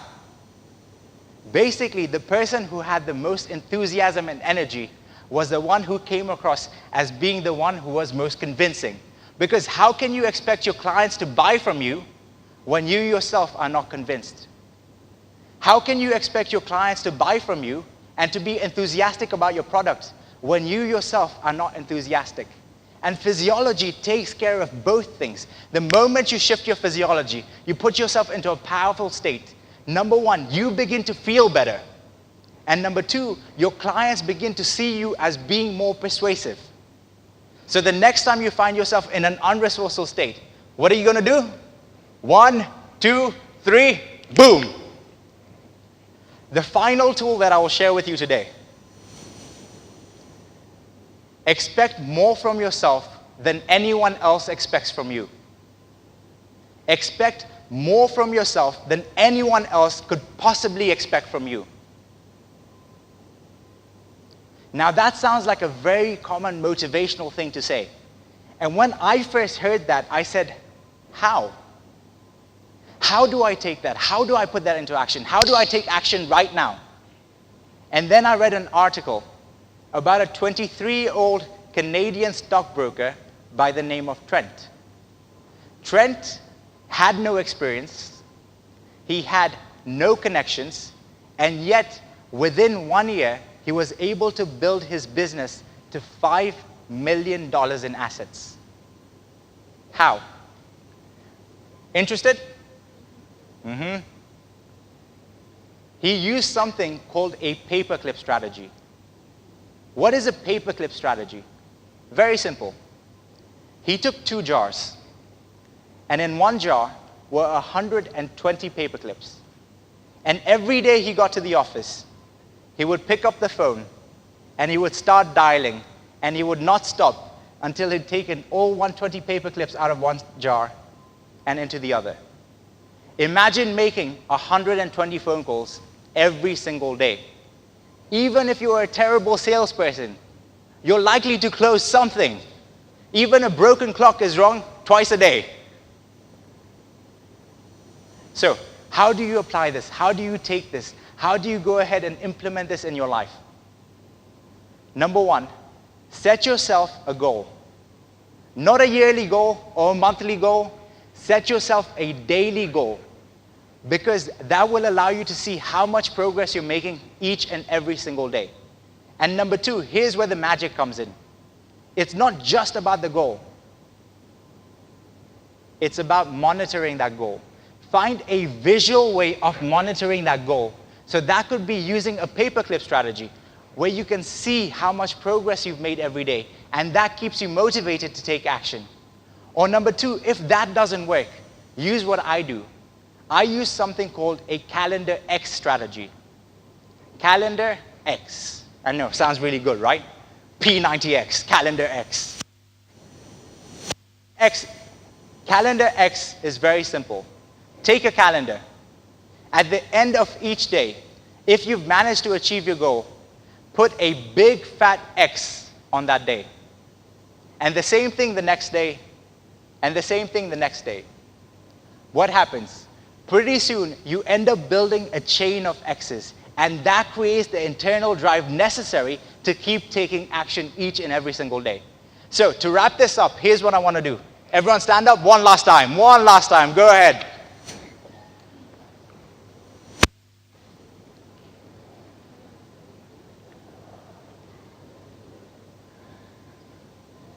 Turn to your neighbor, and for the next 30 seconds, discuss one thing that you're going to take away from this seminar and apply in your own life. Just one thing. If you're tired of looking at one neighbor, turn to the other one. 30 seconds, go.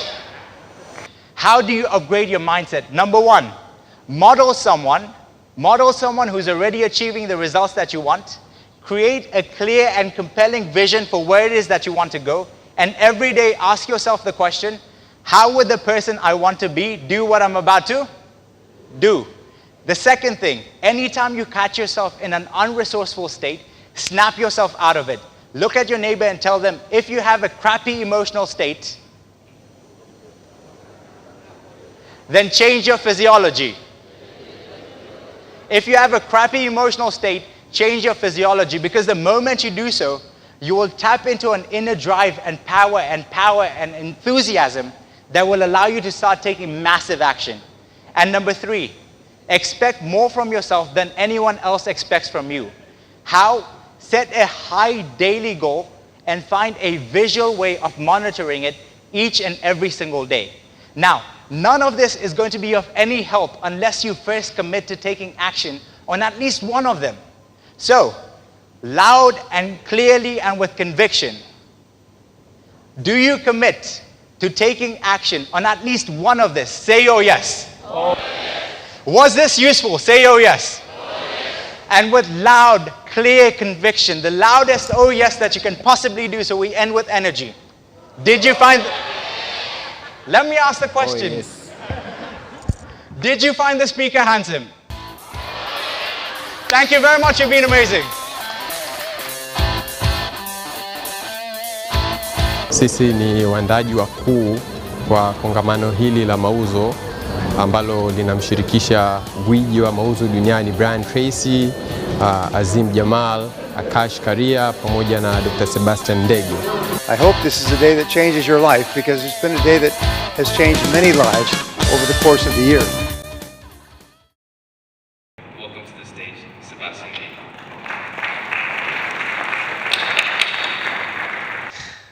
Good afternoon, ladies and gentlemen. As my friend was speaking here, Kasha, I was very impressed with the energy levels. So, and I'm going to start with that because I found it very useful. I was very much empowered. Thank you very much, Akasha, for, where is he? Mr. Handsome. Put your hands together for him, please. That was fantastic. Yes. While he's sorting out my technology, it's going to be running very soon, my presentation. I would like to thank Mikono Speakers for giving me this beautiful, such an honorable opportunity to speak to you guys. I'm not an international speaker like the other guys who have been here, so it was quite challenging when I saw the profiles and CVs of the guys that are speaking on the same platform as me.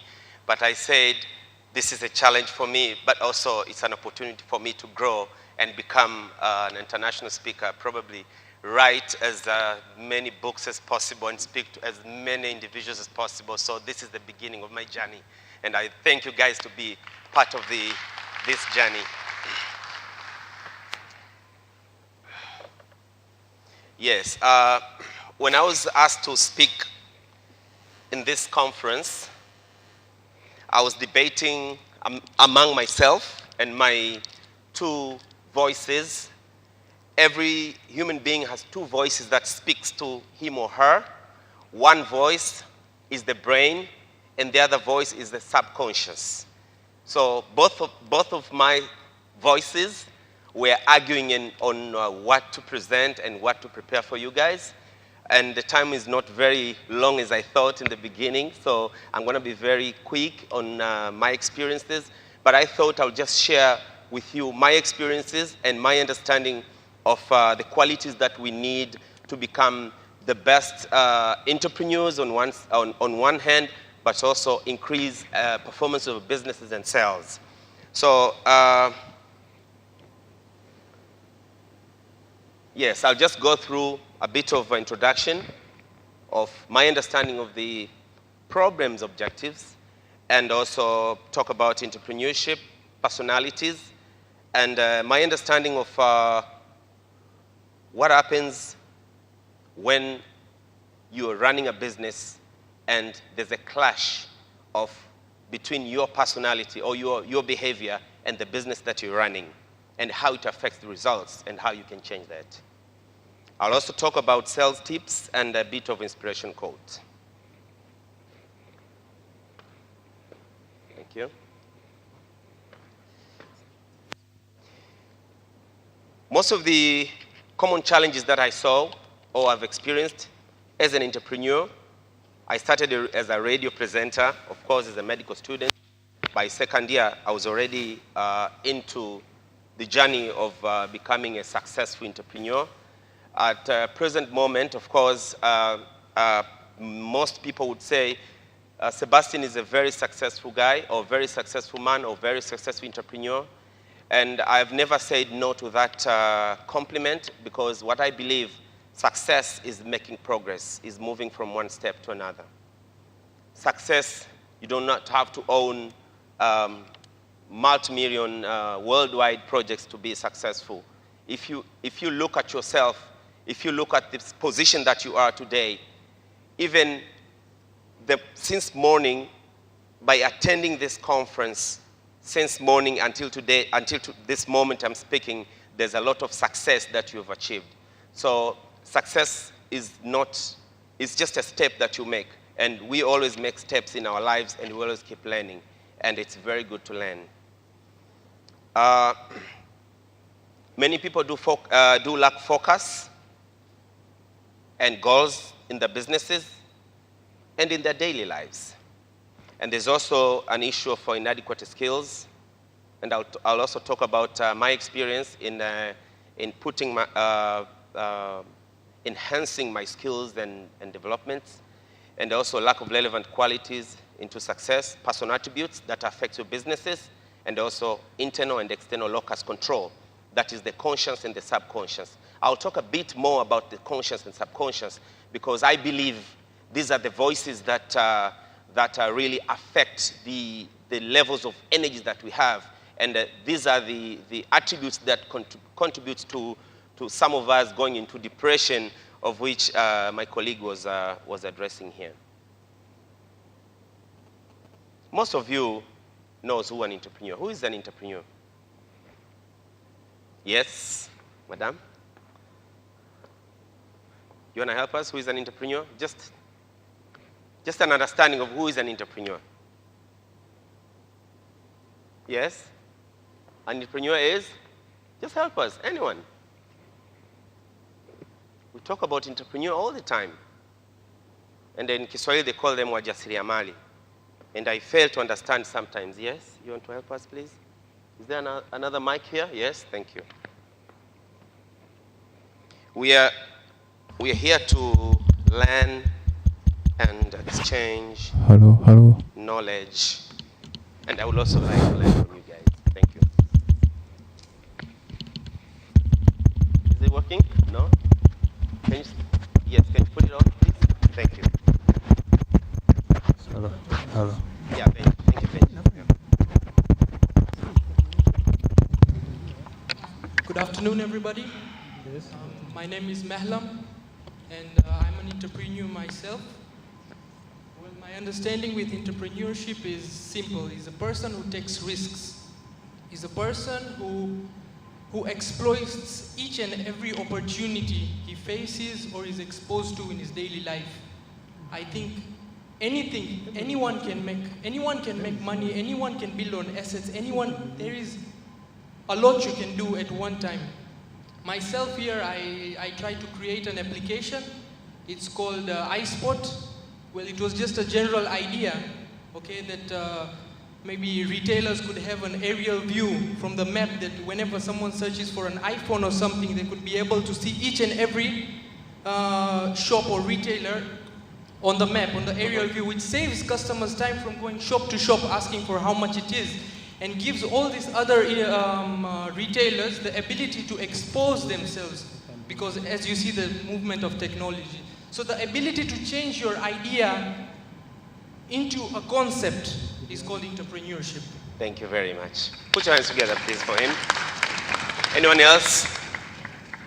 Anyone else who wants to help? Yes, thank you. My friend Juna. Sante. Yeah. Thank you. My name is Emilian. As much as a majority of us associate entrepreneurship as a business or self-employment, I'm a bit contrary to that, because if we take to that angle, it becomes more that you have to be a businessman to be entrepreneur. But entrepreneur is you.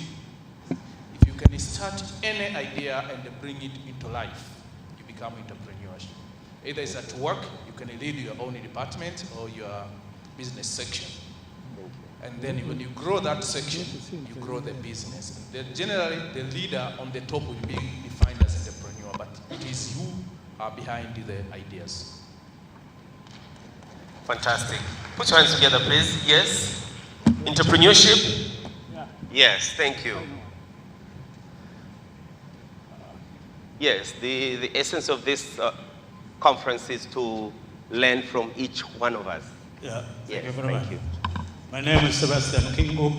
Sebastian, your name? Yeah, not Ndege.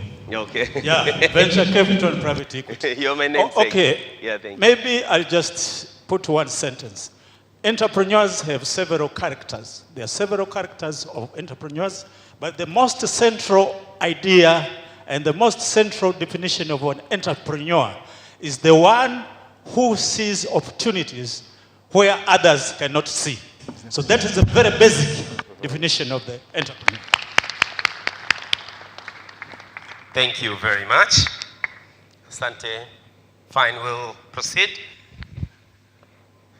It looks like the audience is quite knowledgeable, so I better be careful in what I say. Thank you. It's true.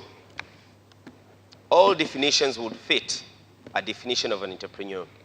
It's just a matter of perspective on what you believe. From within, from yourself, from your brain and the subconscious and the voices that are talking to you. And however, I just wanted to point out two things. As Mr. Sebastian, my namesake, said, looking at opportunities, yes, that is a very important attribute to entrepreneurship. And the other one is the opportunity that Emilian has pointed out, looking at opportunities and innovation. Innovation is quite key also in entrepreneurship, and also the last very important attribute of entrepreneurship is taking action. Most people do plan, but they never take action. Most people do dream, but they never take action. Action is doing exactly what you dream and creating a path with a strategy that brings about the results that you're looking at. Always when you dream or you have a goal, you must have a picture. You must have a clear picture of your goal. When you dream, you must have a clear strategy of how you want to achieve that goal. And most of you know the attributes of a goal itself, that they have to be realistic goals and must be achievable. But the other most important thing is risk-taking. In entrepreneurship, risk-taking is a key characteristic of becoming a successful entrepreneur, and also the personalities that affect the risk-taking. So all these items and discussions that we've gone through are mostly attributed to personalities. And I went through a bit of models that describe personalities, and I came up with 3 types of personalities. Among all of us, there are 3 types of personality: the type A, type B, and type AB. Type A personalities, these are ambitious, aggressive people, business-like people, controlling, highly competitive, impatient sometimes, preoccupied with his or our own status, and time-conscious, entitled-bound. This kind of individuals are usually stressful individuals. They are always running after results and time. And these kind of individuals are usually high-achieving individuals. They are workaholics who are multitasks, and they push themselves with deadlines, and they hate both delays and ambivalence. Type A are free-floating hostility individuals, sometimes triggered by minor events and incidents, and they are also time urgency and impatience, and causes irritation and desperation. Sometimes they are irritated with things that don't move. And also they have a competitive drive, which causes stress and drive achievement. Type B personality is usually the opposite of type A. These are usually very calm people. They're laid back. They think so much before they make a decision. They look at things in different perspective. They have to understand before they take an action. These are kind of individuals who their decisions are delayed, but they're usually very, very firm decisions, and they are never driven by the environment, and they are not easily irritated by the environment or by other people's action. In places and areas of maybe school and environments where people interact, you'll find that there are individuals with contrast characteristics, whereby type A would look at type B as lazy people, and type B will look at type A as a volatile individuals. So in most cases, you find both type A and type B personalities are useful personalities. The only difference is how you handle your own internal understanding of the situation and how your drive is leading you into. So there are pros and cons for being a type A, and also pros and cons for being a type B. So you find type A individuals, in some circumstances, they will rush into decisions. Type A would rush into decisions, and they might end up making a mistake. They're prone to making mistakes. Type B individuals, because they are very laid back and slow, most of the time you find they'll make right decisions. So here is type A, who is rushing into decisions, and here is type B, who is laid back and waits to make a decision. Now, the advantage that a type B individual has is that because they delay in making a decision, that is, they will make a right decision because they are listening to the subconscious. And the disadvantage is that the disadvantage they have, the type B, is that opportunity will never come twice, and you might lose the opportunity while you think what to do. And type A individuals are very quick, they are very fast, and they grab opportunities. And most of these, sometimes they become entrepreneurs, but usually they are people who create conflicts in the organizations. So you find in the community you have individuals who all the time they clash, they fight, they argue all the time in the organizations. So sometimes it could be negative when it is not well controlled. That's why I felt it's very important for you to understand, or to just try and figure yourself up which type will you belong to. But however, there are very few individuals, that 10% of the population are on the type A and B. Type AB. Type AB is a personality that combines both. Sometimes, of course, it's very difficult to combine both, but it happens in the real life. Success factors. I'm going to be very quick on success factors. Planning. I think even my colleagues here have spoken of the importance of planning. The other one is patience, flexibility,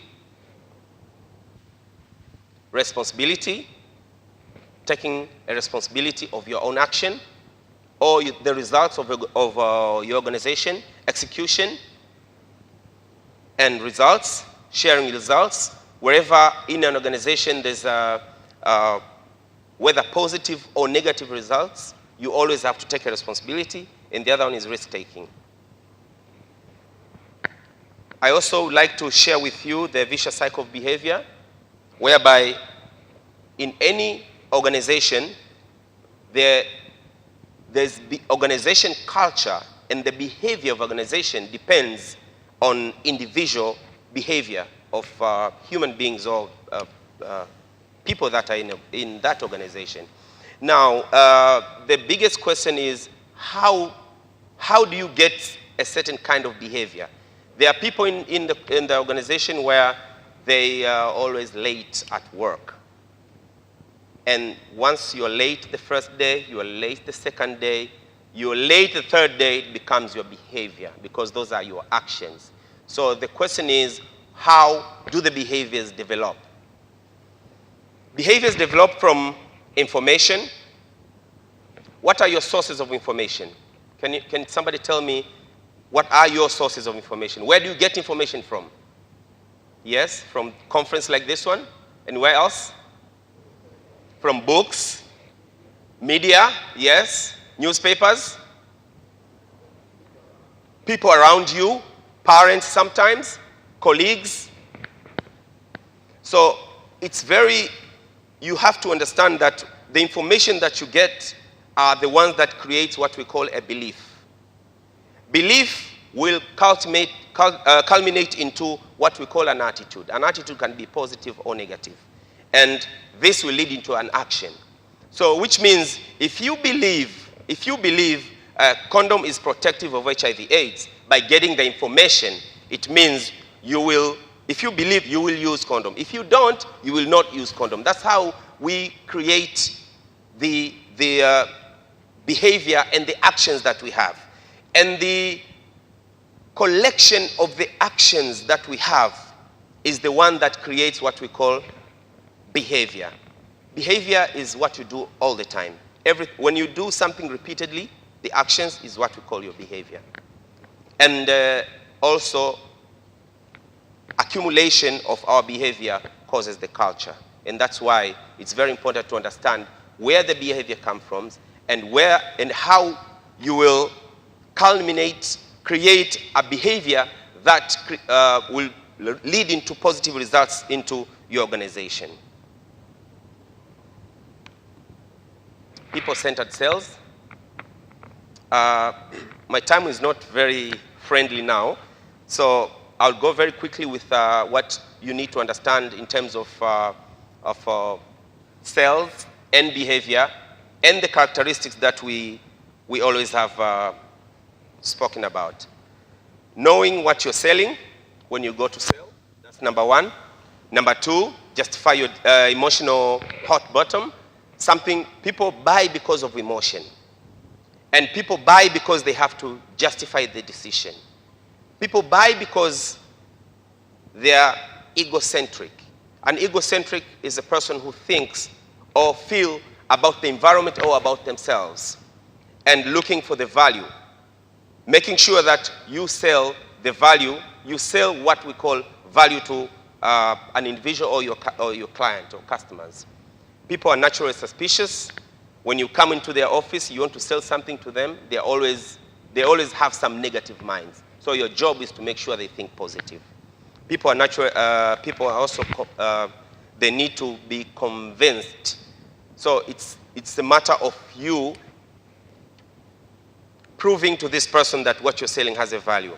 And also, what you're selling must be tangible and must be life-changing. What I wanted to say also is many people ask me, why are you a medical doctor and you're in media out there, you're in entertainment? It's because I do what I love, and I've always tried to love what I do.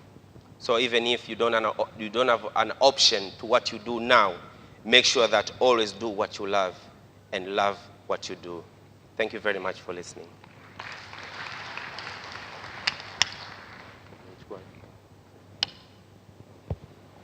Thank you very much, Dr. Ndege. Really appreciate it. He's got a lot in him, and I'm glad that we have him here with us today because he's an example of a Tanzanian doing it all the way from here at home. And so, very proud of you and glad to have you here. I appreciate it. Karibu sana. I hope this is a day that changes your life because it's been a day that has changed many lives over the course of the year. You know, you're not feeling exhausted, your brain is not burnt out, you're okay? All right. These are some great ideas. And my goal is for us to finish almost on time. Almost is a big word. It covers a wide distance.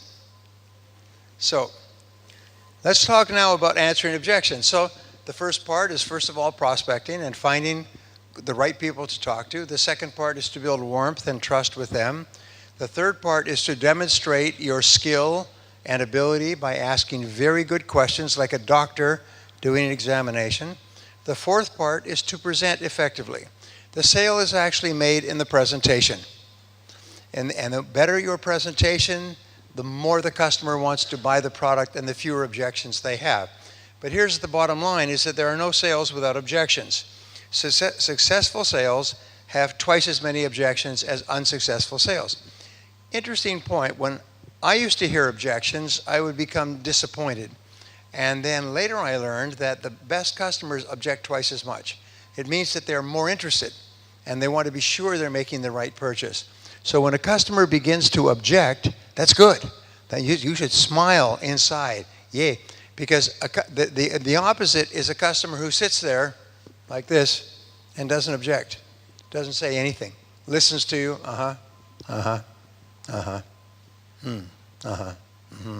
Is this a good prospect?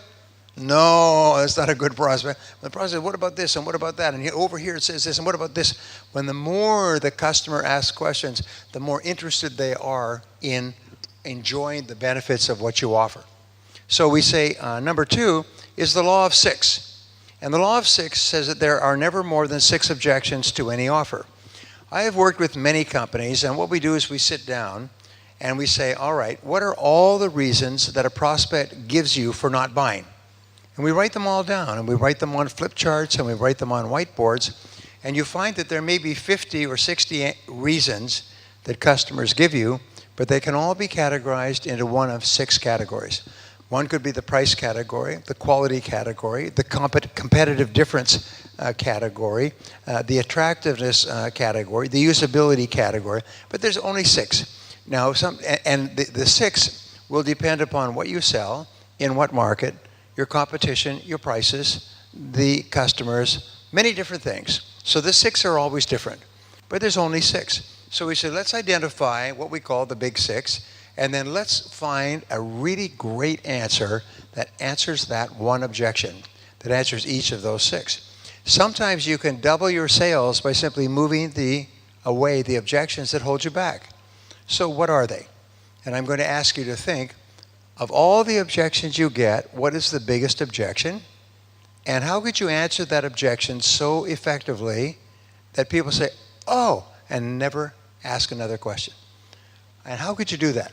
Because in many cases, in almost all cases, there is an answer. Another thing that I encourage people to do is when you talk to other people in your industry, ask them, what do you say when customers say this? And they'll say, oh, that's an easy objection to answer. Let me give you an example from my own history. I remember I was working with a successful salesperson, and I said, what do you do when people complain about the price? The price is too high. And he said, well, I use a 3-part answer. And the first part answer is I say, well, thank you very much for your concern about the price. You're always friendly about it. But let me ask you something. Did you ever receive something for free that turned out to be any good at all? Did you ever get something free that was good quality? And the customer would say, well, no, not really. Did you ever get something cheap that was of good quality? And the customer will say, no, I never did. And the third question is, isn't it true that you pretty much get what you pay for in life? And the customer says, yes. And the price objection never comes up. It doesn't come up again. It's the most amazing, simple. So there's always a way to handle objections. So number 3 is hear the objection out completely. Even if you've heard this complaint 1,000 times, what you do is you nod, smile, and you practice your listening skills. Because even when you're listening to objections, you're building trust. And so listen carefully, don't object, hear it out without interrupting, pause before replying, question for clarification, how do you mean exactly? And then feed it back in your own words. So what you're concerned about is this, is that true? And when the prospect says, yes, that's my concern, you say, well, there's a really good answer for that, and then you give your answer. So you use an objection as an opportunity to build trust. Number 4 is compliment the objection. And this is a very simple thing. You say, that is a good question. The person says, it costs too much. I can get it cheaper from your competitor. You say, that is a good question. Why does it seem to cost as much as it does? That is a good question. Why should you buy from us rather than our competitor? Because when you tell the prospect that they have asked a question, now suddenly they want to know the answer to their question. and now you have control of the conversation. So number 5 is obviously you have a good reason for saying that. Do you mind if I ask what it is?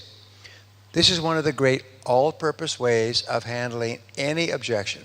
Person says, I can't afford it, we're not in the market, get it cheaper somewhere else, your competitor has something better. You say, Mr. Prospect, obviously you have a good reason for saying that. Do you mind if I ask what it is? And in most cases, the prospect can't answer. And they'll say, well, no, never mind. It's because this is what is called a knee-jerk objection, is they throw the objection out there, and when you ask them to explain why they have this objection, what is their reason, in most cases they don't have an answer. Now number 5, or number 6, is a 3-barreled way of handling objections.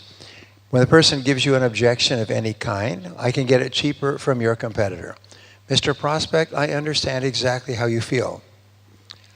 Other people felt the same way when they first heard this price, but this is what they found when they began using our product. And then you give them the reason. Is our product seems a little bit more expensive, but because it never breaks down, you're constantly operating with it, you save more time and more money in the long term.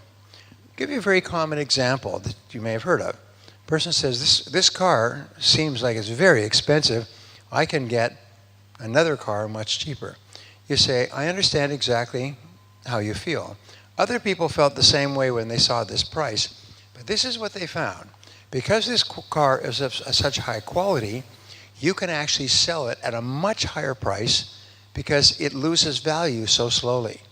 So it's not the cost of the car, it's how much it costs you per year to drive the car. If you buy a more expensive car, you get a higher quality car, but it costs you less per year because the resale value is so much higher. And they go, oh.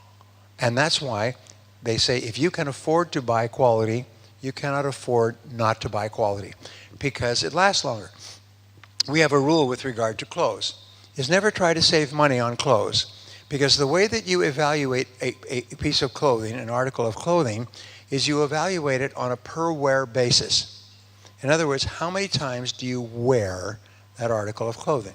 This is one of my favorite suits, and it's expensive. It's made by a Beverly Hills tailor. This is the same tailor that dresses the movie stars, the billionaires, and multimillionaires, and it's beautifully tailored and so on. This suit costs a lot of money, but in the final analysis, it's actually cheap because I wear it all the time. How many times do you buy a cheap piece of clothing, take it home, wear it once, and then just leave it there? And when you have to choose other pieces of clothing, then this one starts to move further and further back in your cupboard. And so you wore it once, and you didn't really like it. The cost of that piece of cheap clothing is much, much higher than the cost of an expensive piece of clothing that you wear over and over again because you like it so much. So it's really important to think about that. Clothes are cost per wear. Person says, boy, that's awfully expensive. And you know what the answer is? Yes, but you'll wear it all the time. You'll wear it all the time because you like it so much. If you have custom tailored clothes, they're very expensive, but because they fit you so beautifully, you wear them all the time, and they're actually cheaper than clothes that you buy off the rack. So there's always an answer to an objection. Number 7 is dealing with price objections. And customers are always asking about price at the end of the sale for a simple reason, is they don't want to end up paying too much. Now, in psychology, this is interesting. People don't mind paying a high price, but they just don't want to feel that they're paying more than someone else paid. They don't want to feel that someone else got it for less. So what is the most successful operation in the world today? And the answer is Walmart. Walmart has 3,300 stores. It'll be the first company in history to hit $1 trillion in sales. It dominates its market. 70 or 80% of the population go there at least once a week, if not more often. Now, what is Walmart's offer? Walmart says everyday low prices. Is whenever you buy from Walmart, you'll never see it on sale. They'll never cut the price. You'll not find if you buy it this week, Walmart is selling it for less next week, because it's everyday low prices, always low prices. And They say, if you find this article that you bought for sale at some other store at a lower price, which can happen, bring us a proof, an advertisement of some kind, and we'll instantly give you a refund of the difference between what you paid and what some other store is offering. Now, what happens if I get the wrong item and I don't like it? We will give you an instant refund, no questions asked.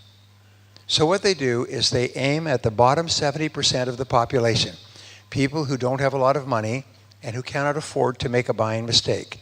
They can't afford to buy something that they don't use. They can't afford to overpay. So they say, come to us and we'll take care of you. And the Walmart people love their customers. They are so concerned about their customers. If you have a problem with anything at a Walmart store, they will take care of you because they love you. Even though you're in the bottom 70%, the people who live from paycheck to paycheck, they will take care of you. Here's an interesting point. When you go into a Walmart store, it's the only store chain or store that I know of, the first person you see is a greeter. And the greeter says, welcome to Walmart. Thank you for coming to our store. And these are big stores. They're as big as airplane hangars. They carry 100,000 items. But here's a greeter who greets you and says, welcome, thank you for coming. And when people get older at Walmart and they retire, but they still want to work and earn money, then they turn them into greeters. And if they're not really capable, they have weak legs, they give them little scooters to ride around on. Or they give them Segways. And they say, how can we help you today? And you say, well, I'm looking for a white shirt or a blouse or something like that. Do you know the only firing offense at Walmart is pointing? If you say, oh, they're on counter 14, that's a firing offense. Nobody at Walmart points. They take you and say, let me take you to the white shirts. And they take you there and take you down there and they show you what they have. And they say, do you have any questions? Can I help you with anything else? And so on. And until you say, no, I'm fine, I'm going to go on shopping and so on, they say, thank you very much. If you have any questions, call me. And they go back to be the greeter. And they have more than one greeter, of course, because they have more than one customer. But can you imagine that? This store chain is aimed at low-income people. They're the most successful in the world because they take all the risk out of buying. Risk is the critical factor, the risk that you'll end up paying too much and find it for sale cheaper somewhere else. Have you ever done that? Notice how mad it makes you? You buy something and you see somebody sell it for cheaper? Remember how mad you are? All right. So, dealing with price objections, why do you say that? When a person says your price is too high, why do you say that? If the person says B, why do you feel that way? It costs too much. Why do you feel that way? Never argue with the objection. Always ask why they have it. Why do you feel that way? How do you mean exactly? Or obviously you have a good reason for being concerned about the price. Do you mind if I ask what it is? C is price your only concern? Are you going to buy something as important as this solely on the basis of price? Quality doesn't matter. Attractiveness doesn't matter. Durability, reputation, these don't matter. Are you going to make a decision solely on the basis of price? Almost always a person will say no. Price is just one of many factors. Well, that's great because this is the best choice for you. Now, here's something to tell people. This is a very good price. This is a fair price. This is a reasonable price. This is a competitive price. This is not the lowest price, because if it was the lowest price, it wouldn't be that good. But it is a good price for what you're getting. And people say, okay. It's quite amazing how easy it is to persuade people. Number D is how far apart are we? That's more than I expected to pay. Well, how far apart are we? Well, I expected to pay $1,000 and yours costs $1,200. So we're only a small distance apart. You say, well, let me show you why even though you pay a little more, you get so much more in value. And then you show them and teach them why it's in their best interest to pay more rather than to pay less for a particular product. Now 8 is this is an answer, this is the way that you can answer the price objection.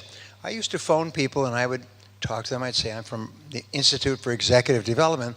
And before I could even say anything, they would say, how much is it? How much is it? And I say, well, what I'd like to talk to you about, how much is it? Just tell me the price and I will tell you if I'm interested. Well, price out of place kills the sale. If you give the price, what would they do? They say, not interested, slam. Because they don't have any value. They don't even know what it is. They don't even know what it's worth. So if you give the price too early in the process, kills the sale. And I knew that because I'd say, well, it's only $295 per person, not interested, slam. Never got a chance to explain the quality of the program, the materials involved, the unconditional guarantee. They just slammed down the phone. So I finally came up with an answer. And the answer is very simple. They'd say, how much is it? And I would say, that's the best part. If I say here, if it's not exactly right for you, there's no charge. I say, what? Well, I say, Mr. Prospect, if it's not exactly right for you, you're not going to buy it, are you? First of all, no, I'm not going to buy it. Well, then if you don't buy it, there's no charge. All right, what is it then? Well, that's exactly what I'd like to talk to you about, and I just need 10 minutes of your time, and I have something I would like to show you. And I got 8 out of 10, 9 out of 10 appointments with prospects cold calling on the phone using that technique. How much is it? Mr. Prospect, that's the best part. If it's not exactly right for you, there's no charge. What? And then I'd say, if it's not exactly right for you, you're not going to buy it, are you? Well, no, I'm not. Well, then there's no charge. So what is it then? And I would go on to wrap up the appointment and make the sale. So number 9 is answer the objection, provide proof, ask for confirmation. Does this answer your question? And then proceed with your presentation. And keep on going. Now, part 7 is closing the sale. I'm thinking of changing this section to asking for the order or asking for action, but closing the sale is pretty clear. So we say products and services are sold, not bought. In other words, nobody buys the product unless you ask them. Even if you like it, you want it, in 80% of cases, you, the salesperson, have to invite them to buy. So to make sure that there are no lingering objections, now understand this, a lingering objection is an objection still going on in the customer's mind. If the customer has a lingering objection, they cannot buy. They're blocked. You've got to get it out, like pulling out a bad tooth, okay? And the way you do it is this. You say, Mr. Prospect, do you have any questions or concerns? Or you say, A, does this make sense to you so far? If the prospect says yes, it means they have no further objections. If you ask for the customer to make a buying decision while they still have an objection, they'll say, no, leave it with me, let me think it over. So always ask, does this make sense to you so far?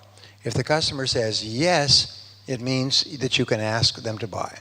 The second question is the reverse. You say, do you have any questions or concerns that I haven't answered so far?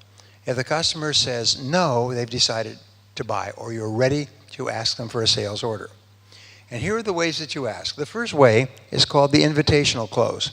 The invitational close is probably the most successful and popular closing technique in the world. And the reason is because it's so simple. And what you do, when the person says, I have no further questions or concerns, you say, well then, why don't you give it a try? Why don't you give it a try? If you're selling a service or services of some kind, you say, well then, why don't you give us a try? If you're selling a hard product, you say, why don't you give it a try?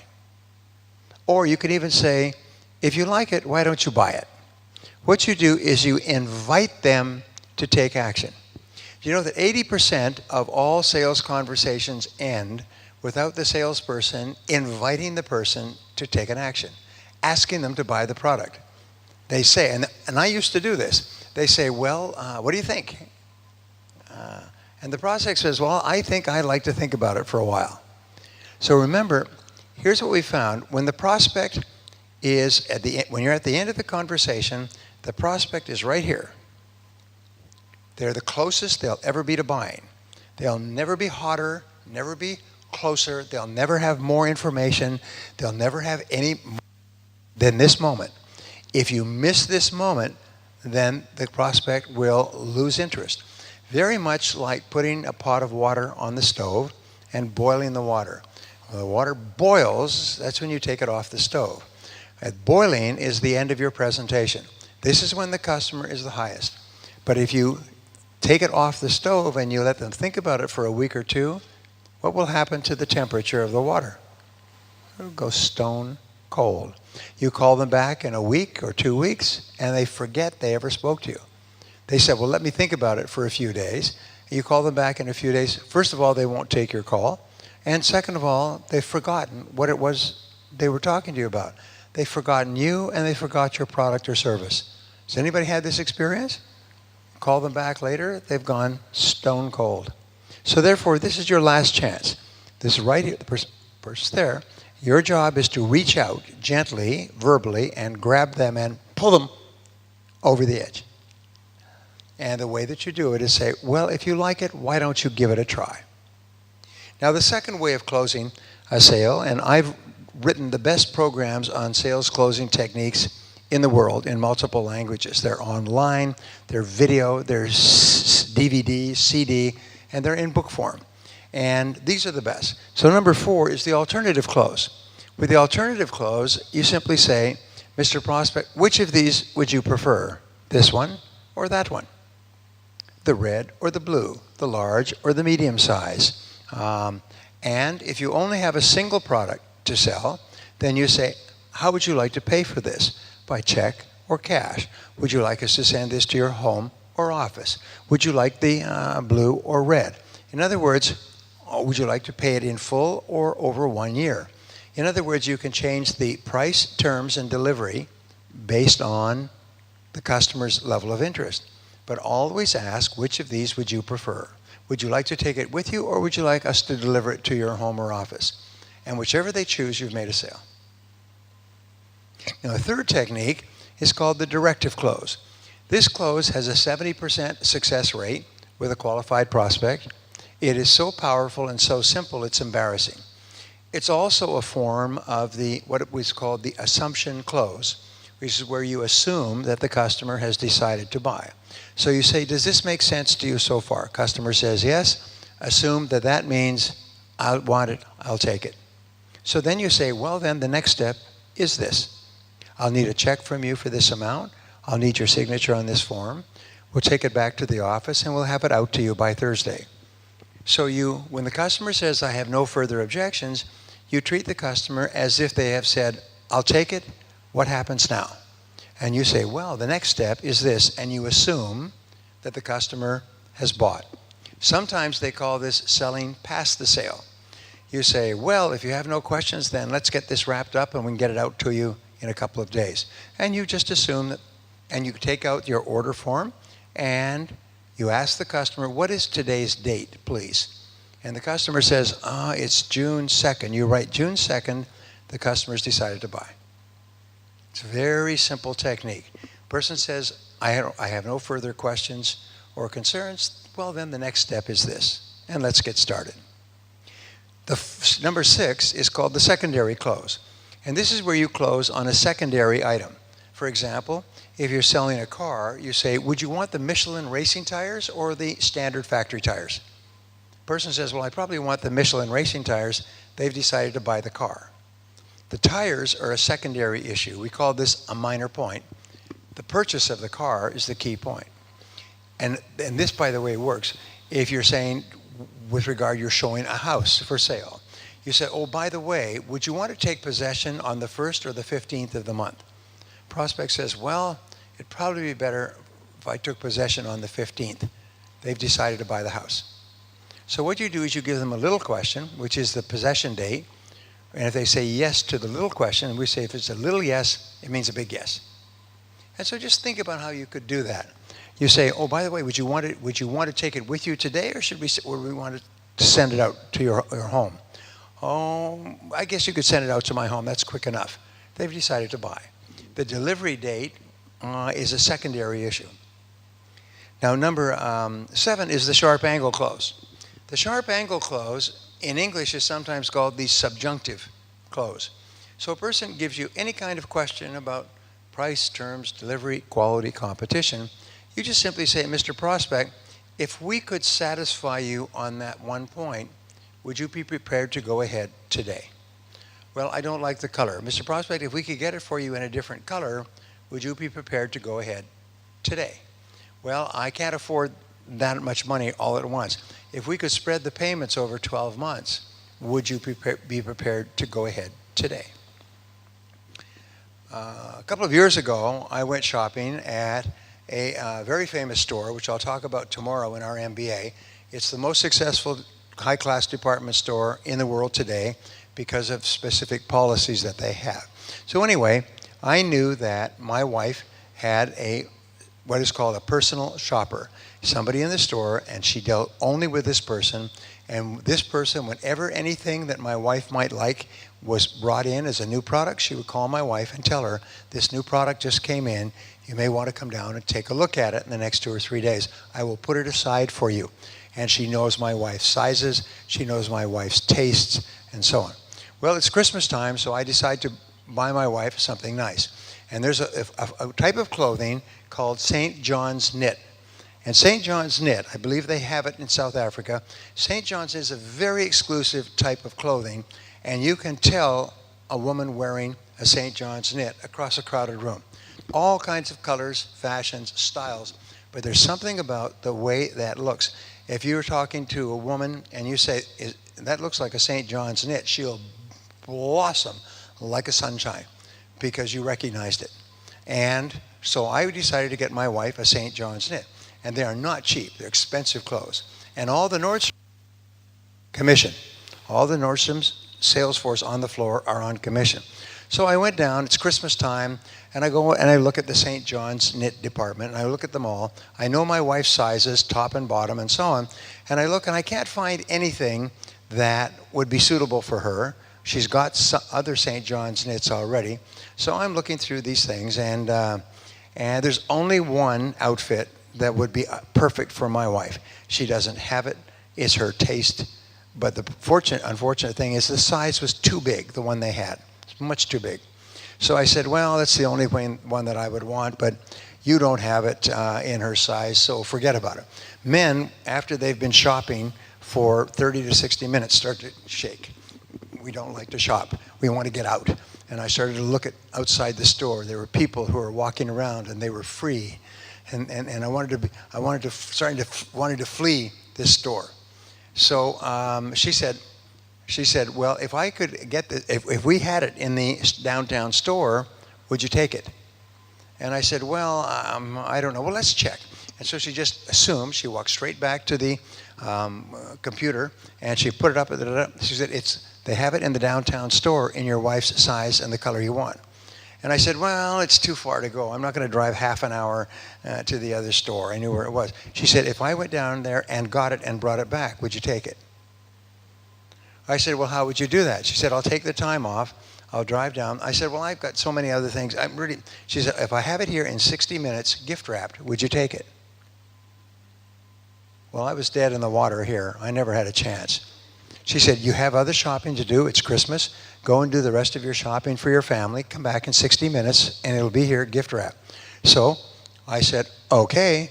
So I went and bought stuff for my other kids, and I came back 60 minutes later. There it was, gift wrapped. And I said, how on earth did you get it here? She said, I drove down and got it myself.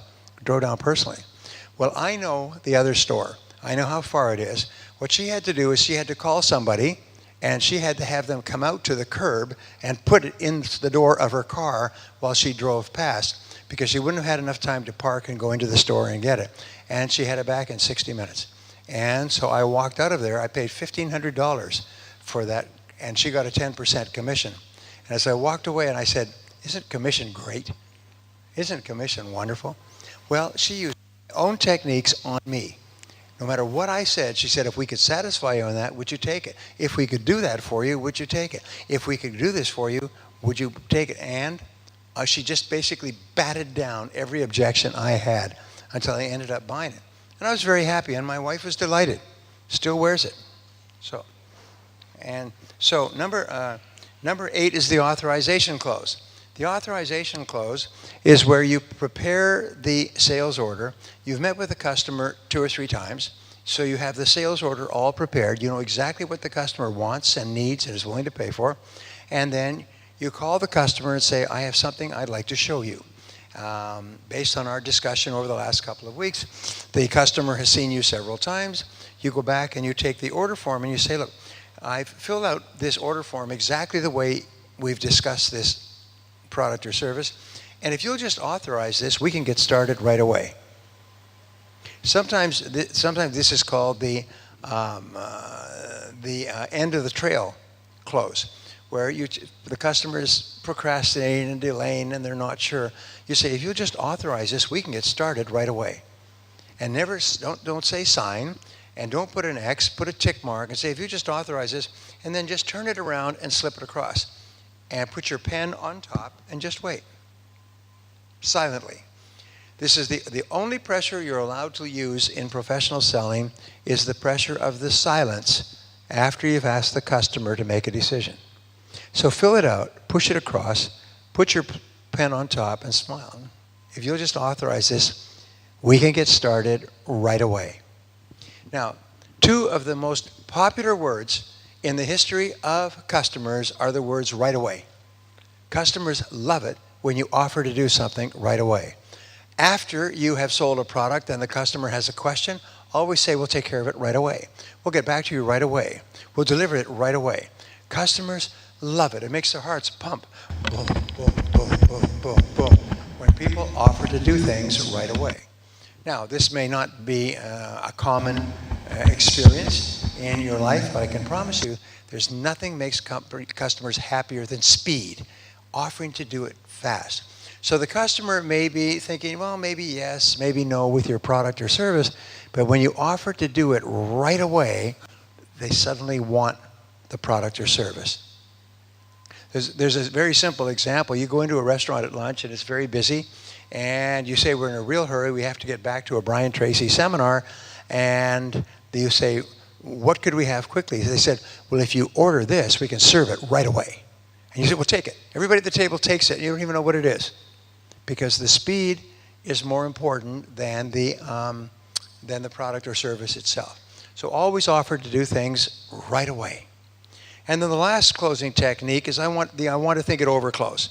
The I want to think it over close is when the customer says, I want to think it over, recognize that if you walk out now, you'll have lost this customer forever. So you have nothing to lose by asking the customer for the order. So these are the words that I have discovered that work, and people use them all over the world. When a customer says, well, let me think about it, or let me think it over, you say, well, that's a good idea. This is an important decision. In other words, you don't resist.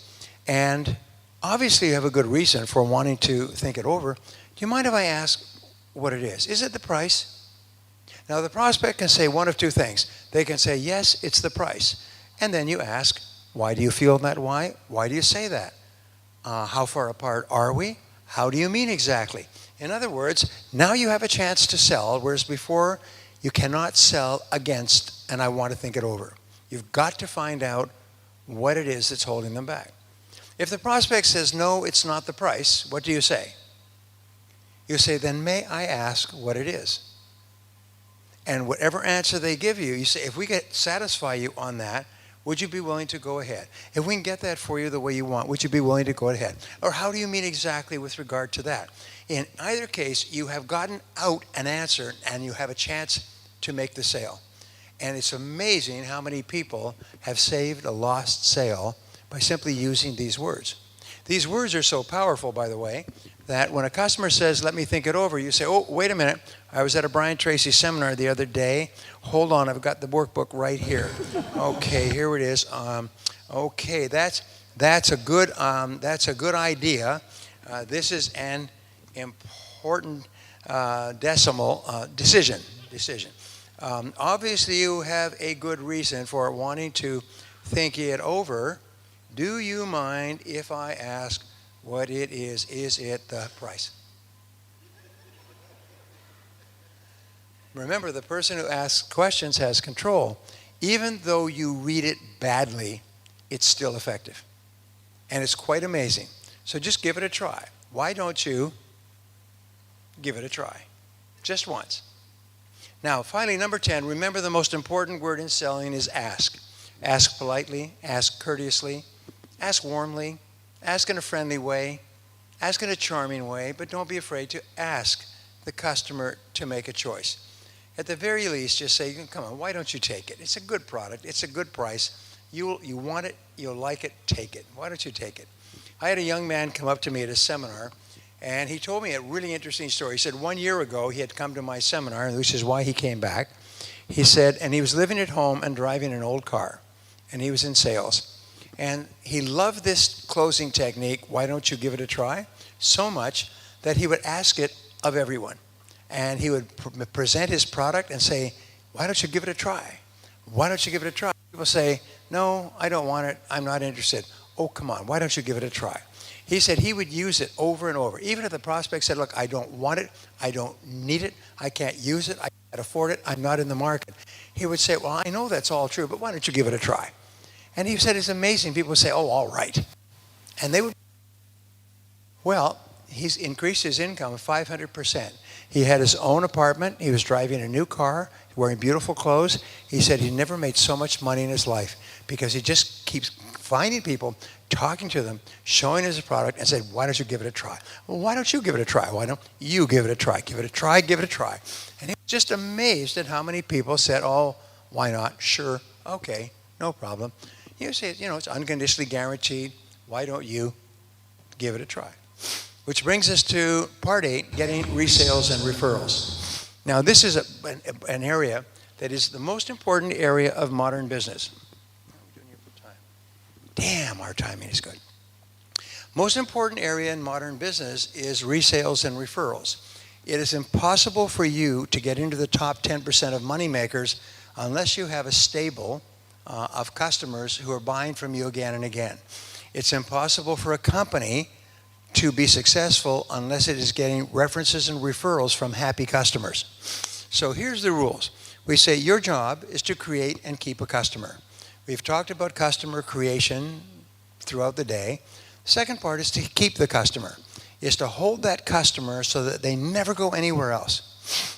When I bought this suit, I told you before, when I bought this suit, the salesman said, we're going to take such good care of you that you'll never shop with anyone else for the rest of the time you buy clothes. And they did. Now, the sale begins when the customer says yes. When you finally get the customer to say yes, this is when you really have to work extra hard to make sure that the customer is happy. Because right after, number 3, right after someone buys a large product, they go through what is called a motivational dip. In other words, sometimes we call this buyer's remorse. They start to wonder, have I done the right thing?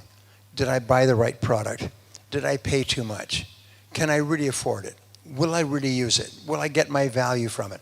They start to ask all of these questions.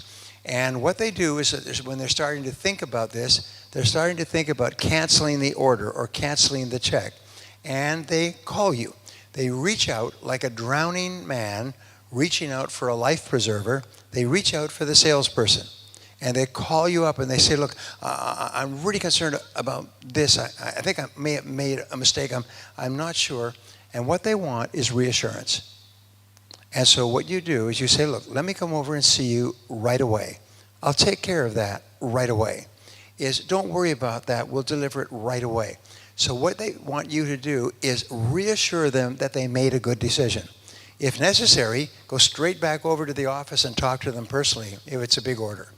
So constantly reassure them that they've made the right decision. Now, number 4, respond quickly to customer questions and concerns. Remember, there's an equation in the customer's mind that says that speed equals quality, and speed equals value, and speed equals superior to competition. So when you do things really fast, customers think that you are smarter and that your company is better and that your products and services are of higher value. And it's quite amazing how many more and more customers will tend to move to the company that has the fastest service, fastest follow-up, fastest response. Don't ever say, well, we'll get to this in a couple of days, we'll get back to you when we can. No, no, no. Do it quickly. Always use the words right away. We'll get to it right away. Get back to you right away. Number 5 is write thank you notes after every sales call. And at the very least, write thank you emails. telling the person, thank you for buying your product or service. What I do with important clients, or almost all clients, is I write a handwritten note saying thank you in writing. Because today we use email so much that very few people write notes or letters. And I write notes and letters all the time. How long does it take? About 30 seconds. But people keep those, and they put them in the file, and they remember you, and they remember the handwritten note. Because this says, handwriting, I care about you. I appreciate you. Thank you very much. And so I keep a little stack of notes on my desk, and whenever I talk to a customer, whenever I think about it, I write a little handwritten note saying, thank you very much for choosing us. We really appreciate it.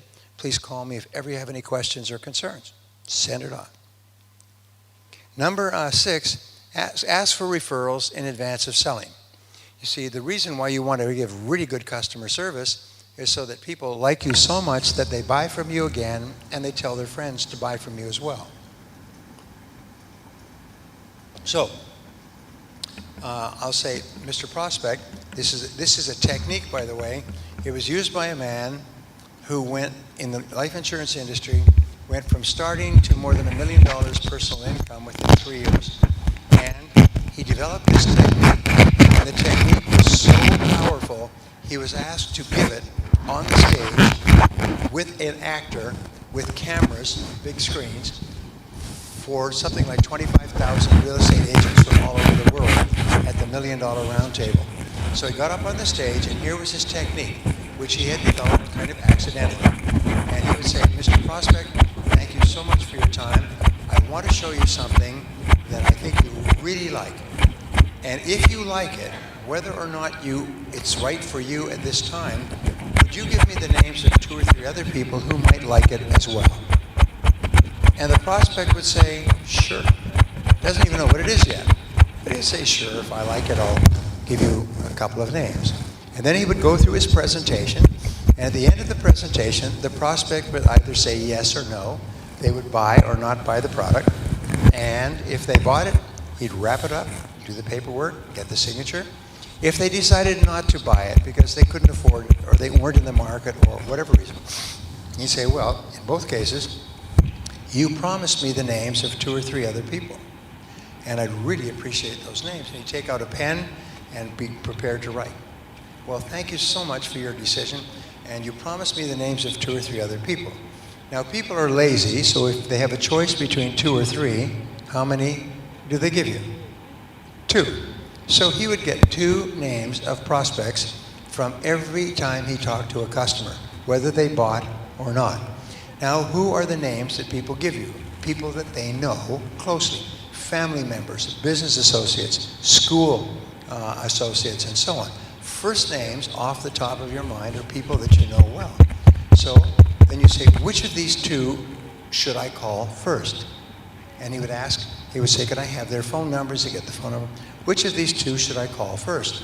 And they say, well, call Harry. He's probably the best prospect. Could you call Harry for me and tell him that I'm going to be calling him for an appointment?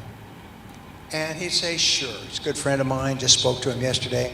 Pick up the phone, get straight through to Harry, and say, look, I'm sending over a friend of mine to show you something that I think is really interesting. Great. When would be a good time? 2 o'clock tomorrow? 2 o'clock tomorrow? Very often, the person you're talking to will actually make the appointment for you with another prospect. Then you say, when he hangs up the phone, would you call that other person too? And he had this done so beautifully and so relaxed that every time he walked, or almost every time he walked out of an appointment, he had 2 more appointments with qualified prospects. He went from starting to more than $1 million a year in commissions. And here's the best part, he never prospected again. He had so many referrals to qualified prospects, he never prospected again. All day long, he was going from appointment to appointment to appointment to appointment.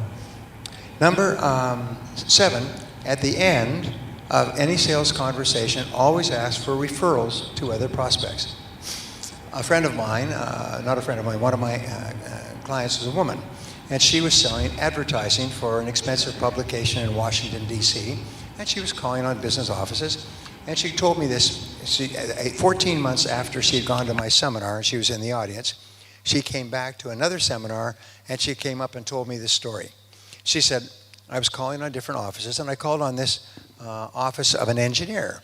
Well, it was a small office, and the gentleman was about 60 years old, and she said, I sell advertising in my publication. And he said, well, I appreciate that, but I'm kind of retired. I'm only doing engineering work on a small scale. I'm not a good customer for you. And so she said, well, would you happen to know the names of 2 or 3 other people who may be more interested in advertising in my magazine than you are? And he was a nice man, she was a nice woman, and he said, sure, I know the names of a couple of people, names and numbers. So she called on those 2 people. Then she said something which changed her life. At the end of the conversation, whether it turned into a sale or not, she said, you know, everybody I talk to gives me the names of 2 or 3 other people who might be interested as well. That's how I met you in the first place. And the person said, oh, well, if everybody gives you 2 or 3 names, I can give you a couple of names. So she would get 2 names, high quality, and she tracked this. This person led to 2 names, which led to 4 names, which led to 8 names, and so on. She tracked it over the next 14 months. She became the highest paid saleswoman in her business. She had her own office and her own secretary. She had a new car. She never made more money than she made more money than she'd ever dreamed of. And she said, and I never had to prospect again. Within 2 or 3 months of this system, asking for 2 or 3 names from each person I spoke to, I never had to prospect again. All I do all day long is make appointments and sell orders. So, does it work? Yes. Now, number 8, ask for referrals from people who don't buy at all, which I just said. Even if they don't buy at all, say, would you happen to know 2 or 3 other people who may be interested as well? Number 9, continually give good service to your customers and then ask for more referrals. And how do you do that? Is once you've made a sale, call them back once a week, a couple of times a month. How's everything going? This is all done. Keep them alert. If there's a schedule of delivery, it's going to be delivered. Today, if you order something from Amazon or you send something by Federal Express, online they will tell you almost to the day and even to the time of day when it will be delivered. We've received your order. It will be delivered on June 6th between noon and 6 o'clock. Next day you receive another email. The order is coming, it's been shipped. It will be there on June 6th. And they keep you informed automatically on how soon the order will be there. There's no buyer's remorse.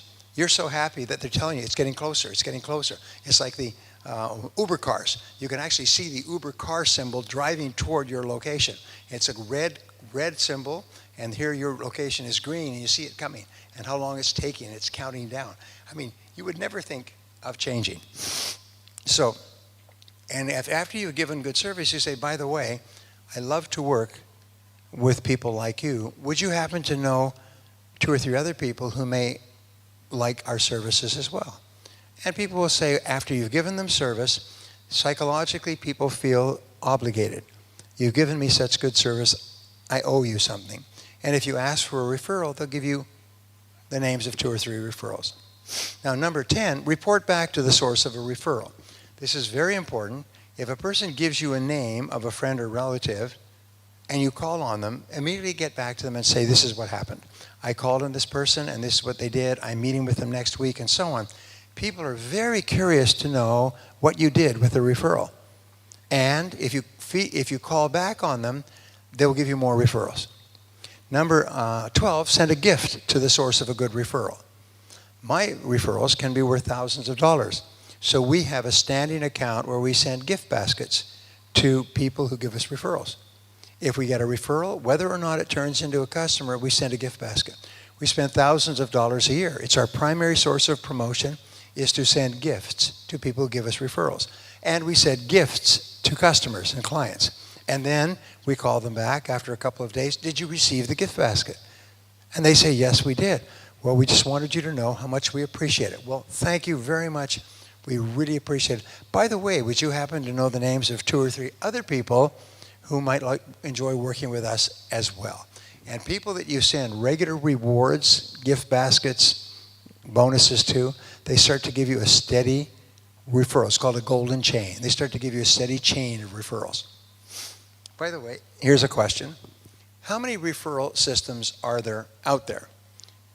First answer, written in the book, prescription, word for word, 93 referral systems. Next question, how many referral systems does the average salesperson use regularly and consistently as part of their work? Answer, 0. Very few salespeople have a systematic, well-developed referral system.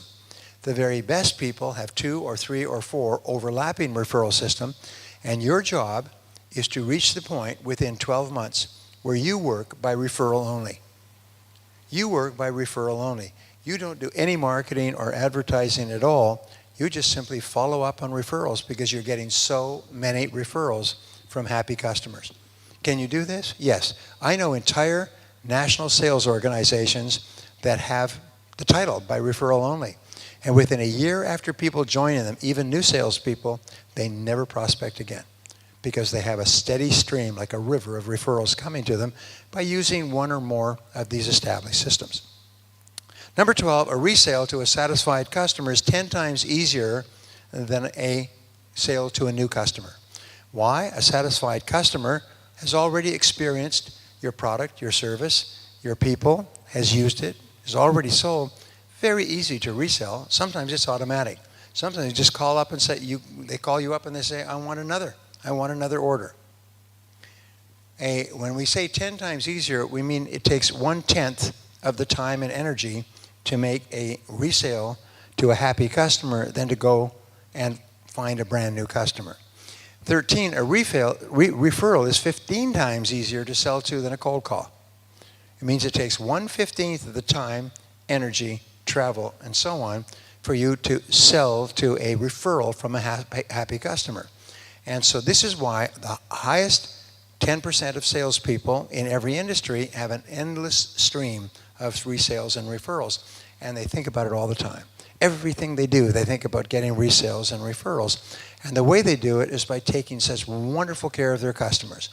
In our 2-day MBA, we give you a complete customer service system that is absolutely beautiful, transforms businesses.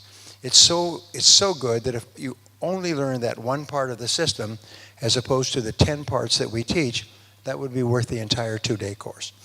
And finally, number 14, with each resale, begin at the beginning of the sales process exactly as you would with a new prospect.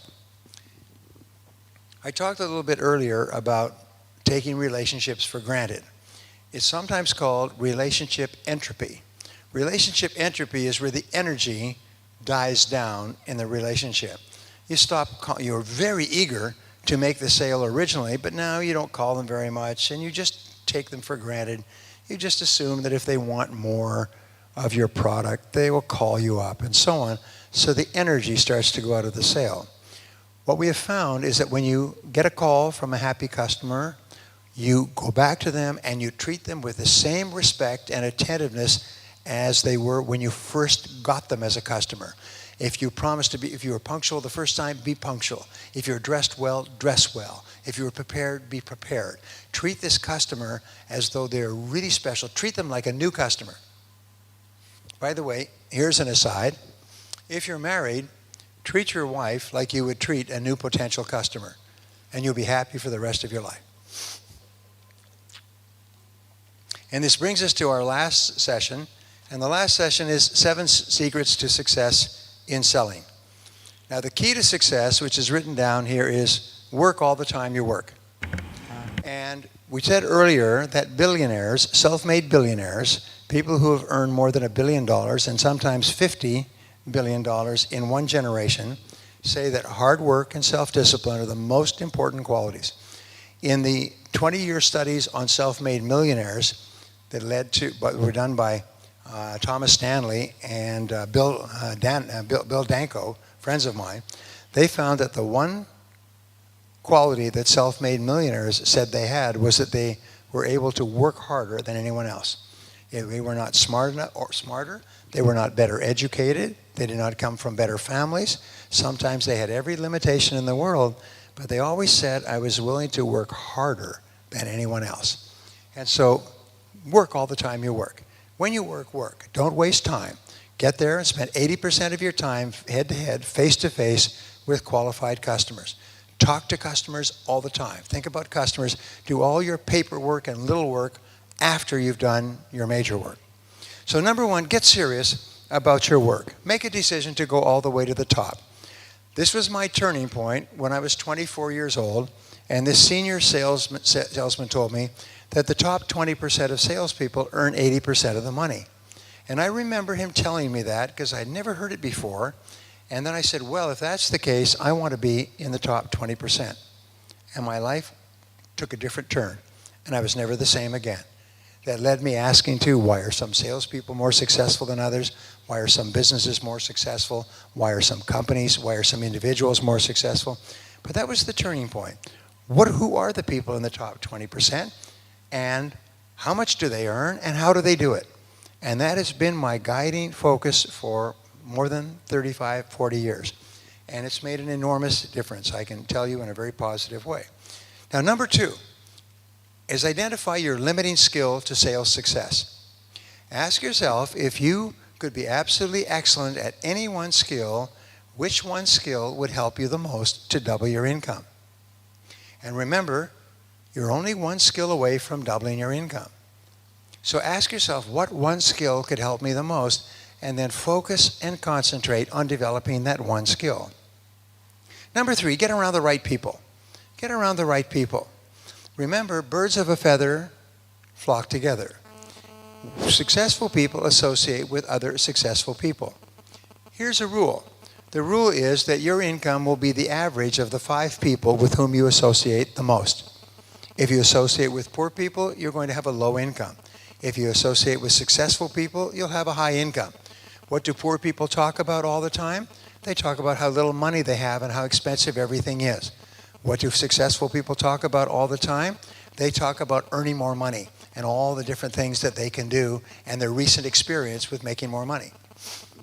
I've just written a book called Thinking for a Change, and it has 10 chapters on 10 different ways of thinking. The last chapter is rich thinking versus poor thinking. And what we find in about 15 or 20 areas, rich people think one way, poor people think another way. And if you just simply walk across the mental line and start thinking the way rich people think, soon you become rich. And if you don't, you can work yourself silly for your whole life and you'll always be broke. You've got to change the setting on your brain because your mind determines your realities. And this chapter is really neat. As I was writing the chapter and doing the research, I was really quite astonished at how rich people think most of the time. And as a result, they accomplish extraordinary things. So, get around the right people. Get around the kind of people that think success, talk success, are positive. They're sharing ideas. They're telling you what books they read. I had a friend many years ago, he was a doctor, and he was a dermatologist. And in the Canadian medical system, dermatology was not covered by insurance, so you had to bill people separately. So you had to be very good to earn a living with when you were a dermatologist. This guy was brilliant, and he was fanatic on personal development. He read and read and read. And one day he was talking to a friend, and he said he was just reading this book. And he just read that book, and next week he's reading this book, and the friend said, you know, could we get together to discuss your books? I'd really like to know what books you're reading. Could we get together once a week just for an hour to discuss these books so I could see what you're thinking and you would see what I'm thinking and so on? Well, it led to a mastermind, which is one of the things that we help you create. It led to a mastermind group where it was 2, then 3, then 4. When I went there to visit them, there were about 16 or 17 business people. And they were invited by the others to join the group. They were all in separate businesses. And this mastermind group would meet at 6 a.m. in the morning, and it would go to 7:30. So everybody could go to work. And Kent Remington, brilliant dermatologist, would see people early before they went to work because they couldn't get away during the day. They couldn't take the time off work. So he would be back to work by 7:30. The others would be all at work by 8 o'clock or 9. Every person in that group who got together once a week to read success books, every week they chose a book. And every week everybody had to read the book. And then at the meeting they all had to share the best ideas from the book based on their own experience. By the way, if you do this, which I've just explained to you, if you get 3 or 4 people and you agree to read one success book a week, preferably a Brian Tracy or an Azim Jamal book, if you read one of our books each week, get together for an hour each morning or each Monday or Tuesday, talk about the book and what you learned. I can promise you this, within a few months, your life will explode. Within a year, your income will have doubled and tripled or quadrupled. It's the most amazing damn thing, and everybody who ever does it is just astonished at how their lives take off when they get together with other success-minded people and share ideas, and all week long they use the ideas and they remember what people said. As we were talking earlier about dialoguing and discussing these ideas. Give it a try. Actually, give it a try for 30 days and see what you think. Number 4, take excellent care of your physical health. Remember, your body is the only thing you've got to live in. So take really, really good care of your body. Eat the right foods, do the right exercise, get the right rest, and so on. Selling business is a high energy occupation. And the most successful people, surprise, recent research on elite performers, people who are rich. Rich people sleep more than poor people. Poor people sleep maybe 5, 6, 7 hours a night. Rich people sleep 8.5 hours a night. Actually 8.46 hours per night. Rich people sleep more than poor people. And why is it that they're rich? Because it's like charging your battery on your phone where you have the battery down, because they start off every day with their mental battery 100% charged. And they're able to make better decisions, think quickly, be more personable and relaxed, have better senses of humor, be more persuasive and influence with others, because they keep their physical and mental batteries fully charged by sleeping enough. And this was interesting because I found myself sleeping 8 to 9 hours, and I was feeling really guilty because I've gotten by on 3, 4, 5, 6 hours a night for long periods of time. And then I found rich people sleep longer. Now, how do they sleep longer? They turn off the television. They turn off their computers. They turn off their cell phones. They shut it all down, go to bed by 10 o'clock. So if you want to be rich, get lots of rest. Just like if you want to be a star athlete in sports, they absolutely insist that you be in bed early. They check you. They'll come by. If you're on the road, they'll come by and check your room. If you're at home, they'll insist that you go to bed early. And if you don't go to bed early, you don't play next game. They're really adamant about this. Well, selling business is a mental sport. It requires tremendous energy to be a top performer, so go to bed early. If you're going to work 5 days a week, go to bed early 5 days a week. Your day does not start when you wake up. Your day starts when you go to bed, while you charge your batteries. Anyway, that's my opinion. Number 5 is visualize. Visualize yourself continually as the very best in your field.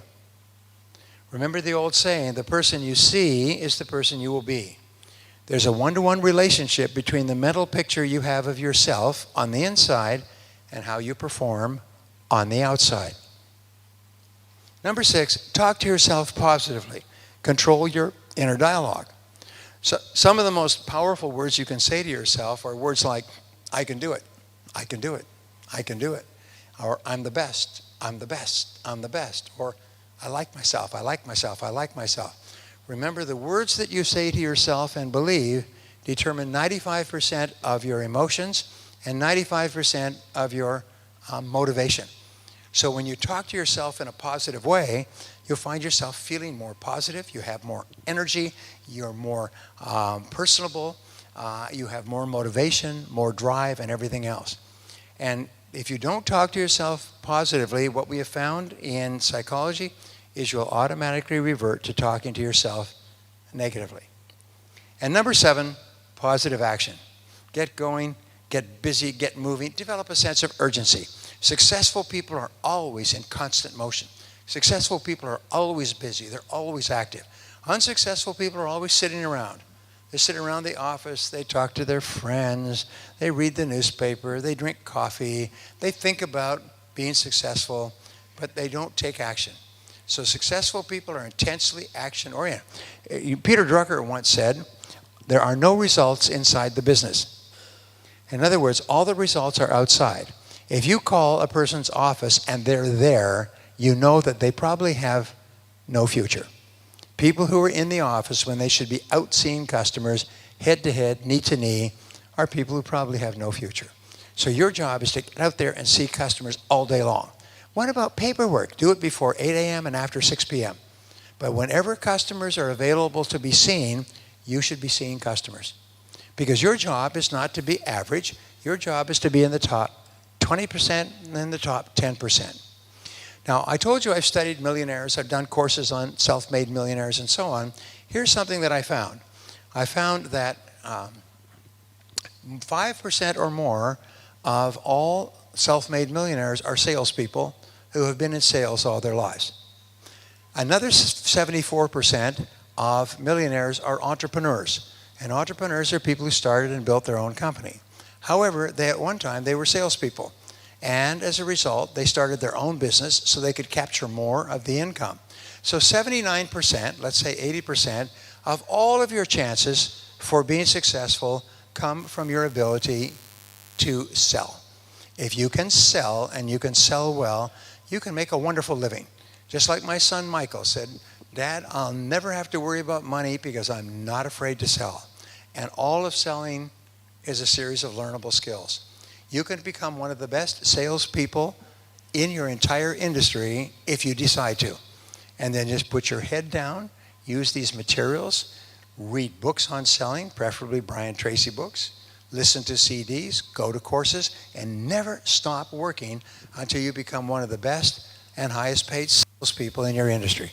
And I hope you do. Thank you very much, and God bless you. It's been a wonderful day.